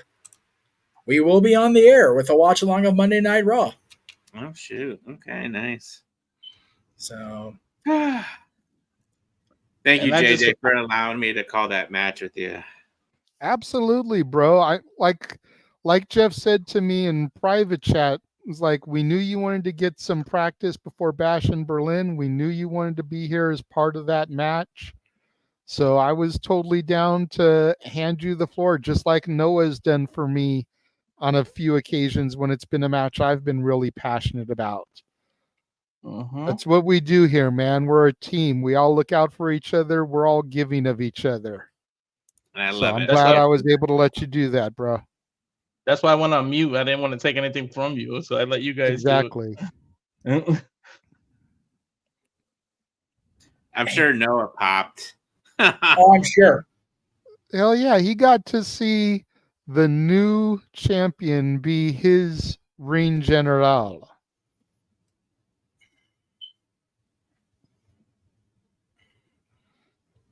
Why do I feel like in this Bloodline Rules match we're gonna get like another another Marvel ending like we did at 40 with everybody showing up at the end? I wouldn't be surprised. I'm down. Don't get me wrong, I'm down for it, but I'm gonna say I am here for that once a quarter. Go for it. Shit. It's all I can handle it once per quarter. It's too overwhelming otherwise. Especially with the popularity of Wolverine and X-Men right now. I'm Wolverine and Deadpool right now. You can Now, as you're seeing on the screen, SmackDown moves to USA Network, or returns to USA Network on Friday, September 13th, as was announced, I believe it was last week during our watch along, or maybe an open mic night. We will be having coverage of that SmackDown, as well as our already scheduled coverage of Victory Road. Yes, kids, it's simulcast night on Friday the 13th, no less, of September. So be on the lookout for that. Also be on the lookout, as we said, for Monday night in our coverage of Monday Night Raw, the Raw after SummerSlam, and per discussion with the Renegade and myself, we will be covering the debut of NXT on the CW on Tuesday, October 1st. That's a lot of logo. I can finally get rid of YouTube TV once SmackDown moves to USA. I feel that, man. And with JJ being on Sling, thank you, Walter, we can actually cover this shit in real time for these Coast kids. Is CW on Sling? I don't know. It's definitely not on Hulu. It's its own app. Yeah, I was going to say CW has its very own app that is free to download. Yes, I have it downloaded. It's how I've been watching NWA Power. Okay, highly recommended.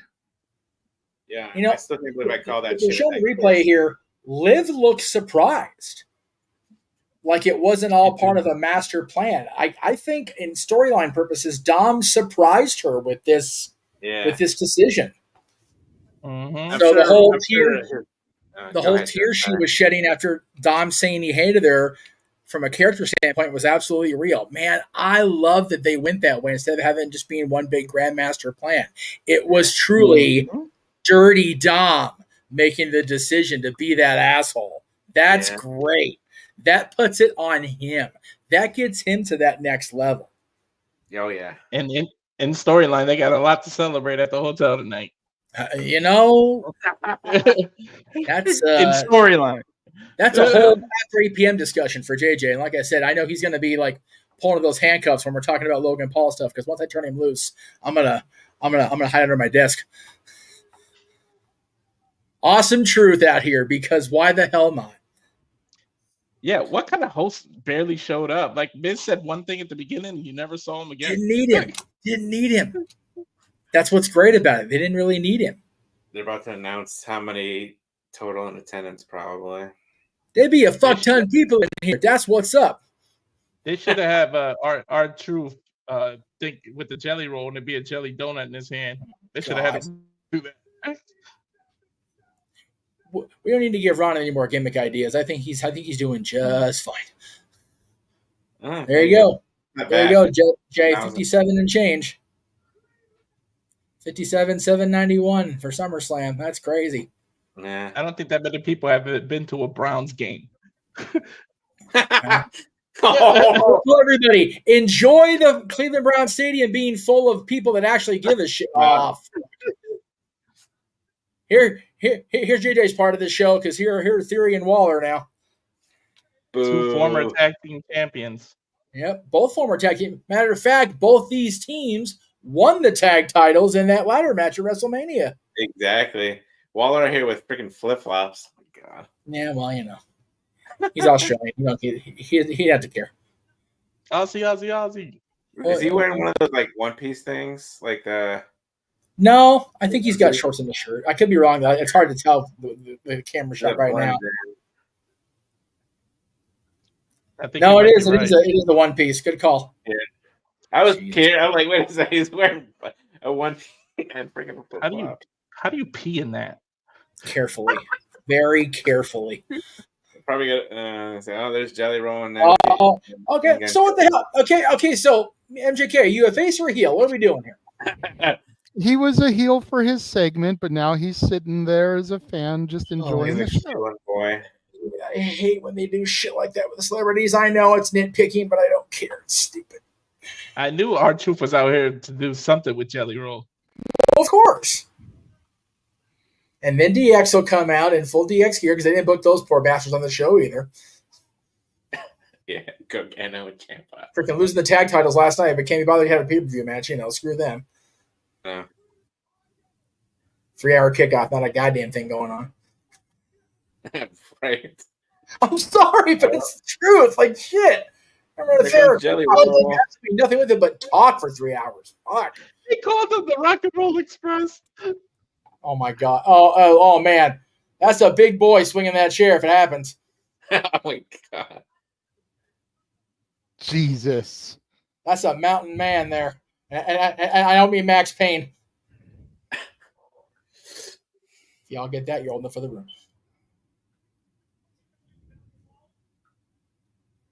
What you gonna do, belly swole?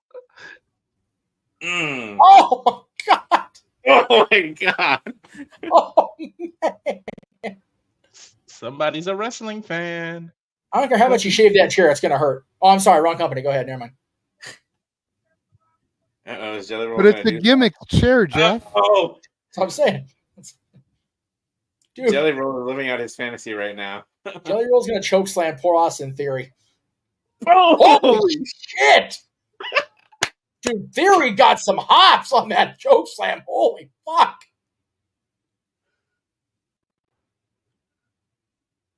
Oh no! Oh my god! Oh no! Jelly Roll. Please, God, no. If he doesn't find knuckle shuffle, he gonna for fuck's sake. You can't see me. 15 knuckle shuffle. Oh my god, Jelly Roll. Oh my god, a 15 knuckle shuffle and all that Jelly Roll hitting the mat. Sweet baby Jesus. That ring shook so loud they almost felt like a Cleveland Browns fan pop, which we know doesn't exist. So, Jelly Roll's like, I ain't gonna do that split. No. Jelly Roll does that, they're gonna have to repair the ring for the title match. Oh my god, do a moonsault, Jelly Roll. Dude, god damn. I realize how big he is. A big boy. He's got a voice on him now. He Give does. a Bronson Reed tsunami. He's got several waists on him. Let's be honest. I mean, like I said, I'm a fat fuck. I ain't gonna deny it. But my lordy, are we still on? Oh, that's right. The Olympics. My goddamn sci-fi. Yeah. Dude, even the chops in the freaking packages are hurtful. I'm not mad. Oh, they're in Maryland on Monday. Okay. Yeah. Are we? Is everybody else kind of mad about the Wyatt Six already unmasking as I am? Not really. I don't know. Like I was kind of perplexed by it when it happened. Yeah. But remember, my $1 million question when we discussed it was, were they going to wrestle with or without masks? Right. And since they've been doing this whole interview videotape thing, like, 1 p.m. I'm not as bothered by it because we've already kind of exposed who everybody is. Right. I like that package in Bastion Berlin. It gave me just enough of an image where I can screen cap it and fit our timestamps and our corporate logos on it. Thank you, WWE, for that. Because the ones you've been having out have been hard to hell to configure. The Uber Arena. That's early in the morning for you guys, isn't it? What time is that at? What does it say? 1 p.m. Eastern, our time. Eastern. Okay, so 10. Yeah, no. 10's not anything new for Europe shows. We're good. We've done that before. Mm-hmm. It is time for the WWE Championship. My goodness. Under Bloodline rules, folks. This has been Yes, really, built since WrestleMania, but for Cody Rhodes, it's a longer time than that, man. He finally finished the story, got the championship, thought he had vanquished the Bloodline once and for all, but man, it's a whole new ball game now. The story got a new chapter. And okay, I don't know if Noah made it a bonus point. I'm just going to throw it out there for the room. Do we see Roman Reigns tonight? He did make a bonus point. He did? Okay. Well, yes. I'm not in the predictions leagues because I feel it's unfair because I'm running the channels. So I totally understand. So top to bottom, Jay, do we see Roman tonight? Yes. Walter. Originally, I said no, but after last night, I said yeah. When they changed it to Bloodline rules, yes. All right, G. C. What about Paul? Heyman. Where there's one, there's the other. Valid. Mm-hmm. Valid. Especially after what they did to Paul. Do we see Jimmy showing up first and then Paul and then Roman? Yeah, that's the thing. Do we see the MCU finish like we did at Mania, but it's Jimmy, Jay, Paul, and Roman, not the outsiders of the family? Yeah. That's how they should do it, personally. Do we see Hikuleo or Talatonga as they are booking or? Well, Tama's already there. But yeah, Hikuleo, yeah, I can see Hikuleo. Hikuleo possibly. We know Zilla's in the building. Yeah, he's at ringside. So here's the bigger question, I think, because I feel like Roman is more or less, it's kind of like unwritten. We know it's happening. Sure. Now that he's done with the movie he was filming, do we see The Rock? Yeah. I brought that up last night. I mean, that's a possibility too. Yeah, for the longest time, I thought that Solo was referring to the Tribal Chief and he was referring to The Rock. But then he declared himself the Tribal Chief, so I was like, okay, maybe not. I will be right back, gentlemen. Calling the shots though with this 2.0. Well, The Rock is on the board, so he is the straw that stirs the drink. And you guys were talking about Jimmy and Jay. I still feel like he needs to earn that. I feel like they need to. I want to see the makeup like a story. You can't just put them back together. Oh, look, the savior. You got to earn that. Well, remember at one point they were walking by when the new bloodline was first forming, and Paul gave Jay a look like, "Please help." Yeah. So that seed's been planted, and I think with them taking Jimmy out as early as they did, I think there have probably already been discussions, quote unquote, behind the scenes, off screen, however you want to phrase it.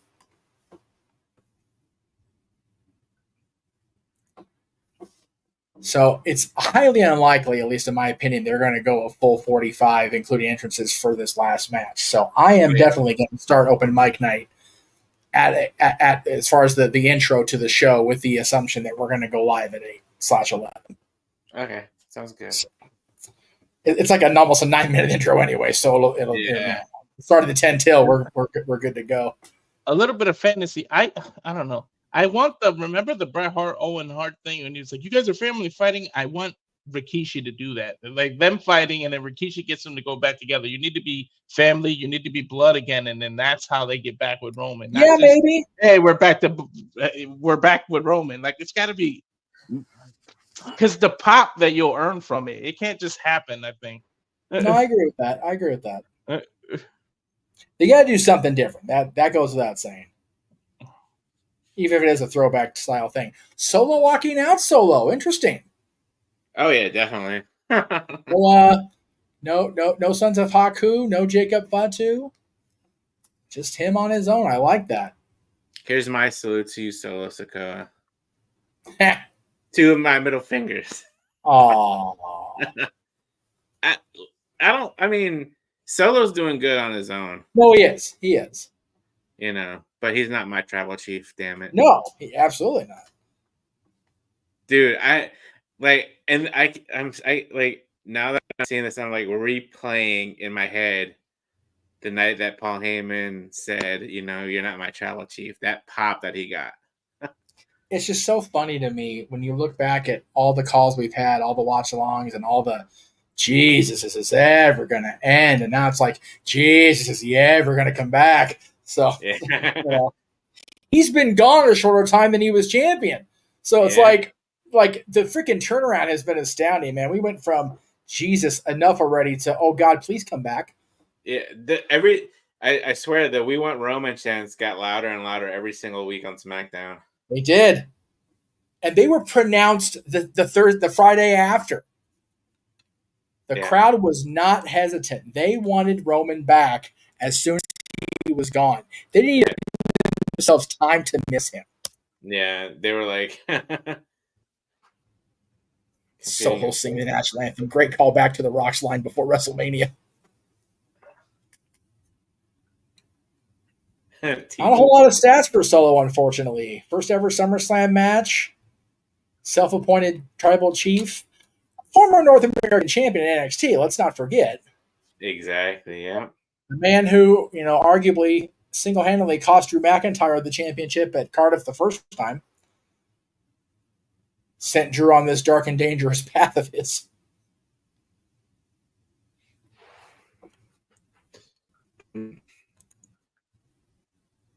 Still very odd to see the Ula Fala around somebody's Roman Reigns, not going to lie. Yeah, no. Oh my God, the milk carton with "Have you seen Roman?" That's great. I love when the fans do shit like that with people that are missing. That's great. Wrestling fans are a unique breed. More often than not, it's like, oh God. But every once in a while, they come up with clever shit like that, and I pop. I do. It's great.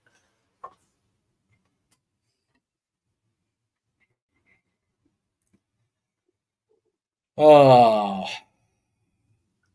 So just eyeing the entryway like it owes him money. Waiting for the champ. Oh, the champ's on the bus still. Is Cody going to walk all the way from his bus? That's a long walk for the champ, man. Hell yeah. That bus is pretty tricked out, though. It's pretty comfy. It is. It looks comfy. Yeah, I've said if I ever win the lotto and don't have to give a shit about money or whatever, I'm buying me a bus, hiring me a driver, and just doing the thing. Oh, Pharaoh's there. There you go. Pharaoh's something like that too. Pharaoh's last hurrah. Because this is the last time why he'll is be. that? Cody said this will be his last time Pharaoh will be with him. Pharaoh's 13 years old, guys. Oh, I didn't know. I didn't know that. Jeez, Yeah, okay. Pharaoh, I hadn't heard that. I'm only freaking out because our good friend Lizzie Valentine, friend of the channel, is having to put her dog down this coming Tuesday. I was there when she got that dog, so it's renting space. Excuse me, you mean that he's gonna put him down? No.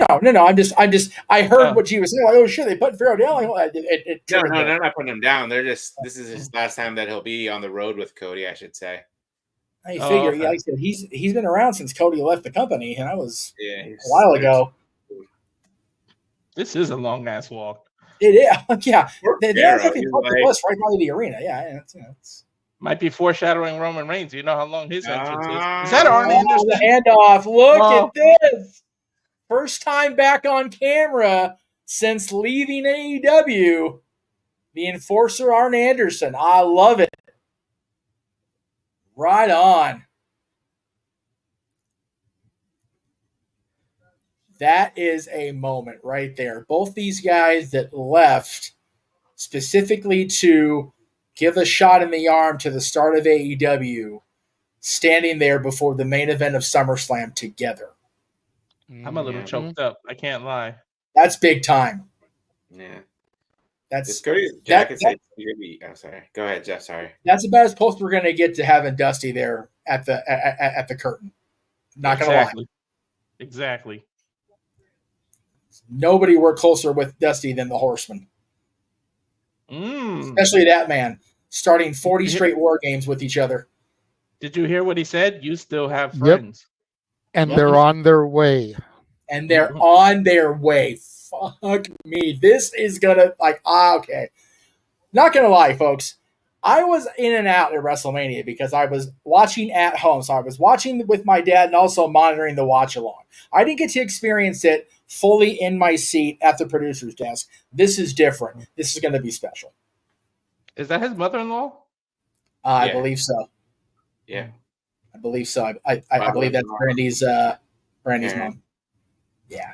Guys, I'm a little conflicted. This is almost something you do when somebody's gonna lose the title. Oh, right? Like, now I'm worried. Fuck. Who that is? Oh, he's got. I think that was he's got Bruce. his thing. I think that was Bruce that handed that to him. No, okay. No, it was some cameraman or something. Some man with a plan and a beard. Dude, I thought I was emotional at WrestleMania 40 when Cody won. And I was there in person. We had a good call. Why you gotta get me all emotional? Right? Now we gotta regroup and get our shit back together here. We gotta get ready for the whoa. Yes, that's valid. Dude, that mask is fucking Crowd sick. is here, about to blow, waiting for me to start the show. Out the curtain, lights go up, I'm home. Whoa! Whoa! And that mask was made by the same guy that did the Fiend mask. Oh, I'm sure. I'm not surprised. But then he leaves it sitting there on top of the entrance ramp again.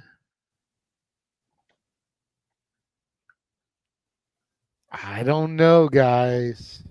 Yo, JJ, right? This is something, all this camera stuff, right? Isn't it something you do when someone's gonna lose the title? You know, yes, but had Arn not said the line, their friends are on their way, I'd be more worried. Mm-hmm. Cody's got friends in, well, I mean, they're in Cleveland, so let's call it what it is. He's got friends in low places. Wow. Look at that, dude. See, that's what it's about, man. Traditional style camera. Cody takes the selfie, even though it's not really a selfie because it's a real camera. Wow. That's awesome. See, and the question is, who are the friends? Yeah. Because it would be very easy for the friends to be the same Avengers that assembled at WrestleMania for him. Right. Mm-hmm. But we've also got, ever since that, the return of Shawn Spears. The return of All Ego Ethan Page. Yes. Mm-hmm. You know, Ricky Starks is possibly looming. Like, we still haven't seen anything happen with him. Ricky Starks was very commenty about the MJF Britt Baker situation this week. So I think he gets on a fucking about his AEW job no more. Daniel Garcia has been kept off TV in case they can't renegotiate with him. You know? Like, there's a lot of ex-AEW that could potentially play into this. Good Could we see Joe Hendry? I was going to say. Could we see somebody from TNA? Has Orton had significant time to recover from his attack? Oh, I'm sure. Who? Orton got kayfabe taken out by the Bloodline. Yeah, so did KO. Yeah. I would honestly say if he not just won the Ring of Honor 6-man title, we could see Dustin, but he's a champion for the Tony Khan promotion, so that's not going to happen, unfortunately. That would be a real prohibited portal. Right? You know what? If that PR, if the WWE VP hadn't come recently and said no interest, I could see it possibly. It's like, hey, for one night, can we talk? But yeah, it's not going to happen. I'd rather NXT and A work together than WWE and AEW. Well, no, I'm loving the NXT and A partnership. Let me be clear on that. But for this purpose, for this match, right. God, I'd love to see Dustin. He could have said that to throw us off the trail too, though. Well, maybe.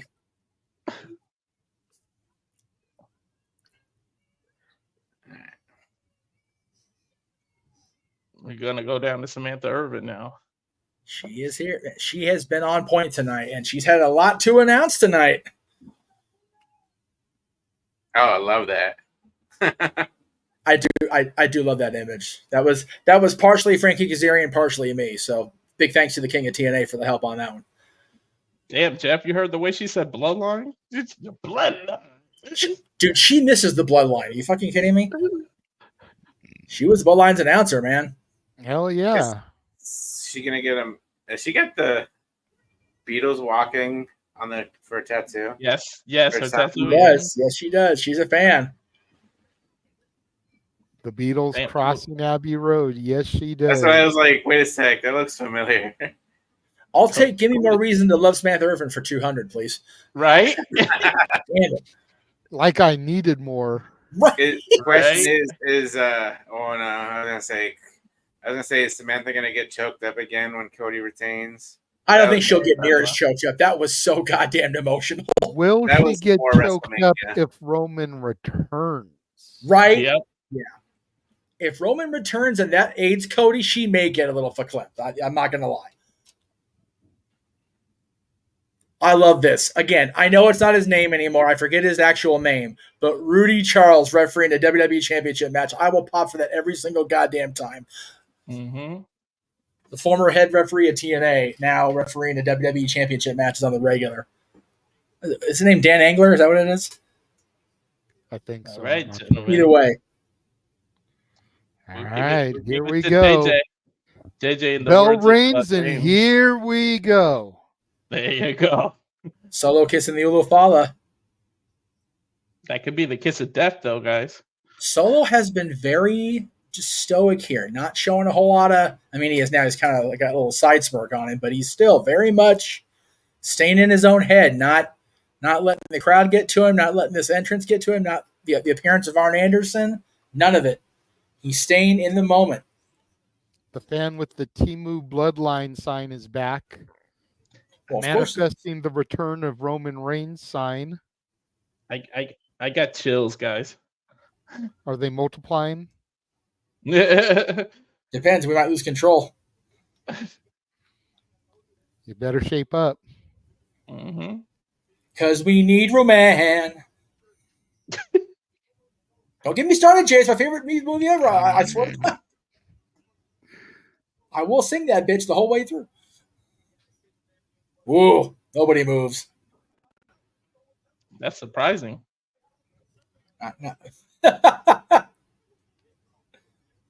Cody's way too cocky. Oh, man. Mm-hmm. I think Cody's taking Solo a little bit lightly. Yeah. He's thought for the longest time Solo Sikoa is not ready for this. Yep. He said it more than once. Maybe Solo's a little bit more ready than Cody gave him credit for. Oh, yeah. And win or lose, Solo is going to prove that to him.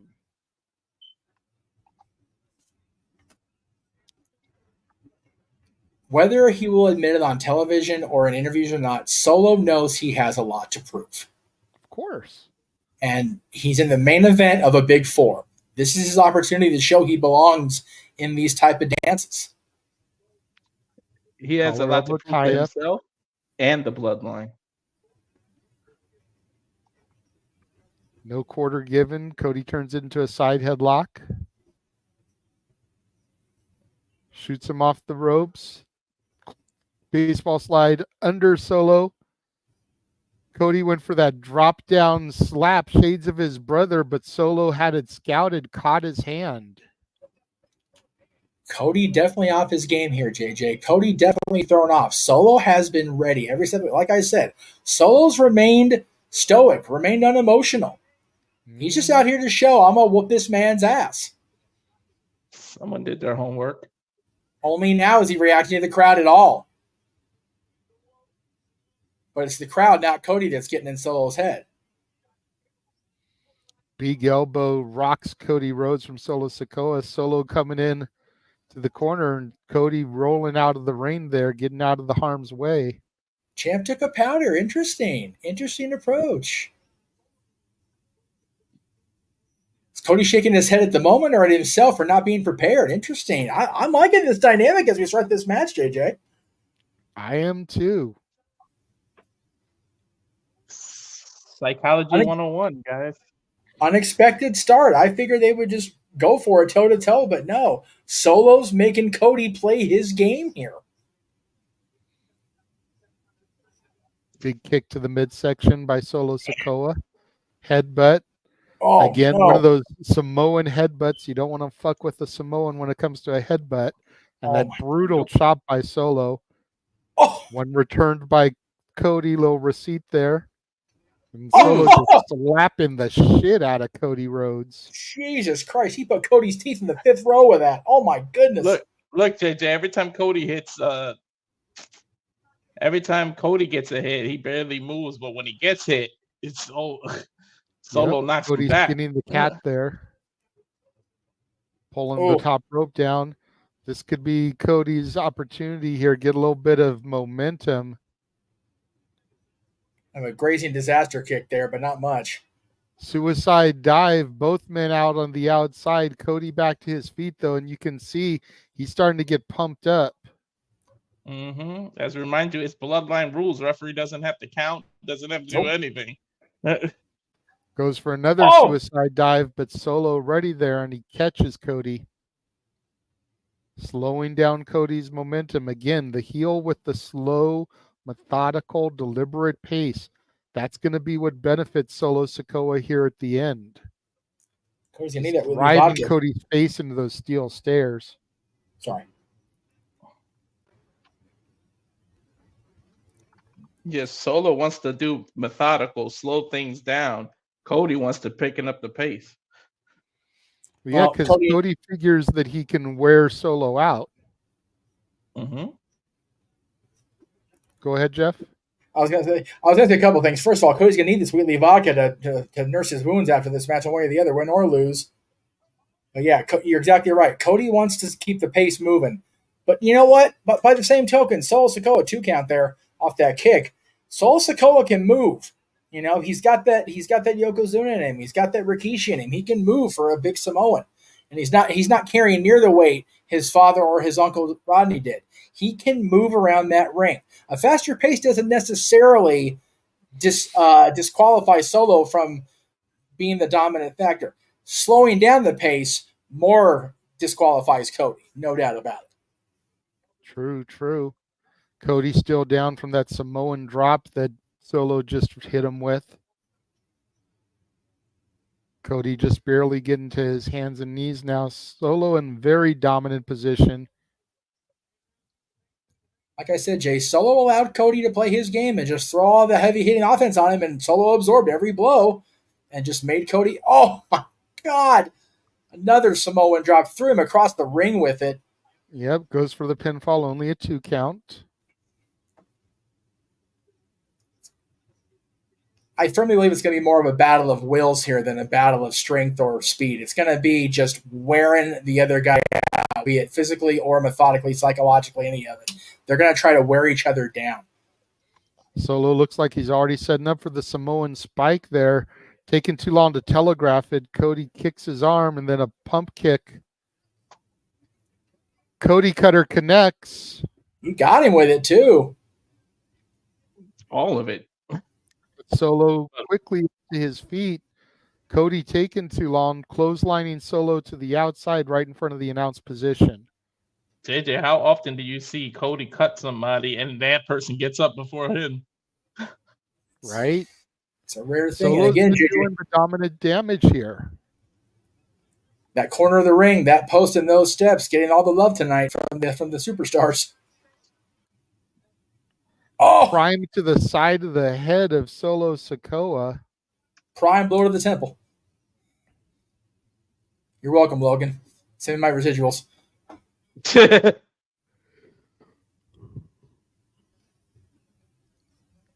Cody gets that drop down punch. Now he starts rocking and rolling, juking and jiving. We know what's coming up here. Little bionic elbow. Flip, flop, and fly, baby, if you will. It's tribute to his dad. And then went for the disaster kick, but he got caught by Solo, spins it around to a power bomb. 1, 2, Cody kicks out. That was good there by Angler. Cody's shoulders weren't firmly flush on the mat. Dan waited, Solo set it up, then they went for the fall. That was great television refereeing. Yeah, textbook television officiating. Angler knew damn good and well the shoulders did not run on the mat, and he wasn't going to count it, make himself look like a buffoon. Nicely done. That's the mark of the pro. All 3 of them. Are any a little surprised that he doesn't, in the main event, doesn't have that new referee camera in his ear? No. They don't want to set themselves up for potential, again, use that damn word, oopsies, if it gets a little sideways with all the activity that's bound to happen here. It'll probably get knocked off. It was a cool little novelty for the couple of matches tonight, but they don't want to go apeshit with it either. That's true. Oh man, channeling that Papa Quiche.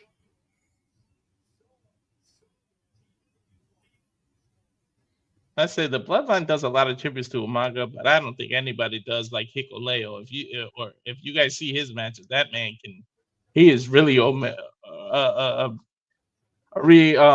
animated Umaga, like the way he wrestles. Well, yeah, no, exactly. Whoa. Reincarnation was the word. Huge Uranagi there by Solo. Goes for the pinfall. Only a 2 count. Man. High impact by Solo, JJ. And JJ, that pinfall was kind of close too. It wasn't just an early kick out. That was like 2 3/4. Yeah, right. Scary moment for the Cody Crybabies there. Mm-hmm. Me. That means Solo's wearing them down. Yep. Let's get back to what I said, JJ. Solo has to wear Cody out. Because Cody knows if he wears Solo out, Solo's going to fall.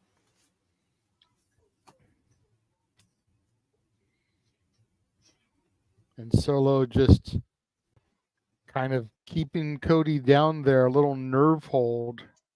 Cody able to get back to his feet, some shots to the midsection.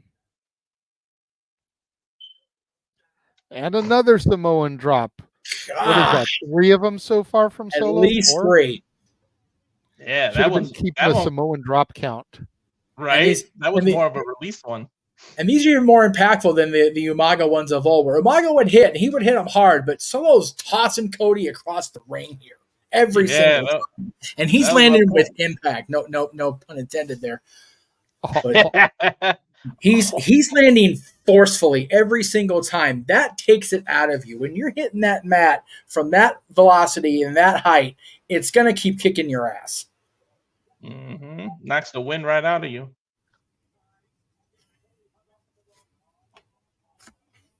Ooh. To answer the question in the chat, I already have it queued up on my phone, ready to hit the start button. We good, boys. Okay, we said don't headbutt a Samoan, but the man went for a running headbutt, making it even worse, guys. Right?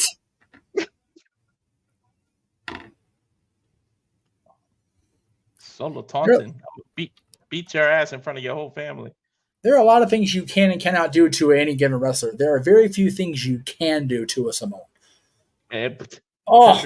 Another flying headbutt, running flying headbutt there. Well, again, JJ, you got him tied to the tree of woe. I was going to say, got him tied to the tree of woe like the devil, Kevin Sullivan, if you will. The rules are all about this tree of woe, my friends. A Samoan headbutting you would definitely cause a concussion. By the way, shout out to Kevin Sullivan. I hope that GoFundMe is helping him, man. He's in some serious medical shit. Goes for another one. Cody able to sit up.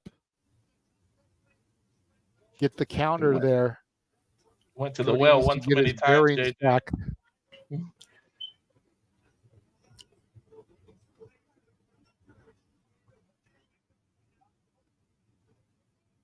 Huge moonsault crossbody combination there. Takes Solo down. Both men laid out in the middle of the ring. He's so exhausted he can't take advantage of it, JJ. I know. Barely can get up to his feet. He almost didn't connect with him at all. I think if he had connected flush on with him, he may have at least got a near fall out of it. Mm-hmm. More just let's just knock this big bastard down and then regroup. But look at that. He gets to his feet and he's discombobulated, guys. Little bit, yeah. Mm-hmm. He's been rocked so much this match. Another huge Uranagi, spinning Uranagi, goes for the cover, 2.5. You're only going to take... Go ahead, Jay. You're only going to take so many of those impact blows from Solo before your body just gives out on its own without your approval. Mm-hmm. I was going to say, every move Solo does just has a huge impact. It's like, boom. Like the whole ring shakes on every move he's doing. It does. People have not given him near enough credit, including Cody, within the terms of storyline. Solo Sikoa, whatever Cody has said the last year and a half, Solo's ready. He's in the moment. JJ said it earlier. He might have underestimated him too much, and you're absolutely right, JJ. I think we've all underestimated Solo Sikoa, calling it bootleg Bloodline, Bloodline 2.0, Temu Bloodline, whatever. I think we've all underestimated Solo Sikoa, and it may prove to be our undoing as Cody Rhodes fans. Just saying. He's still not my tribal chief, but I have not underestimated him because I've watched him come up through NXT. Cody springboard to the top rope, avalanche superplex there, takes down Solo Sikoa. To be fair, I'd rather be known for a long time what Solo could do. Yes, you have. That's true, That's JJ. true. Very true. That's true because you followed him.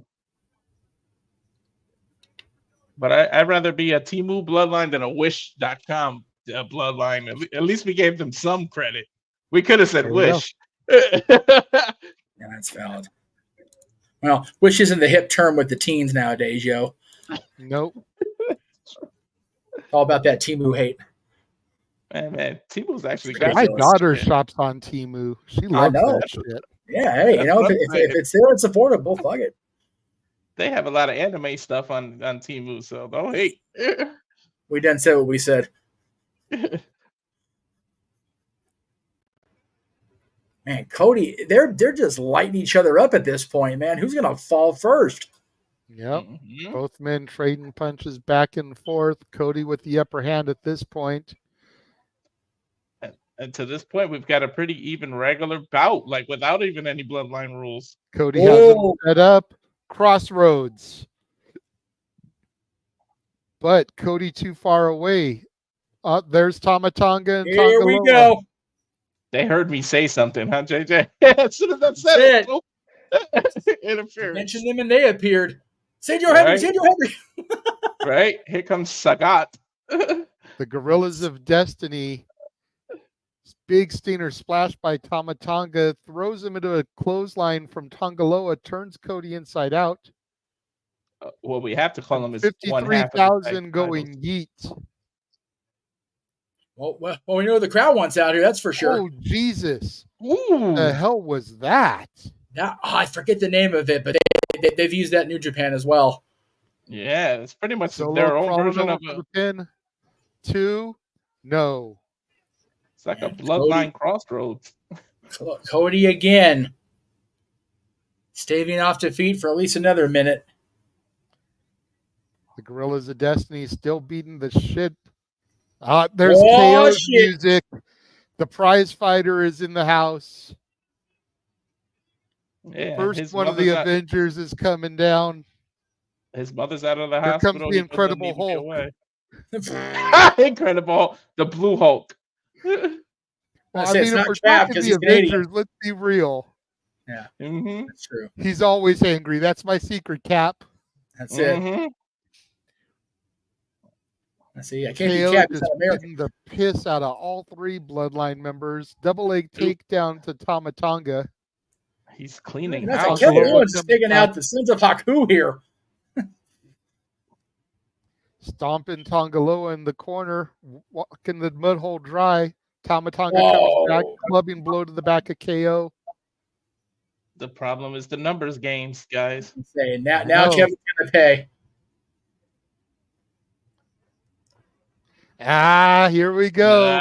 The voices are playing in our heads, gentlemen. The man who started Cody on the path to fulfilling his legacy, Randy Orton's coming down. Randy, he's cheering himself on. He's such a goober now. He's got to do something. That's a long entranceway. Right. That's a big ass ramp. I'm not gonna lie. That's why he paced himself. He didn't want to just completely run and blow himself He's out. like, I ain't sprinting. I saw what Charles Robinson did in no way. I didn't wear my ass. Ducks pretty even now, gentlemen. Stunner. Boom! Big old. Whoa, Scott Hall selling the stunner. There you go. No. Shit. Scoop slam from Randy Orton to Solo Sikoa. KO going up top. Swanton bomb. That's a big boy doing a swanton. I've always said it, but my goodness. I'm here Got for him it though. set up. Crossroads connects. 1, 2, kick out from Solo. No! Wow! Oh, Well, You we already know know the like, GOD oh. aren't the only members of the bloodline. Where's the Samoan werewolf? Yeah, where is your tattoo here? That's the question. 'Cause now you got RKO Orton. squared chasing off the GOD. I think you're about to get your answer as to where he is pretty soon. I was going to say, we've got Orton and Owens fighting off the Girls of Destiny, but now it's one-on-one, at least for a brief moment here. Yeah. But JJ knows werewolves better than anybody on this panel. They lurk. Yep. Even a man Sun's who already is set pure back in heart there. and says his prayers by night may become a wolf when the wolfbane blooms and the autumn moon is bright. Is it a full moon in Cleveland is the question.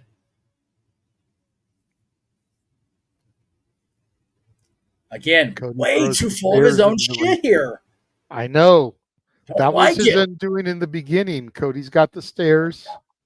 Cody's taking his sweet time with too much Oh, stuff. right to the Whoa. dome of Solo Sokoa. Goodness. Now what are they gonna say? Shaved steps too, Jeff? Yes, shave steps. That's why it's okay. And another shot to Solo's dome. I don't care if they're shaved. That's going off his temple. That's dude. My CTE hurts right Yeah. now. But it's a Samoan's temple. And a spear Oh my- from Solo holy- makes Cody drop the stairs, floating What into the the- cover. 1, 2, no. Kick out from Cody God Rhodes. damn, those stairs went flying. Luckily, they went into the ring. If those things leave the ring, that's a lawsuit. Holy shit! Look at this again. What's this?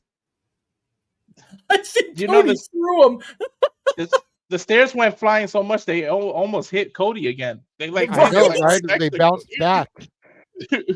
Like I said, I think he threw him. What a dumbass! I love Cody, but Jesus, they're not going to stay like that Solo. There you go. Oh man, that's even more vicious. using his brain. I don't think you're supposed to do. Okay, is it okay? Is it okay? Oh my It's God. hollow slide back. That's okay. All right. Okay. JJ, is he It's gonna all go for a slide hip out. attack against the stairs, JJ? I think so. And say if it was hollow slide out, they're going to kill somebody doing that shit. This is at least safer-ish. Might need a hip replacement if he misses. Right? Right? Coming in. Let's see. Oh, and he missed. Oh, The back of his head and neck connects with the top rope turnbuckle Yeah. there. That was His a lot hip of bounce and against lower him. back connects with the stairs. Cody's got him set up. Another crossroads. Got him once. Keeping it hooked. those two dudes in the background have not sat down the whole match. Second crossroads. We going to get a hat trick here, gentlemen? No. Jacob Right. Fatu will pop up. We might Still get it. has him hooked. He looks for him. There he is. There he is. Jeff just loves being right tonight. I do not. I don't like The it at all. Samoan werewolf is here. With the whisper in the on. wind, no less, JJ. Come on, Paul Heyman. Yeah, please, Paul, get Roman out here to save the day. Ladies Best and gentlemen. moonsault ever. God damn, that's a big man doing that BME. Oh, I love it. Dude, Same moonsault that got him the championships last night. the speed, JJ, that he hits that at. Dragging Solo into the cover. 2. No, Cody kicks out. Damn, that was close. Look at the look on Jacob's face. He can't believe it. People talk about the speed of Braun Breaker, but you got to mention the speed of Jacob Fatu.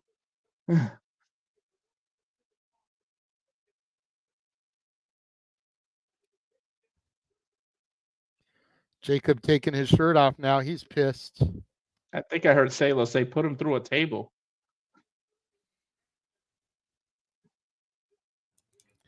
Huge super kick on the outside from Jacob to Cody.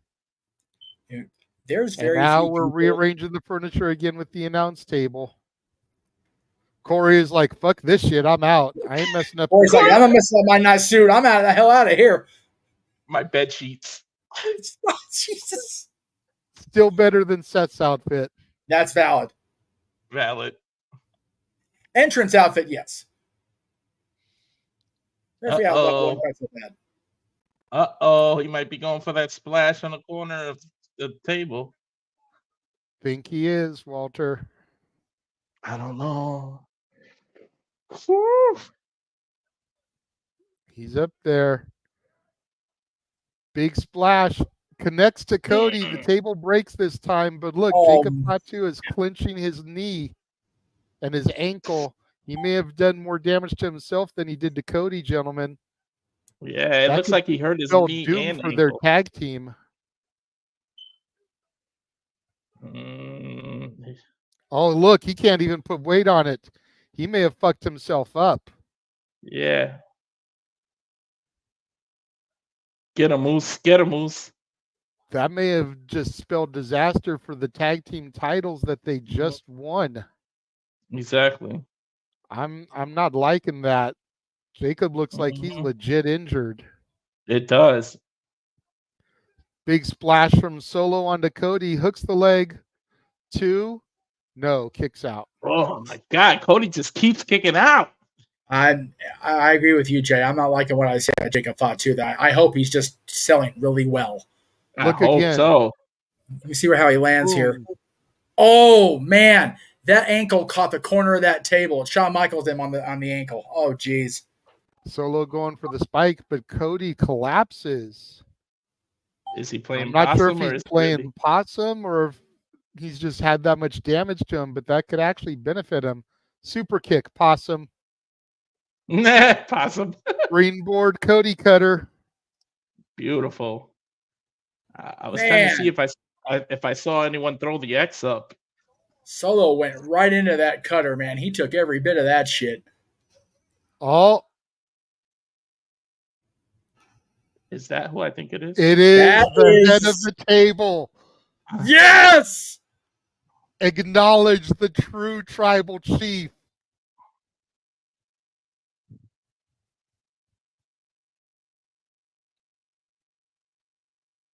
His music sounded a little different at the beginning. Yep. Little bit of a remix. Mm-hmm. And here he is. With a whole new shirt too. Yes. Original Basic tribal tee. chief. That's what that's got to stand for. Yes, it does. Yep. Think about it, gentlemen. SummerSlam 2020. Basic tee, long black hair, not tied back, not that tribal chief swagger. This is Roman fucking Reigns walking out here again. Woo-hoo! Cody's got to be wondering, what is this all about? Is Cody with me or is Roman with me or against me? Yeah. On the one hand, Solo has usurped him as the position of the tribal chief. He's talked down to Roman. On the other hand, Cody's the man who dethroned Roman for the championship at WrestleMania, and he hasn't been seen since. Whose side is Roman on? Is the enemy of my enemy my friend? True. What did Bobby Heenan say when Hulk Hogan came out in '96? Whose side is he on? Remember that? After the last 2 weeks, I damn sure remember that, man. But oh man, taking the pace Nobody now. else has their ones in the air. Oh yeah. Superman punched Solo Sikoa. We know whose side he's on, at least for now. No doubt about it.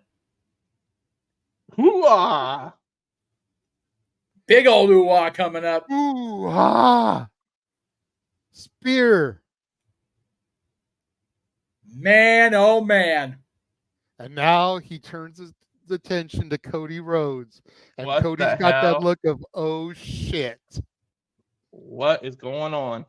Because he knows face, heel, friend, enemy, he still owes Roman a rematch. Oh yeah. And Roman Roman walking out. literally just, he nodded to him. and Subtle walked nudge away. to Cody, and he walks out. That is all. I love it. I love it. Dude, my goosebumps got goosebumps. Cody got Cody got the fuck face on. Right? All right, I'll take it. Shit. And Roman stops, gives a little look back at the ring. That old man's Somebody face is get that old frustrated. man down. Somebody get that old man down before he hurts The himself. look on Cody's face, though. He's unsure of it. Original tribal team. Setting Solo up. Remember, Cody gave Roman the Crossroads drops. connects again. Goes for the pinfall. 1, 2, 3. Not taking his eyes off of Roman Reigns the whole time. Do you notice that? Smart to do, though. Crossroads and 3 count the entire time. Not, I'm gonna say it. Not acknowledging Solo a goddamn bit. All eyes focused on Roman Reigns for that full 3 count. That's the message there. I wonder if we get a Roman looking at Cody. Cody still looking at Roman. see if they can give each other respect.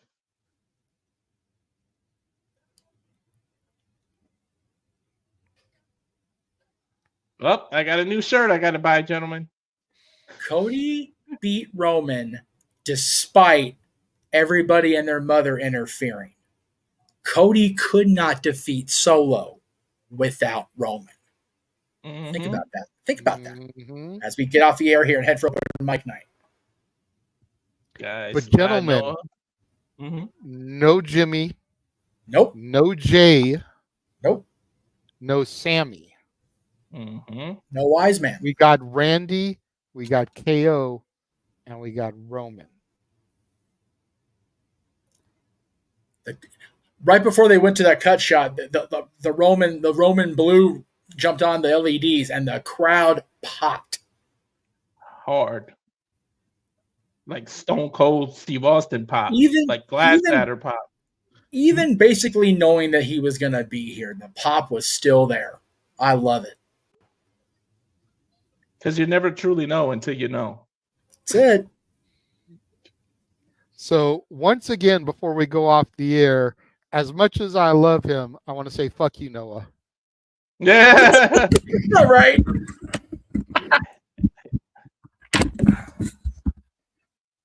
Because you got to acknowledge the tribal chief along with 53,000 others in your home of Cleveland, the Browns Stadium. You got to watch Gunther become champion. You got to watch LA Knight and Braun become champions. Yeah. You witnessed the downfall of the Judgment Day. And you got to see CM Punk's first match in the WWE on television, one-on-one in 10 years. OTC. To know. We get to all say fuck Noah today. Enjoy your vacation, but fuck off. I'm waiting to see Cody put his one in the air like I acknowledge you. Right. That's what I want to see too. You know Roman saw that Roman "We Missed You" sign. You know he's going to acknowledge it at some point. Damn it. I can't wait to SmackDown to hear what he has to say. Whatever else went down in this match, the bottom line is the winner and still the undisputed WWE champion, American Nightmare, Cody Rhodes, ladies and gentlemen. Yeah. Yay! And with that, the intro to Open Mic Night is running. We'll see you over there shortly, kids. Yes. It's going to be a long one. Strap in, kids. Where's my button? I need to find my button.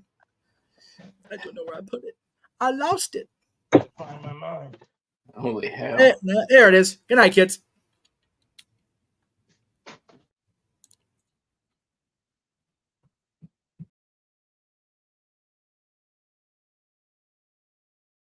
The Jeff Meacham Network's Multiverse of Media. For over 15 years, the recognized symbol of excellence and the standard bearer in coverage of sports and entertainment.